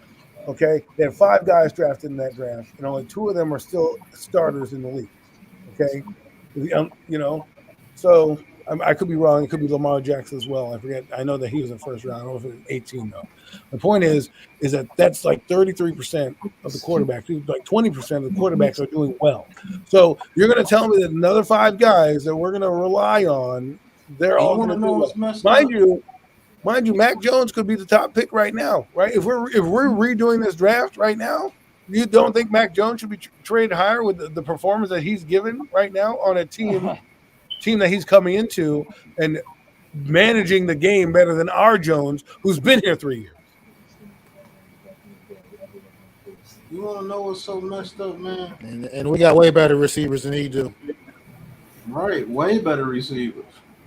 I'm saying your point. There's the point right there, Joel. You bring in a guy like Mac Jones, and what do we think he was going to do? The Patriots are now fighting first place in the division. And he's a rookie. But I will say he has a better organization around him, and he has a better offensive line around him. Yeah, he does. True and true. Way better at everything. Way better organization around them. That organization knows what the fuck they're doing, and they don't hold anybody that they know that needs to be released. I think the main thing is wrong with this whole situation is Mara. I think Jason Garrett is protected by Mara. We're going to see after this week, because after those comments, if nothing happens to Garrett, they don't even take play calling away from him. That guy's protected, and that's really hurting his team because his play calling is absolute trash. Well, we'll see. You have the offensive line. The offensive line is absolute doo-doo. Like, man, like you can't pick up. You've been in the league 4 years, Hernandez. You don't recognize a stunt. Why can't we play Isaiah Wilson now? Right, he got nothing to lose. Right, you might as well put him in there. You might as well, because he ain't gonna play as bad as freaking Billy Price or Soto or Hernandez. I'll tell you that now. I mean, my man Lewis in the chat. My man Lewis in the chat just made a point. What's going on, Lewis? He just made a little point, like, and sometimes I just want to touch on that. Sometimes, like, you just when you come from he came from a bad school, bad college, he lost a lot in college, gets drafted to a bad football team in the NFL that's been losing a lot. Sometimes you just can't shake that loser like mentality. You know what I mean? He's just all he knows is merit, though. So see, the problem with Daniel Jones is he would have more merit if the guy didn't win 2 bowl games with Duke. But the problem is 2 bowl games with Duke. Is Daniel Jones needs everything perfect in order to be a functional quarterback, and we need a guy. That's not true, because at Duke he did it with name one person at Duke those 2 years. Those 3 years. I'm talking about now with the Giants, because right now it seems like he needs everything to be perfect in order to get the system rolling. Perfect. I'd take fucking average right now because there ain't nothing close to average. I didn't say that. I'm saying that everything needs to be perfect for him to succeed the way he needs to succeed. Look at the Saints game. We all want to look at the Saints game, but sometimes and I hate to use McAdoo's quotes, but sometimes when there's a muddy pocket, he said, and that means there's guys around, you got to be able to make a play. You can't be doing the dumb shit that you've been doing 4 years ago. This is not maturing. That is staying in the same lane and saying, oh, well, Daniel Jones, he'll get better. Oh, well, he threw another pick. Don't worry. Oh, Daniel Jones get better. That's all we're going to do. Yo, he's a great worker. He comes in every day. He sets a great example. Well, that's not translating on the field. 8 touchdowns is unacceptable in a pass-happy league. That's like saying a three-point shooter, right? In the NBA, can't hit a high percentage. And how much of that is on Garrett then? A lot of it's on Garrett, and a lot of it's on Daniel Jones, though. That's the problem I have is it's all on Daniel 50-50 Jones at doing this what his point. coach is telling him to do. I'm To thinking run- it's that 50-50 to run at this Garrett's point. offense. At some point in time, you got to be able to step up and just make as a plays. player, you got step up and make plays. Basically, yeah. That's what my biggest. You're not a issue robot, with man. them. That's not I Madden. I don't see how anybody could make a play with what's going on. I But really that's the don't. point. He has I to- wish I could see it. At some point, your instincts got to But- take over. Like, but look there at are plays- even Jalen Hurts right now. Look at Jalen Hurts of Look, Philly look. right now. There That are guy plays- makes and shit out of nothing. Jalen Hurts is a way different quarterback There coming are out of plays college to be than made sometimes, and Daniel Jones doesn't make them. Okay, the Galladay play is a prime example of that. Your dude is running wide open in the middle of the field, and you don't even see him. Your head doesn't even move that direction. Okay, You want to know what you want to know what the real issue is with Daniel Jones with this team? We got a pocket quarterback that has no pocket presence. No, we got a pocket quarterback that has no pocket. Right. Like Because we got a pocket Wood. quarterback that's worse than what Eli Manning was as a pocket quarterback. Even And though that's he's not the athletic. norm now. Even though he has athleticism, this dude is a true pocket quarterback, and he needs that pocket to be clean. Right. I mean, almost squeaky clean. And that's the problem right now, is because the offensive lines aren't being taught the same way. The best type of quarterback for the team that we have now is one that can improvise. I guarantee you, if we had a Tyrod Taylor, this offense would be better. See, Pat, that's what the thinking of Gettleman was having when he drafted Barkley.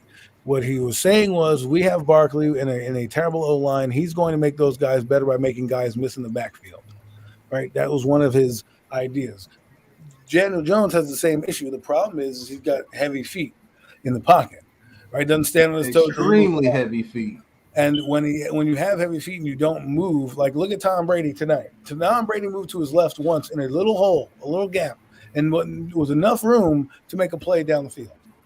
And I know that Tom Brady is not, most nimble quarterback, but that instinct that he has to move is what he needs. That's why I'm saying Daniel Jones sometimes needs something so perfect for him to kind of succeed. But we need him to be able to make the plays when the line does break down, because you are a quarterback. That's what Jalen Hurts is doing for the Eagles. When that line is leaky, he makes a play. And then his receivers go above, like Devin Smith is jumping over guys, Devontae Smith is jumping over guys. Sometimes you got to make a play. That's another reason why I'm pissed off at Galladay. He should be running go balls and throwing 50-50. We heard nothing about 50-50 balls all year. I haven't seen one 50-50 ball to Galladay at all. Not one. And that's not his fault. So you can say he sucks all day just because he missed that one block. But man, you got to think, man, these guys are out there on the field and they know they're going into a situation where they're not going to be set up to succeed because Jason Garrett's offensive play calling is so trash. And you're a playmaker. You want to make the play so bad, but you know this offensive play calling is trash. It's I don't know what. But it is trash. But when the plays do work, they don't execute well enough for us to understand if the play is going to do anything. Because if you watch the offense, sometimes they move the ball up and down in between the 20-yard line. They get into the red zone, and we don't know what we're doing when we get there. Okay, What's up, Authentic? What's poppin' with y'all, man? How y'all living? Oh, what's going on, bro? All right, hold on, everybody. Soaking in that L, man, Hold on, everybody. Now, you heard what I had to say about Daniel Jones. I'll say fuck him. If we gonna say quarterbacks like Josh Johnson and everybody, you gonna say fuck them when they actually get in there and ball behind a bad situation that the other guy couldn't succeed in, and do you get rid of them and bring in a Joe Flacco? Okay, so I say fuck him. Fuck Daniel Jones. I'd rather get a veteran quarterback the next year and then draft another quarterback the year after next. If we suck again next year. Not saying it is all his fault. A lot of it isn't. A lot of it is Jason Garrett and that offensive line is absolute dog shit. If you watch them play tonight, them boys were terrible. But Daniel Jones didn't help either. He's not the major problem, but he's damn sure ain't the solution. So I just want to hear your thoughts about the whole situation. I think maybe people are actually underestimating that he might be one of the major problems on the team now. When you see a game like that, you know, I think it's reassurance that there's definitely an issue at the quarterback position. There was plenty of times there where he had a little bit of time in the pocket. You see him looking down the field. He don't want to take the shots. That's why I think Jason Garrett is dialing up all these crazy reverse passes and these reverse plays that are causing pass interferences and things like that, just to be able to try to get yards. I mean, there's so many plays that were left out there. You know, even on the first drive, before I could turn the TV on, the Bucs are already up 7-0. And when I'm looking at the first drive from the Giants, I'm like, this is a great opening drive, per usual from Jason Garrett. The scripted opening drives are always good. And then you get down there in the red zone, and it's the same exact story. Daniel Jones missed Kadarius Toney and Galladay on one play where they're both open on the same play. He overthrows Kadarius Toney for what I call an easy touchdown. And then you get an offsides penalty the next play in the red zone. That's typical New York 2021 New York Giants football right there. When I was breaking down the red zone issues in the first 3 to 4 games, when I went and I looked at every red zone attempt that we had, there was a penalty on every red zone opportunity that we had. You look at some of those interceptions today, the interception that happened on the screen pass, Saquon Barkley ain't even in the backfield no more. Right. He literally just throws it right to the lineman. You look at the second interception, Devin White is right there. What are you seeing? I remember even there was another third down. It was a 3rd down and 6 to Kadarius Toney on an out route. Why are you lobbing the ball on an out route where your wide receiver got a whole yard of separation? And then you wonder why the pass gets stripped away from him, because Kadarius Toney's waiting on it. It's the exact same throw that Daniel Jones missed on the 2-point conversion the last time we played the Bucs. Exactly. And he's just not learning from his mistakes. And I've been saying this all week. You know, I'll be on Twitter clowning and joking a lot. I'll be putting up, you know, touchdown statistics about Daniel Jones and quarterbacks who have more touchdowns than Daniel Jones. And I'm really just trying to pull people's, you know, just pull the chain a little bit and just see where people's head be at, because I want to see who's going to try to cop for a quarterback that without a doubt is average. You look at some of the times when he's trying to escape from the pocket. You look at when he got sacked on that 3rd down in the red zone, I believe. It was close to the red zone where Will Hernandez completely just whiffs. Defenders coming right through. But why can't you just peel out the pocket? I mean, we even see Baker Mayfield. I don't know if y'all remember this in Baker Mayfield's second year, where he literally would roll out to his right every time he had pressure down the middle of the field. People were clowning him for that. Like, bro, you roll into your right every time trying to extend the play, and then finally you throw it away. Daniel Jones, he's so slow in the pocket mentally that he don't even get those opportunities to roll out and try to even make a play. And then here you go with Giants fans out here saying, oh, you know, well, Jalen Hurts has a great offensive line. Like, what football are y'all watching? I watched a play where his left tackle didn't even get out of his stance, and Jalen Hurts still finds a way to make plays. And I think you made a great point, Pat, when you talked about guys like Josh Johnson. I've been talking about Josh Johnson since we played Washington, when Mark Sanchez was getting opportunities before Josh Johnson. Exactly. Okay, and you watch Josh Johnson come in that game with the Jets. He puts up a couple touchdowns, almost gets them back in the game. But in yet, the very next because week, in this league, you know, I don't want to say that it's coming across as like quite possibly racist, but black quarterbacks are definitely not getting the same kind of opportunities that some of these bum white quarterbacks are getting. Let's just keep it funky. Okay, that's a fact. It's a fact. It's just a fact, because you got guys on the bench that sit on the bench. They're these system quarterbacks that are just traditional pocket passers. And I don't know if you saw my tweet the other day where I was talking about Cap Rooney, people waiting for Cap Rooney to come back in and win the Pantheon Cup, because it's the exact same. You're talking about a movie that came out over 10 years ago where they were talking about this same exact circumstance. Quarterbacks that play with a style where they run the ball, not getting opportunities because they don't look like the traditional quarterback from the NFL. But for me, okay, a guy like Jalen Hurts can go 10 of 21, be 50%, but he can score 3 touchdowns on the ground and win the game for his team. Exactly. That's what I'm saying. Making plays. He's making plays. Right. They making plays. At the end of the day, you got to make plays in the NFL. And when I tweet these things out, I get people coming into my mentions like, he didn't even throw a passing touchdown. Are we hating that hard? Like, are we really hating that hard to where we got to put on blinders for our quarterback, who you said it perfectly. He's a pocket passer who has no pocket presence. And you compared it to Eli Manning. The one thing about Eli Manning was he would get rid of that ball before any of that happened. You saw a lot of throwaways and a lot of checkdowns. Look at that checkdown that got called back today where Saquon Barkley picks up 10 yards on a play where Daniel Jones set him up with a late read, throws the check down to the flats. Saquon Barkley should have got killed on that play. Instead, he spun out of it because he's an athlete, made a play, picks up 12 yards, and there's some dirty laundry on the field. It's same like Daniel story. Jones is literally he's staring his receiver, like he's staring his receivers into their soul, bro. And there's a reason for that, Ash. There's a reason for that. Out route, bro.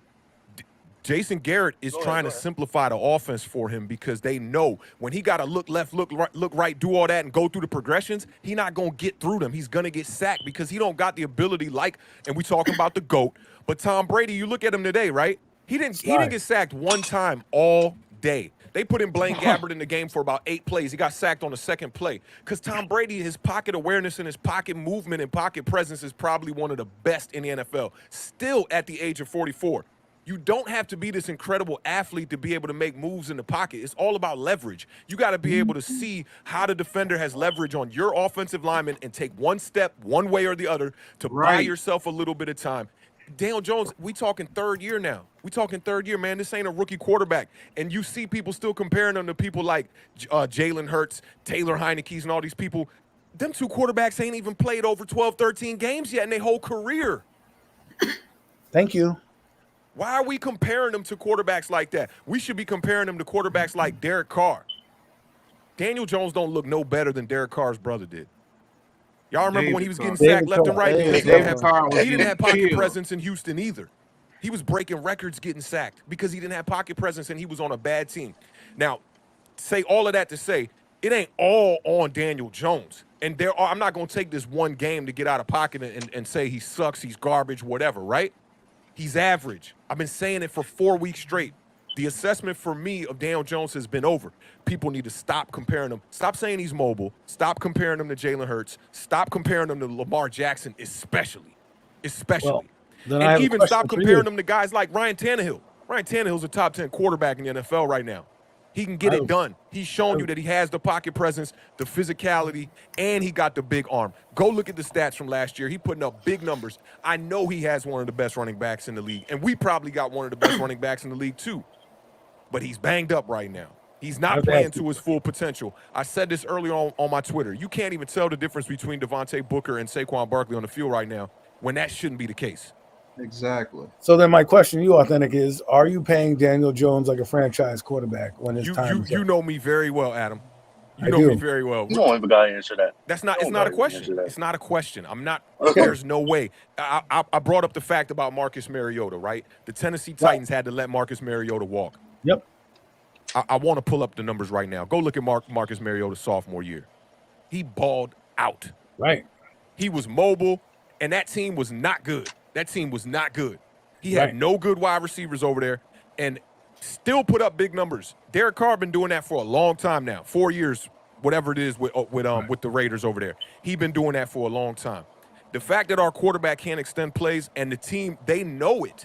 They know it. Jason Garrett knows it. Man. That's why. And then the fans keep complaining about, well, why does he keep running stick routes and out routes and short routes? Because our quarterback can't extend the plays and we don't have the offensive line to do that. Right. Those routes will look better if you got a guy who can move around. Give Marcus Mariota a call here. Listen, man, I'm down for that. They need to challenge Daniel Jones. Right. You know, That's why I said I bring wouldn't it be better. opposed to bringing him back even after the contract is done, but not for starter money. Because he has a skill set that can excel in this league, but it's clear that you got to put the pieces around him to make it perfect. And when you got to put people act like the offensive line got to be perfect. Like it's set, hut, drop back, and he just need that pocket there all day. People compare it to Dak Prescott. They compare it to Jalen Hurts. There's reasons why Jalen Hurts and Dak Prescott have all day to throw the ball, and it goes back to those things I was saying about Tom Brady. One step to the left, one step to the right, couple little moves this way. Man, you look at Jalen Hurts on that last running touchdown, bro. They run up the read option. That defensive end is right in his face, ready to smash him. He put one cut on that man, cut back across the these are playmaker type plays that Daniel Jones can't make. They're trying to turn Daniel Jones into a read option quarterback. He's not a read option quarterback. Exactly. And I don't know what it is, right? I've said this on my podcast before, and I don't want to turn this into some kind of race thing, right? There's something about black quarterbacks and awareness. When you see Lamar Jackson running the ball in the middle field, his awareness is everywhere. He looks like Kadarius Toney.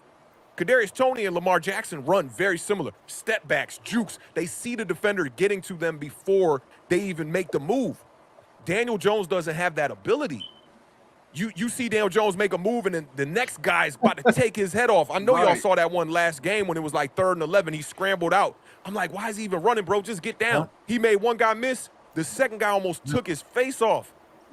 He is not cut out to be that guy. You got to know you're dealing with an average quarterback. Jason Garrett is trying everything in his power. We have never seen Jason Garrett struggle with a quarterback like we've seen him struggle with Daniel Jones. And the last thing I'll say, for everybody who's been hanging their hat on Daniel Jones' 2019 season, just go back and look at every game log like I did just a couple weeks ago, okay? He has 13 touchdowns in 3 games. Those 3 games, it was versus the Lions, the Jets, and Washington. We know Daniel Jones owns Washington, and Washington was overhyped. They a bad team too, right? He lost to the Jets. He had to throw the ball over 40 times. He lost to the Lions. He had to throw the ball over 35 times. He didn't throw no interceptions in those games, but that is not a winning formula around Daniel Jones. 24 touchdowns. So 3 games, he had 13 of them. That leaves you with the other games, 11 touchdowns. He played in 13 games. 12 of them where he started. So you're telling me that in 9 or 10 games, he only threw 11 touchdowns. That is not good. And I'll leave with this. Eli Manning, the year before Daniel Jones got there in 2018 with just about the similar weapons, okay? Yeah, he had Saquon Barkley as well. He was a check down king in that offense. He threw for 4,200 yards, and he had 21 touchdowns. And we talking about a completely washed, immobile quarterback in Eli Manning in 2018. I agree with you from the 2019 and that's why I say, man, this kid has no You don't got improvisation. But I think he cannot improvise, man. I think the 2019 season gave us some hope because we saw more throws downfield. We saw a little bit more of a array of throws from Daniel Jones in 2019. What I don't understand is, and it looked like it happened in the Pittsburgh game last year, he came out, he threw a red zone interception, and the wheels fell off the bus for him that first game, because in 2019 he was pretty good in the red zone with touchdowns and throwing the ball to Sterling Shepard. So now I'm not trying to hang my look back hat at those red zone numbers from 2019. You look at the yards, man. It's barely any different. It's barely any different. He threw for like 60 more yards in 2019 than he did in 2020. He's already at 2,200 yards right now after week 11. This is the same quarterback we've been seeing since day one, bro. It's no different. Don't forget the teams didn't have no tape on Daniel Jones in 2019. True. So that whole running ability, they didn't know. But I also think he was built for a different offense, the one that Pat Shurmur built for him. He's not. How many games did we win that year, bro? What, 3 games? 4 Yes, but I games? mean, we had a terrible defense as well. I mean, there are many factors. Let me tell you what could make Daniel Jones succeed. It's the same thing that makes Mac Jones succeed. You got to have a hell of a running game behind that kid. That's the only reason why Mac Jones is working right now, because look at the weapons in New England. He ain't got no weapons. That wide receiver core is garbage. They paying a tight end $50 million to block. And then they got another tight end in Hunter Henry out there who's doing a little bit of damage because Bill Belichick know what they doing over there. McDaniels know what they doing. They know the limitations of the quarterback. So they're getting the ball out quick. But most importantly, they're relying on that running game. Damian Harris, Ramondre Stevenson. I forget the other kid's name. Something with a B. I forget the other kid. Yeah, I forget his name. He had a pretty good game just recently too. Bolden. Bolden, yeah, Brandon Bolden. They got 4 or 5 running backs over there. And here what I've been saying all year, running back 2. We need to address running back 2. This Mike Too Nice tried to clown me about this on my Twitter when I first said it. Oh, you think running back number 2 is the main problem with the Giants and not the offensive line? And I said, yeah, offensive line is a problem. But the fact that you coming into 2021 season with Saquon Barkley banged up and you don't address the running back situation or the offensive line situation with a young quarterback that you know in your heart, you see him in practice every day. He's not that accurate and he's not that mobile. I don't get it, man. Well, listen, I don't get it. I think we're a better team if we had a Tyrod Taylor on this team because I he think can right. maneuver in that pocket. That's what we talked about, and we've been talking about. You need a guy who's going to understand that doesn't need to be perfect on the offensive line and move side to side. Yeah, because and what I don't like about Daniel Jones, and this is my only issue with him, is that the boneheaded shit that we talk about, that Authentic is talking about, is still happening. And you're going to tell me that next year that's going to be coached out of him? I don't think so. You are what you are. This dude, right? this dude, Tyrod Taylor, in week one against the Jaguars, this dude rolled out of the pocket on 3rd and 1 and heaved it down the field to Brandon Cooks on 3rd and 1. Yep. And 1. I feel like Tyrod, you need a quarterback that can extend plays like that in this kind of an offense because that O-line, it ain't it. And Daniel Jones is I think a lot of people just overlook the fact that he's not shifty in the pocket. It's not about knowing the rush is coming. And people are like, Andrew Thomas, bring Andrew Thomas. Everything's going to be fixed. This line has major, major issues with a quarterback that can't move. Right. That's the thing. That's the thing too. Is like his right too. When he rolls left, you saw the 3rd and 5 on the last one right there. Before we turn the ball over on downs, it's like he's shuffling his feet, trying to roll to his left. You got to open those hips up, man. Yeah. Y'all know how I played quarterback. When you roll to I'm a right-hander. When you roll to your left, you put the ball on this side and you open up your hips so that your body is vertical to your wide receiver. So when it's time to throw, you got leverage. He rolls out and his body is like this, going backwards. Yeah. It's trying to throw with all arms. It's ridiculous. And I gotta commend Jason Garrett. He's gonna be the scapegoat for this. I'm gonna keep it funky. When I looked at the first half of this game plan and we went to the half down by 7, I was like, he calling a hell of a game plan right now. Defense got that interception. I was like, we got this is exactly how Washington beat the Bucs. They got a couple lucky picks early on, which we needed another lucky pick. Right. Maybe we could have kept it close. And then Joe Judge doesn't go for the field goal on 4th and 2. That was the other thing I wanted to address. That's what got us killed. Oh no, I was fired up over that. If you're playing defense, right, and you're the Bucs and you're the signal caller for their defense, 4th and 2, y'all know the Giants can't run the ball. There's not even a thought that they're gonna run the ball. I'm not falling for no play action. I'm following the quarterback. Right. It's crazy to me. So you got to put some blame on the coaches a little bit. But at the same time, it's like the balance of everything that's happening in New York, from the head coach to the conservative head coach to a quarterback who can't really move or be mobile unless it's coming off RPO when people are completely just like lost and blinded thinking that the ball's going to the running back, and a conservative offensive coordinator, it don't gel right. It just don't work right. Jason Garrett don't got the quarterback he needs for this system. He needs a quarterback that can extend plays right now, especially behind his line. Well, I think. Hold on, Joe. Hey, hold on. I think Joe wants to say something. I've just been biding my time, keep my hand up. I just got a question for Authentic. Now, I get exactly what you're saying, and I agree on some points, disagree on some points. I don't want to get into that. What I want to ask you is, do you really think that at Duke, David Cutcliffe was not teaching him how to be more pocket presence after he coached Peyton, after he coached Eli, because I'm not seeing the same guy I saw in year 1. We went back, and me and Logan, we did a little game study on Daniel Jones. Yep. And we did, we broke down the Raiders game with Daniel Jones. We broke down the Kansas City game with Daniel Jones, and then we went back and found some tape of him year 1. And it was almost like he had a worse old line, but he moved just a little bit better. But isn't that something that, I would think that Cutcliffe would teach him, and that's something that the offensive coordinator, even after year 2 with Garrett, would be teaching him? That's coachable, right? And that's what I was going to get to right there when you just said that's coachable, right? A lot of that is God-given. You're talking about 2 quarterbacks that their father was in the NFL playing quarterback too. I looked up a top 50 list. They had Archie Manning on the top 50 quarterbacks of all time. Mm-hmm. It's in their blood, bro. It's in their DNA. You can't just teach a guy how to know when to feel the pressure and also still be able to look down the field.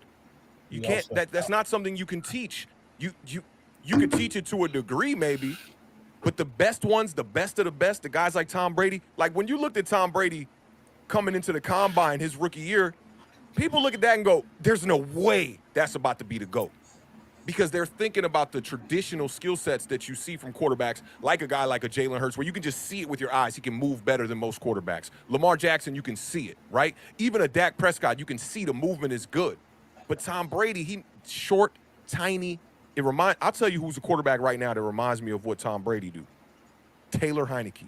And that might sound crazy. Mm-hmm. Look at how he maneuvers in the pocket in these tight positions and makes the decision fast. Like, if I got to run it, I'm going. There's no thought process. That kid got a lot of playmaker in him, too. Well, a bunch of got a playmaker lot in of him. playmaker. I tweeted out the other day, I that- said, I'm not ruling out the possibility that the Giants are quite possibly in the worst position as far as quarterbacks go in the NFC East. People killed me for it, bro. I'm watching the followers get lower and lower by the minute, right? But then when you look at it, look at the Eagles right now. Jalen Hurts is on a second-round rookie contract getting paid $6 million for 4 years. Daniel Jones is a $20+ million quarterback on a first-round deal right now. The Eagles got, 3 first-round picks? They got 3 first-round picks coming up in this next draft. The Giants got 2. Washington's got Taylor Heineke over there looking like all he got to do is get consistent, and you can maybe win some games with him with a decent team around him. I told y'all last time I was on this podcast with y'all about building the team like the Rams. You could do it around an average quarterback like they did with Jared Goff, right? They were a team that was 4-12 before Sean McVay got over there. He started building that roster around him. Goff looked like – it's funny because when I said it on my Twitter, I said it in Entertainer Stream last night, and people were still looking at me crazy. I said, rate Jared Goff and rate Daniel Jones. People like, why are you disrespecting him like that? I had another dude, when I was going back and forth with him, people saying, why are you bullying that dude saying Daniel Jones is average, right? And I said, just rate him. I said, just rate him. Just when I rate Jared Goff, I said he about a 5.6. When I rated Daniel Jones, I said he about a 5.9, maybe a 6. They almost the same quarterback. At this point, I might take Mitchell Trubisky over both of them. The reason I brought up that it might be coachable is that you remember some of the old football and film and stuff. Steve Mariucci used to take Jeff Garcia and teach him how to scramble, teach him how to run, have him rolling out. I can remember film of him breaking down everything that he did with Garcia. You know, Garcia wasn't exactly the greatest mobile quarterback until he went to San Francisco and started working under Mooch. But Garcia was always mobile, and you're talking about a time, always right, had when it in defensive him. ends. If you ran like a 4.9 40 as a defensive end during Jeff Garcia's era, you was considered fast. Yeah. Montez Sweat out here running a 4.4. You got guys like Myles Garrett. We just went up against one of the best fronts in the NFL. You saw it. Their linebacker core. Daniel Jones, the game plan that they used against the Raiders and against the Chiefs where they rolled Daniel Jones out of the pocket, you try rolling to your right like that right in front of the Bucs defensive ends. You're going to get the quarterback White now killed. gonna be waiting right for you or right Well, over yeah, there. we And knew the that fans going wonder in why that Jason wasn't gonna Garrett work. keeps switching it up is because he's trying to find a winning game plan for each team. You know, that's why you saw a little bit of less rolling out against the Raiders and more running. Because he realized as soon as he left Daniel Jones in that pocket with Crosby coming at him off that edge, I forget the other guy coming off the other edge. Ngakoue. There was no chance for him. It was no chance. So we had to stick to the run. In this game, they couldn't do that because our defense, they trying to play bend don't break, which is really the only option against the Bucs in this situation. But they keep putting up points. You saw that 80-yard drive the Bucs put up. I tweeted out that joint looked like it was a highlight reel.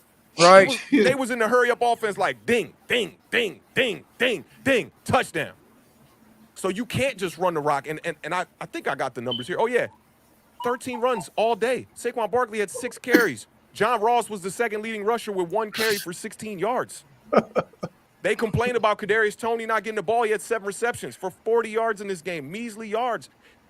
Best quarterback on won the this team. game, man. I told people that I'm picking the Bucs to cover the spread at 10.5. I told them. It's simple. You talking about a Super Bowl contending squad against a 3-6 Giants team that's desperate for a win. Yeah, this team is bad, man. And unfortunately, is everybody's to blame. But I'm just keep it real. Daniel Jones, man, has no playmaking ability, bro. Yeah. Like none. Good arm. Give him that. He got a good arm. He got a good arm. Well, and he has playmaking ability if the offensive line blocks. Tony has a better arm. Like what Authentic was saying, if you watch Nate Solder back in the day when he played for the Patriots, he doesn't block his guy great. He blocks his guy just enough for Tom Brady to go around him and make plays, right? Well, when he comes to a team where a guy, he doesn't do that, he looks like caca because he can't do the same blocking style that he's used to. Nate Solder never blew anybody off the ball. If you watch him, he just rides his guy out. That's all he ever does. Force him behind the quarterback. In every games with Eli Manning at the end of 2018 with Nate Solder, he looked like a totally different tackle. Right. You know, that was when we had what was his name? Jamon Brown. We had signed Patrick Omama and Jamon Brown, I think. Well, Jamon Brown came in the second half of the year. Jamon Brown came in the second half, and people were like, "Ooh, this offensive line looking like it's gelling." And Nate Solder looked all right because Eli Manning, one, it's a shorter drop back. It's a let it go. Daniel Jones, long stride, slow drop back. It's more time for the tackles to have to block out there, and you're wondering why even Matt Pert looked better just a little while ago. Right. He looks Daniel awful Jones when he does get in the game. Daniel Jones doesn't give his tackles any leeway either because he'll either drift to one side or he'll drop too far back. And when you do that, your defenders are already beating you because now they're beating you to the spot they want to go to as opposed to what you're doing, and that's kind of fanning them out and then maneuvering in the pocket. And I've seen Daniel Jones run back into the defensive end sometimes. Yep. Well, yes. I've seen him do that. It's like he's like a second too late. But you shouldn't be as deep as your tackle. And that's Daniel Jones sometimes as deep as his tackle. And that should not be. And when I called a lot of flack and said if he would just step up sometimes. Right. Exactly. Remember when I said that shit on like 2 weeks ago on the film review? I said Tom Brady steps up in his little pocket right here and makes that throw. That's called awareness. Pocket presence. And the other thing too is that the guard play with the Giants right now is so bad that he don't have the confidence to step up. Right. And that's exactly. You remember Eli Manning 2018? Everybody was complaining how he would just go down. That's why he didn't have a guard play where he could step up. Go look at old Eli Manning footage from about 2005, 2006 to like 2012. Look at that footage of Eli and how he used to maneuver in the pocket until he realized the offensive line was not going to bail him out and give him those lanes to be able to run through. He started doing the Peyton Manning thing where he would just fall down. Right. Exactly. That's exactly. But this is, again, what we're talking about in terms of the mobility of a quarterback.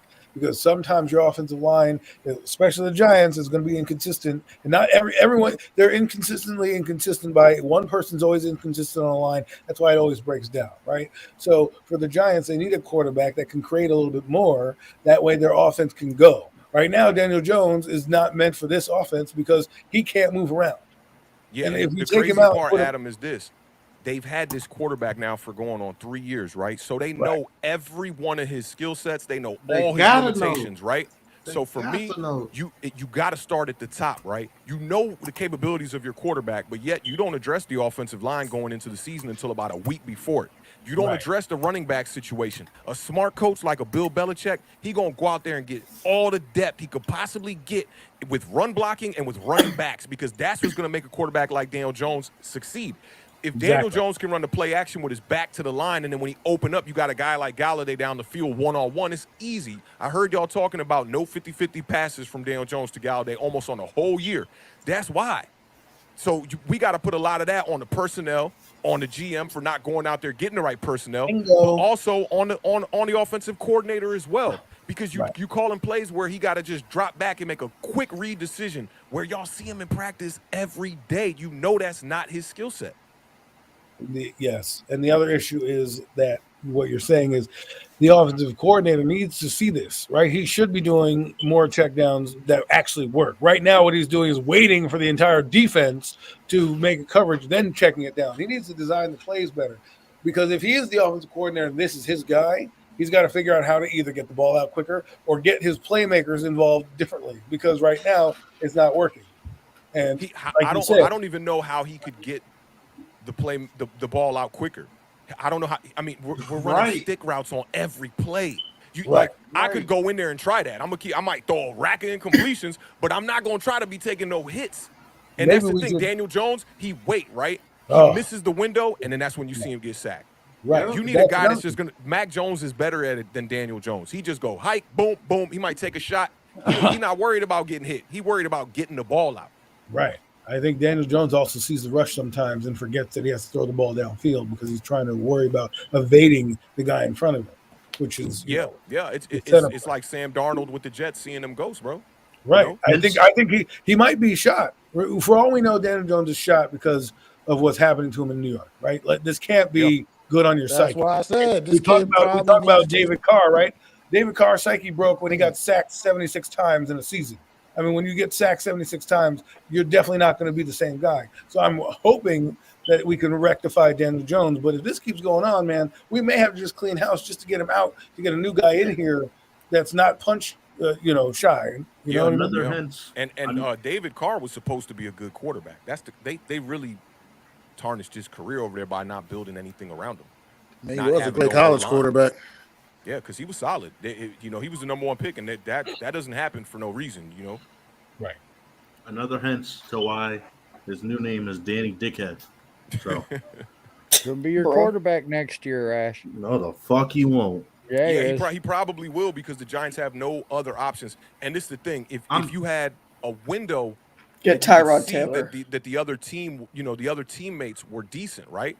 You could be like, okay, we're a quarterback away from being a good team, but the Giants aren't a quarterback away from being a good team. There's so much wrong with the team. I'm telling you, if this team loses 5 out of their next 7 games, and the Giants have a top 3 pick, and Joe Judge wants his own quarterback, he's gonna take the quarterback to save his job.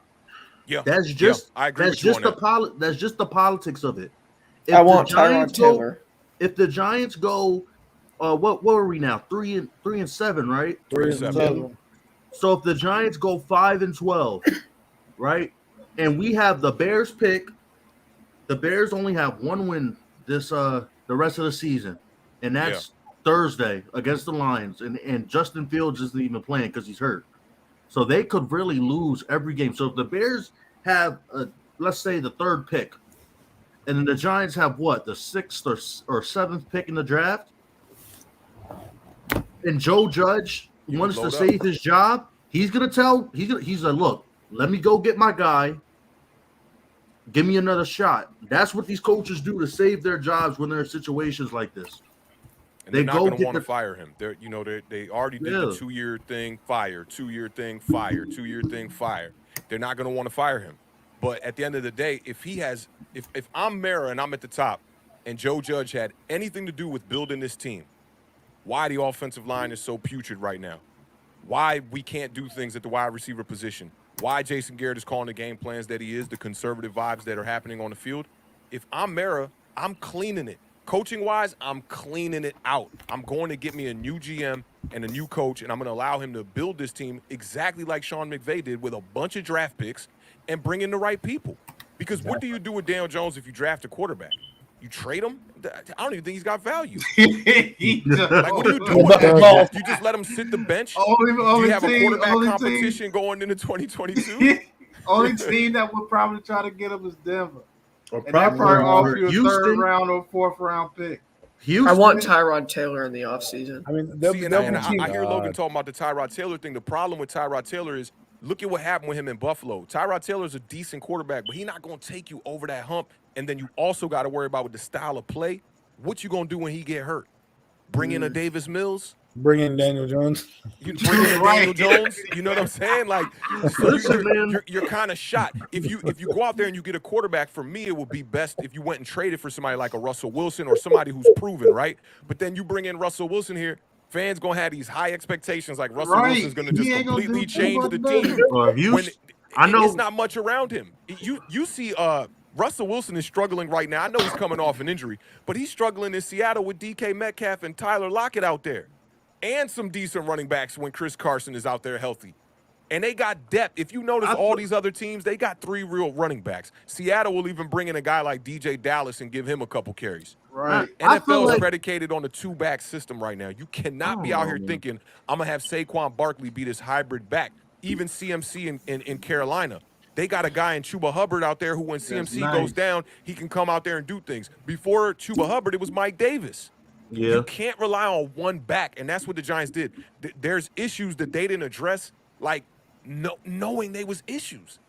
Like, it's so obvious. You got a quarterback that But- really ain't a running quarterback, but you They trying went to to run the- all this hold RPO on. with him. So they went to the bottom of the barrel when they chose those players, right? So you because think- they tried to address the running back, but they got Devontae Booker, who's not great, right? They tried to do the offensive line, but they got like Patrick Omame and Nate Solder. They didn't get the best of the best. So, You talking about this year? I'm just talking about in general. That sometimes they don't have the cream of the crop. This year, a $72 million receiver should be doing a lot more on a field. I'm sorry, that's just me. Galladay should No, be I mean that's 100% true, but all these dudes getting hurt. So True. they're always coming off an injury, even with Kadarius Toney. But what you said about the offensive line and about the running back, I just want to address that real quick. Going out there and signing one guy on the first day of free agency that no one was Devontae Booker on any of y'all radars before he was a Giant? No. Right? I'd rather go out there and get Adrian Peterson. I talked about it all off season. So bringing in one guy is not addressing the situation. I'm talking about stack that position. They had Clement when we were in the off season. Why didn't we keep him? You going to rely on Eli Penny that to was be a the bad third move. back? Doesn't make any sense. Offensive line wise, y'all waited until a week before the season started to go sign Brett Bredeson or Ben Bredeson, Skura. Who was the other one? Billy Price. I'm trying to figure out before the season starts, y'all realize we need offensive help. Well, to be fair, they did lose two guys in the training camp session. But that's not being fair because look, the NFL. What is the main thing everybody's saying in the NFL when somebody get hurt?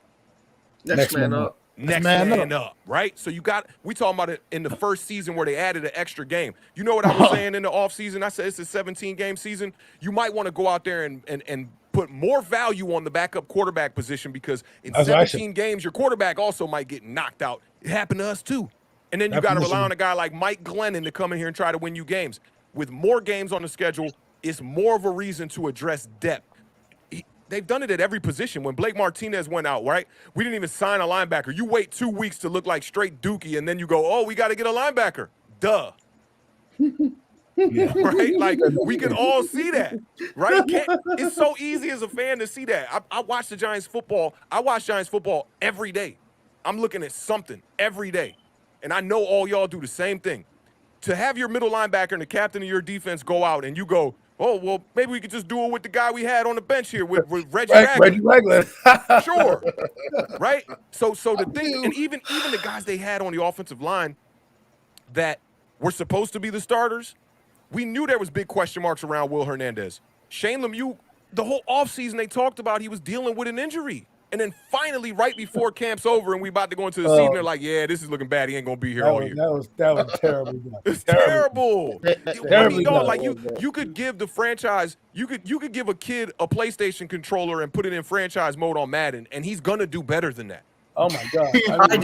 I do. Right? And you're like, oh well, we'll let him play it out and see how this works. I'm like, no. It's just been bad top to bottom, and don't get me started on you draft a quarterback and then you trade Odell Beckham. Oh, you wouldn't even be in this situation with Kenny Galladay if you didn't trade Odell Beckham. You'd have a number one wide receiver out there that's probably better than Galladay, and I've been saying that, and people are like, oh, man, you crazy, you smoking this, whatever. Dog, Odell Beckham has been and is a better wide receiver than Kenny Galladay. He can do more. He's not just a fade 50 ball catcher. Odell Beckham can run the slant, the comebacks, the out routes, the in routes, the digs, the stick, the stop. All 9 of them. Dennick, didn't I say that to you the other day? Yes. You know, we be on Twitter talking about Odell Beckham all the time. Coaching, and I've been trying to, and I know I said this about, about a bye. Before the bye, I was like, you know what? I wouldn't care to bring Odell back. I'm telling you, and coaching, like with that, coaching cannot, like we've seen it with what's the dude's name? I forgot his name. Anyway, he'd be so frustrated in this offense. He'd be so frustrated right now. Exactly, man. Oh yeah, but at least we could have something on the field and some, some off the field shenanigans that we can at least look at. You're gonna be marrying some nets and shit. Everything Authentic was saying was absolutely true. But I'm gonna tell you this: I don't give a shit about Odell Beckham. I mean, he's not a Giant. I don't blame you. But what I do give a shit about is Dave Gettleman, Pat. I give a shit about that. Why would you draft a young quarterback who's not mobile and expect him to succeed? Well, you only person you drafted before this year to bring in at wide receiver help was a 5th rounder in Darius Slayton. And he played you trade away his best option, his best weapon. We know Sterling Shepard gets hurt every damn year. Odell Beckham didn't want to be here anymore. I don't agree with that. I don't agree with that. He was getting hurt. He was getting hurt every year. Technically, he didn't want getting hurt Eli Manning throwing him the football. He was tired of getting overthrown and being dinked and dunked. That's what Odell was tired of.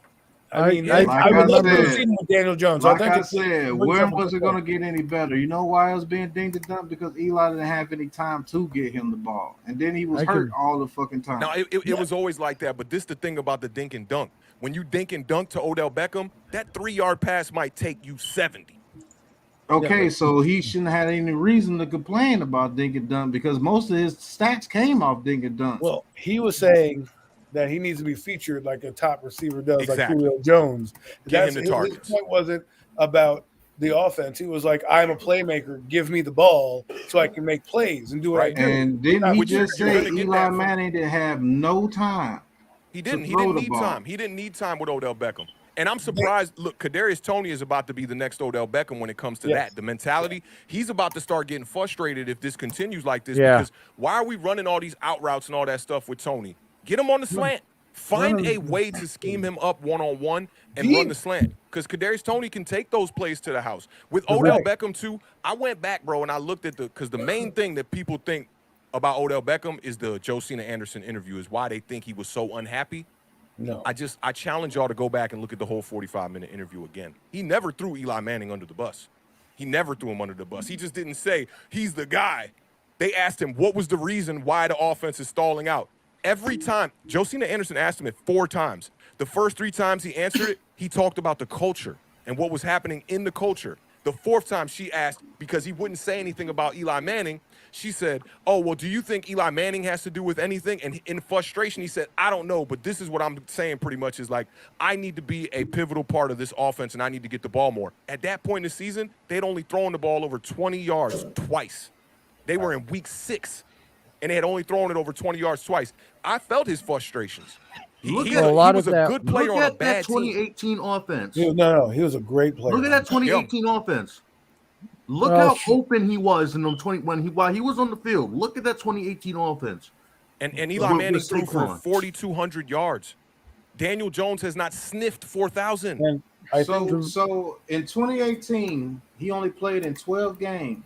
Yep. This guy has 77 catches for 1,052 yards. 4 touchdowns, and 6 right? touchdowns. 6 touchdowns. I don't see how he's not coming getting the off ball. the injury, Pat. He could have had more. Listen to what I'm saying. Listen to what I'm saying. This guy had in 12 games had 77 catches, 1,052 yards, and 6 touchdowns. Yeah. This guy had 17 catches of over 20 plus yards and 3 catches over 40 plus yards.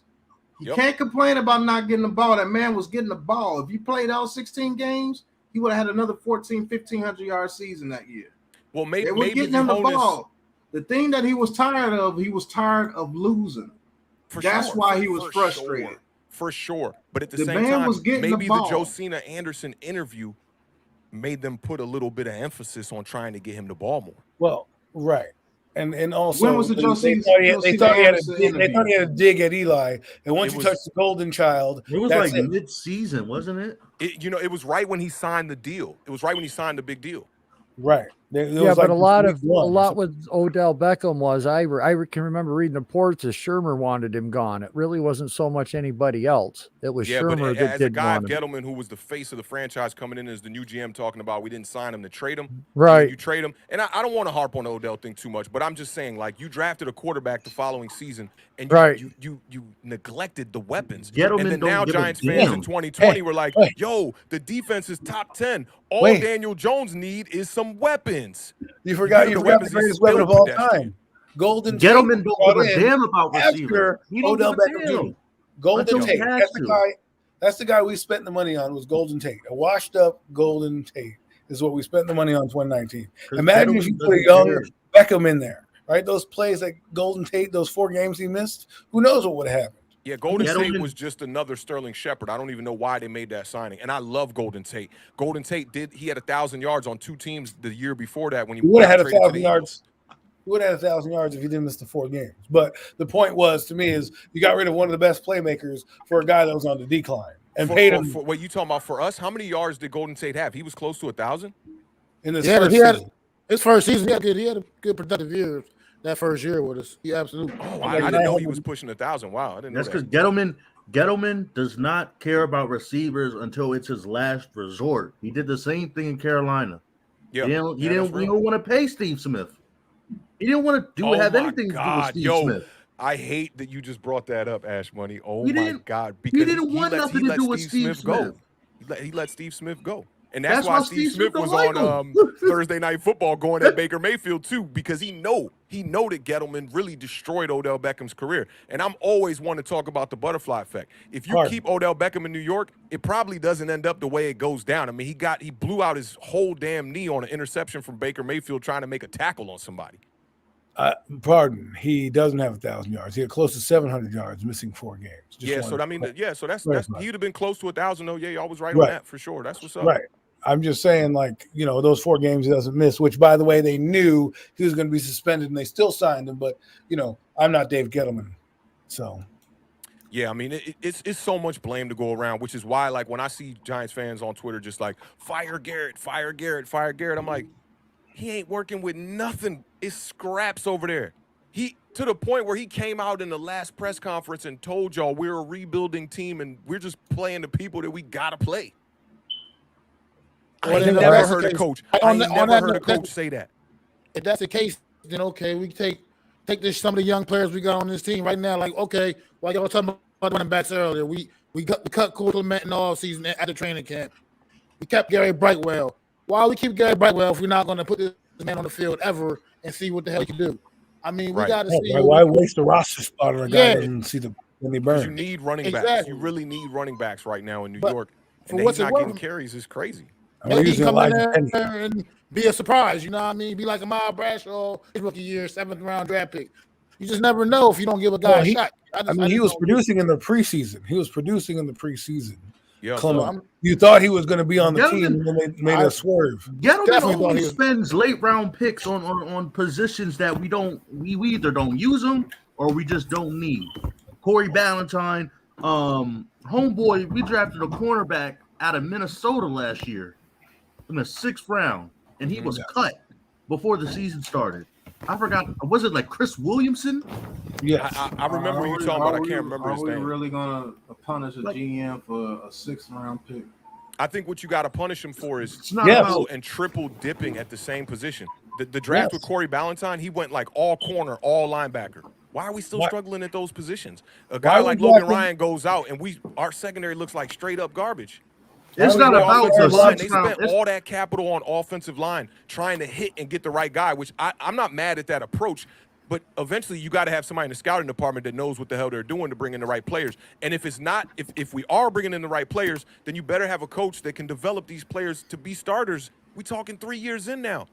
Like, well, why draft Aaron Robinson when you sign Adoree Jackson and you have Darnay Holmes? My point is, you could use that resource to get an offensive lineman. Adoree Jackson was signed after the draft, right? I want to say no, before the draft. It's not about like just the late round picks. It is because you're doing a whole draft. It's not the NBA. You don't draft 2 players and call it a day. You draft 7 players. So if you're not hitting on your 2nd, 3rd, and 4th round picks, that goes on you. That's on you. That those are the money rounds. Lorenzo Carter's not performing. Okay, you drafted him in the 3rd round.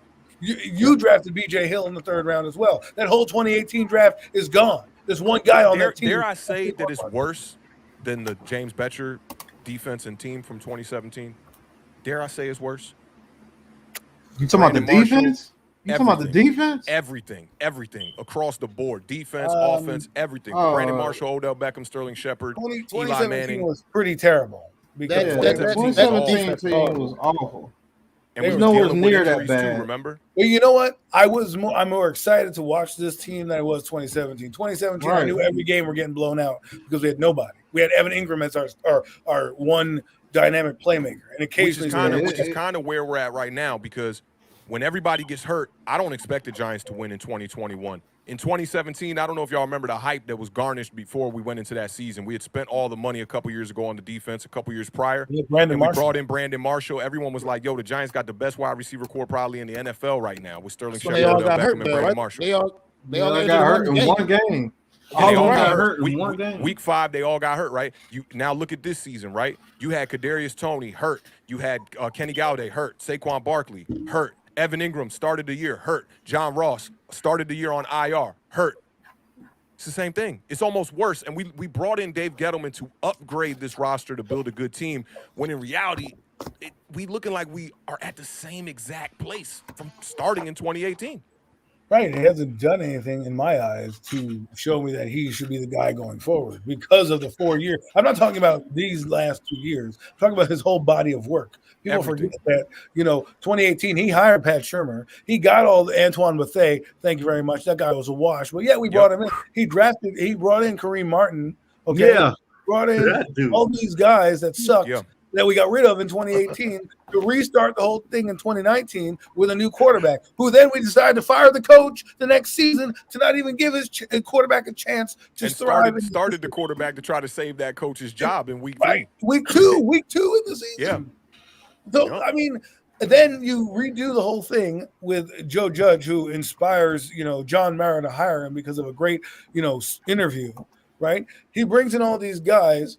Not once does he dresses the offensive line twice in 2019, tells us it's fixed. Actually, 3 times. Shane Lemieux, Matt Pert, and Andrew Thomas tells us it's fixed. Well, guess what? Half those guys ain't even playing right now, if not all of them. And Nick Gates, right? too. And Nick Gates. It's his pride and joy because he found Andrew Norwell, for the friggin' Carolina Panthers. So now he wants another prodigy to hang his hat on. Like, look, I found you, Nick Gates. Great job, right? But where's the rest of it? Where's the rest of these guys he's supposed to be hitting on? This is what your scouting department's about, right? We all love this draft class in 2021 because it was outside the Dave Gettleman wheelhouse, right? We got a skill position player. We got an edge rusher. We got a couple corners. We got, we got all these things that are anti-Gettleman, right? We didn't draft one defensive lineman in that entire draft, and we didn't even draft one hog molly in that draft. Yeah, That's where he was tripping right there. We should have definitely drafted an offensive lineman and an edge rusher, and we're struggling to get to the quarterback. You look at Tom Brady tonight, man; he's just untouched. Clean. He traded away our best edge rusher. Our best edge rusher. Ash Bunny, man. Thank you. Somebody right here, bro. And because he couldn't. The crazy part is he signs another guy for a big contract. Same way. It's like you get rid of what worked, and then you try to bring in Leo Williams and pay him the same bag. Because we had that worked already. Who was actually a better fit for your defense? Definitely a better fit. But since he couldn't back out of the defensive line and couldn't cover and doesn't fit our scheme, we have no use for him. Right. He's like the only player. He's the only player in the league that has a couple amount of hurries and sacks. I forgot the amount, but and you look at JPP over there with Tampa Bay right now. Yeah, he's only sitting on 2.5 sacks, but he's coming off a knee surgery in the offseason. And a torn labrum right now. Torn MCL, torn labrum, and he's still out there doing things. You have to be able to he's see not a young that, man, He's been in the league, been around for a while. Well, he's an OG for sure. He didn't do shit against Washington. He didn't do shit against Washington. He didn't do nothing until he played Nate Solder. Yeah. I think bro, I'm sorry. Yeah, I would kill Nate Solder. Well, JPP has a bad shoulder. I can't. He has a bad shoulder. You're an offensive lineman that knows that you got somebody that's playing with a torn rotator cuff, and you let this man get past you without even putting up his arms. Right. It's a shame, man. It's a disgrace what they've put on the field. I guarantee you the next week, if they play a competent team with a competent tackle, I guarantee you he really does. Oh, they are. Because you got a Philadelphia. I'm talking about the Buccaneers. Whoever they play next week. I guarantee you JPP is not going to do that much because you're a defensive lineman playing with a torn rotator cuff. All that lineman has to do is punch you in your chest. Yeah. Literally. And I mean, they just opened up his knee in March. Just 6-7 months ago, his knees opened and they doing surgery on his knee. He's still out there though. That's what I'm saying though. Like you gotta have them alphas on the squad, bro. That's dogs just like I'm willing to go to war no matter how I could have a torn ACL. I'm out there. I commend him for everything that he's doing for that Buccaneers organization. That's what happens when you play for a good team and a good organization. All right, Matt. Yeah. You go out there, you do things that you normally wouldn't do. But let's be real. That man played against the worst offensive lineman maybe in NFL history this year. I've never seen an offensive lineman play that bad. That one play looked like That one player looked like he just said. Chairs out there. Like when There he is back there, JP. When I say defensive ends are just pushing this guy with one arm and putting him on his ass. Yeah, it's been bad for him. I would put that man up. It's like Why is this he dude starting? hasn't It's like this dude hasn't ugly, lifted bro. weights in years. He didn't. I would He put just that said man it. on his ass. He I'd said, put "I that was man not on his ass. football training," and he's the starting right tackle. Yeah, He said that. That's ridiculous. He said that I Well- did not train in 2020, and he came back and they tried to put all this weight on him and do all this stuff, and we expected that he was going to be good. Give me a break. Hey, I love the conversation. I have arguments for you guys, but I'm too damn tired to even bring them up right now. We gotta do this again sometime. Please come back sometime. I got some points. Hours. I think I'll be on your show next Monday. Yeah, yep. So a week from today, I'm gonna have Big Pat on the Giant overreaction, and man, we got the Eagles. It's gonna be post Eagles game, bro. We better go out there and do something. Gonna be fun. I told you, I already got them. They already been in my ear. Hey.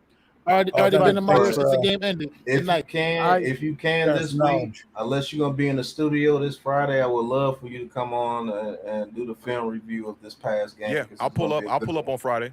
Make sure to All send me right, I would love that. to have What you on time there you on started Friday. at 9 o'clock my time? Yeah, 9 Eastern time. Yes. I'll pull up. I'll definitely Swing pull in. up, I'll be man. doing Thursday night football authentic. You're more than welcome anytime, my guy. I appreciate that. Who's the Thursday night game this week? It's supposed to be a bad one this week, right? Oh, Thursdays. Never mind. Thanksgiving. That's That's Thanksgiving. Thanksgiving. That's going to be Pat. That is the Actually, Thanksgiving game, Lou, yeah. G Nation's going to be doing 2 games, and Pat's going to be doing 1 game. So I these might do guys the are going to be Bears-Lions game. rotating through everything. I'm going to pop in and out. My wife's got me cooking all friggin' day, so I'm not going to get a breather. I might be able to come sit down for a minute and have to run, but I want to wish everybody here on the panel a happy Thanksgiving if I don't see you before then. And You too, remember, if you have Lieutenant Dan at your Thanksgiving table, offer him a leg. He might appreciate it. Okay. I hear you, bro. All right. But peace out, guys. Pat, thank you for having me on. It's a great panel, man. Look, subscribe. All these guys, great content creators, do a damn good job. Take time out of their day to put content out there, create discussions. And as you can see, we don't hold back at all. We bring everything Waste to the time table. on this team. It is. I love being a part of this. I appreciate I'm one it, Pat. subscriber away from 600, man. Hey, Nice. Yeah, like I salute, said, bro. Subscribe, ring that bell. These I'll guys get you that work 600. real I hard. got me a secondary YouTube account. I'm gonna get you that 600 right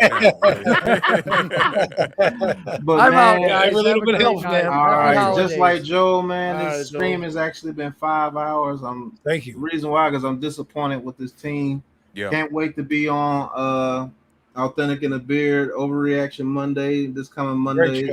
Great show. Coming up. Thank you. Great show. Go subscribe to Authentic in the Beard. I don't know how you guys don't have 20 to 30,000 We subscribers keep already. it too authentic sometimes over there, bro. I'm telling you, I losing guess subs that's because what I've it been is. saying Daniel Jones is average. I've been losing like subs by the 20s. I'm like, damn. Wait, yeah, I'm gonna get you some more.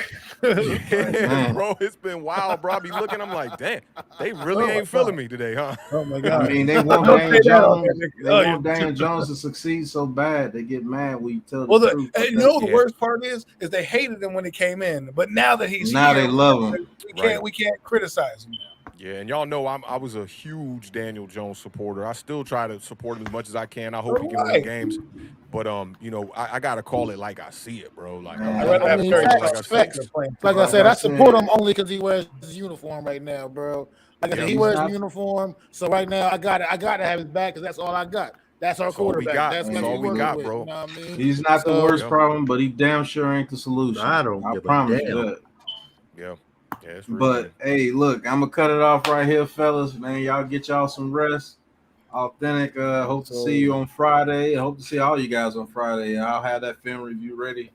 You go know, on man. Friday. Thank you for having me on, Big Pat. I appreciate it, man. Oh, man, you know, anytime, we all bro. All need you this, gotta bro. I do- got big love for all of y'all on this panel, bro. And like, that's the only reason why I pulled up. I'm telling you, I was in here like, man, I'm about to get me some good rest because I didn't expect us to win that game, but I ain't expect it to be that ugly.